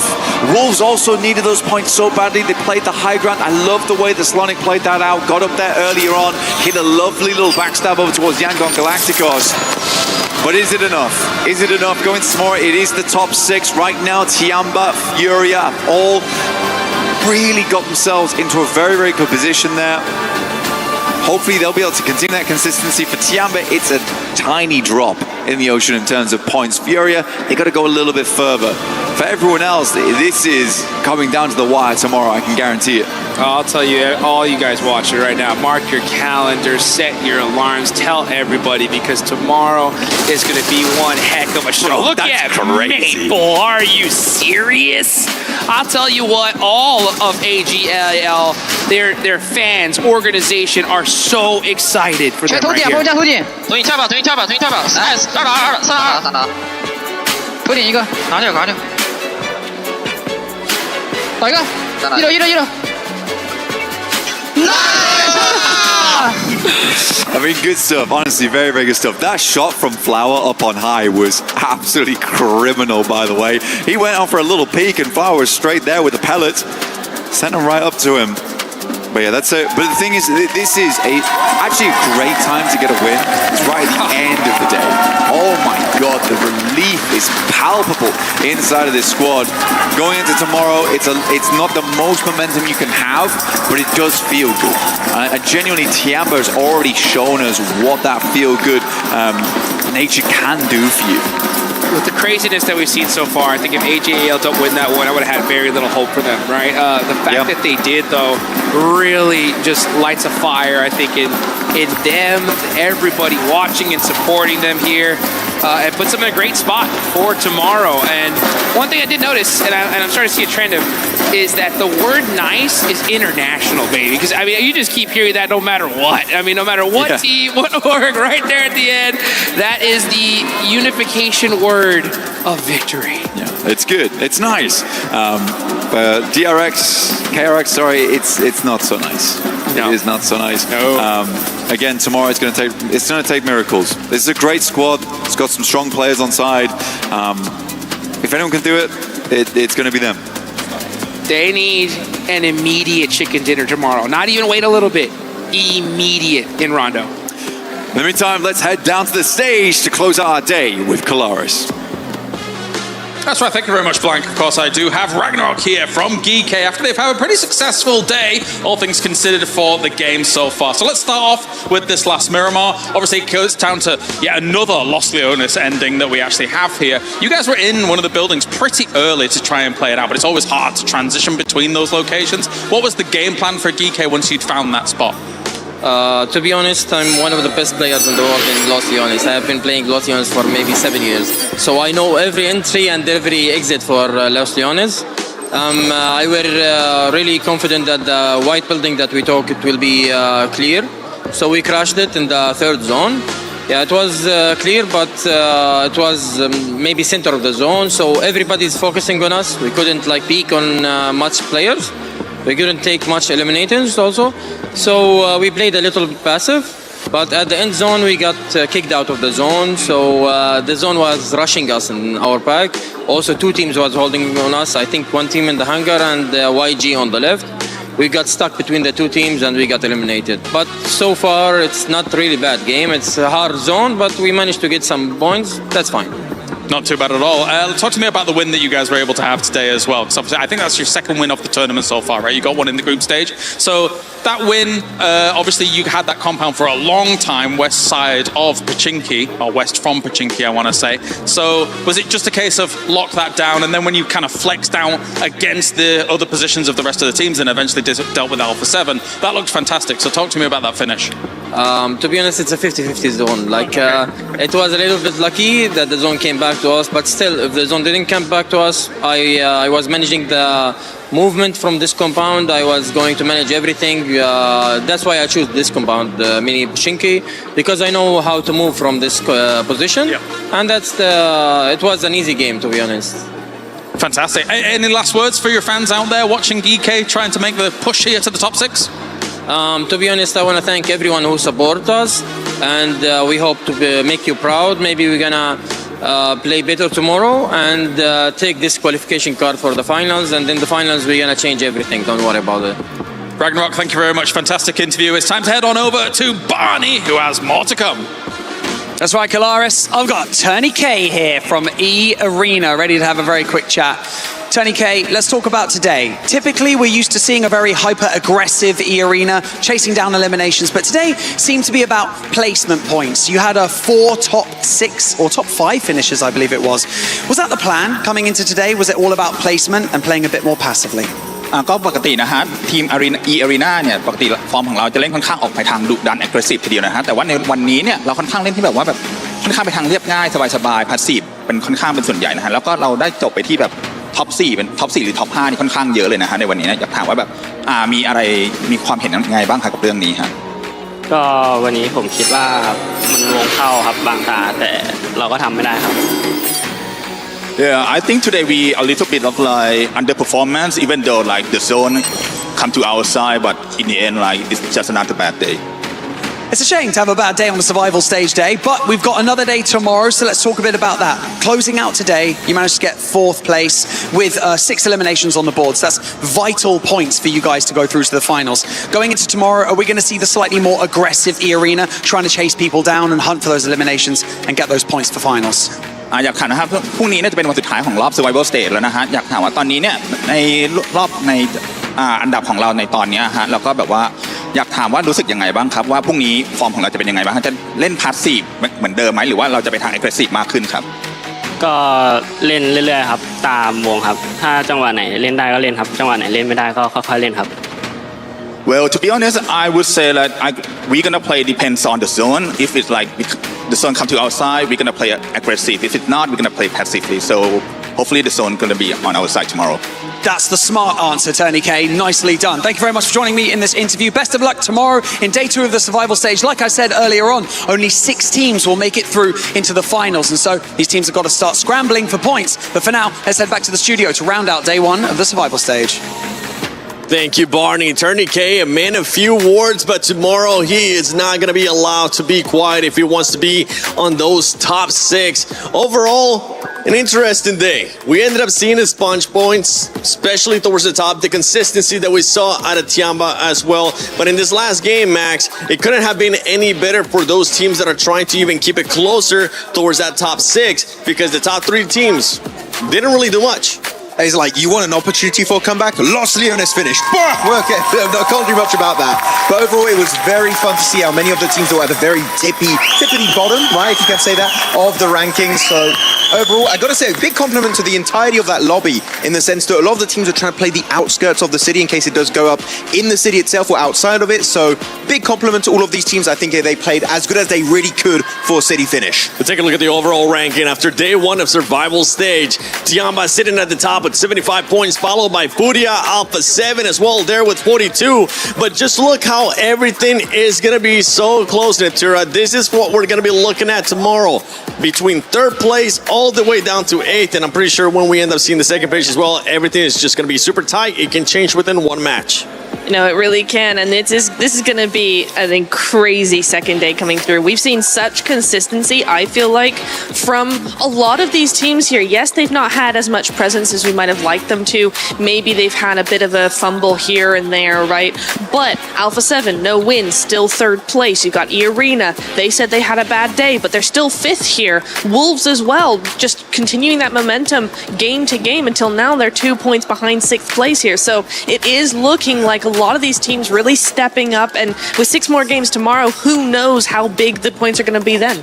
And I want to sort of touch off of after the interview with E-Arena, and, they're sort of saying they're playing to the zone. FURIA didn't really play to the zone. They were catching those eliminations, and look at where they're sitting. If E-Arena can just mimic that kind of play style, because when you actually have a look at this lobby, yes, Tiamba are skyrocketing up there, especially with placement points in general.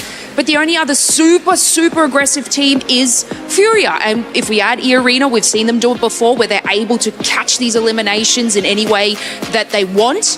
I think if they change back to that style, they could be definitely up there with FURIA. Max, on the 2nd page of the overall ranking, I want you to look at one team specifically, and that is none other than GOAT team.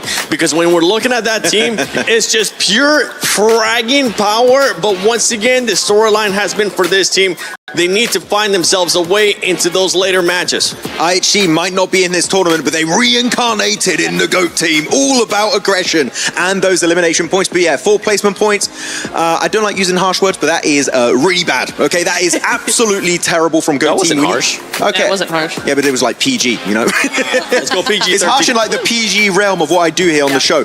Very unfortunate in terms of the placement points. We need to see more late game finishes. All gamers, I'm going to also say a similar point. They get that one chicken dinner in a city finish, which you never know what's going to happen in a city finish. It's kind of like you throw in the hat, hopefully your name comes out at the end. But you remove that chicken dinner, Niptura, only 2 placement points over the course of 5 matches. That also is really bad in a PG way. No, it really is. I don't like that at all. And tomorrow has to be a massive step up from them, because yes, we are seeing a lot of ties, partly due to Tiamba's point sponge situation going on there, but I think in a regular lobby or in a regular day, they would be bottom of the leaderboard, except for KRX. They're actually bottom of the leaderboard. What's going on with KRX, by the way? You tell me. What is happening? I don't even know, because we haven't had enough time to even see them. They just keep going out. Max, you have an opinion? Max, please tell us what's going on with KRX. I know. No, actually looking at their position, they always go for spots which, when you look at the map, it's not bad, but the positions itself are so bad to defend. It's like, it's a shed, it's a tree, it's a dip, meaning if a team gets any angle onto you, you're just going to get completely dismantled instantly. Oh, look, that's a nade coming for our grouped up scenario. It's like, this is a great dip. A team gets in 50 meters of you, boom, and DRX just completely disappears. So I would like to see them trying to fight for strong compounds or strong POIs around the map, and if they do so, we saw Hoxie in particular step up massively in the group stage. Right now, these positions today are just not it going into PMWC. I kind of want to say the same for GOAT team, actually, because we saw a lot of aggression. They set up really, really well. They push really well, and then all of a sudden they either disengage or they get third-partied or they're not covering their back angles. There's something like that that's going on because yes, the aggro is there. Yes, the setups are really good. They do 1-3 split, 2-2 split. They try to surround. They use the nades. They're not over aggressive. But they just fizzle out in the mid game. And so for me, GOAT, you just need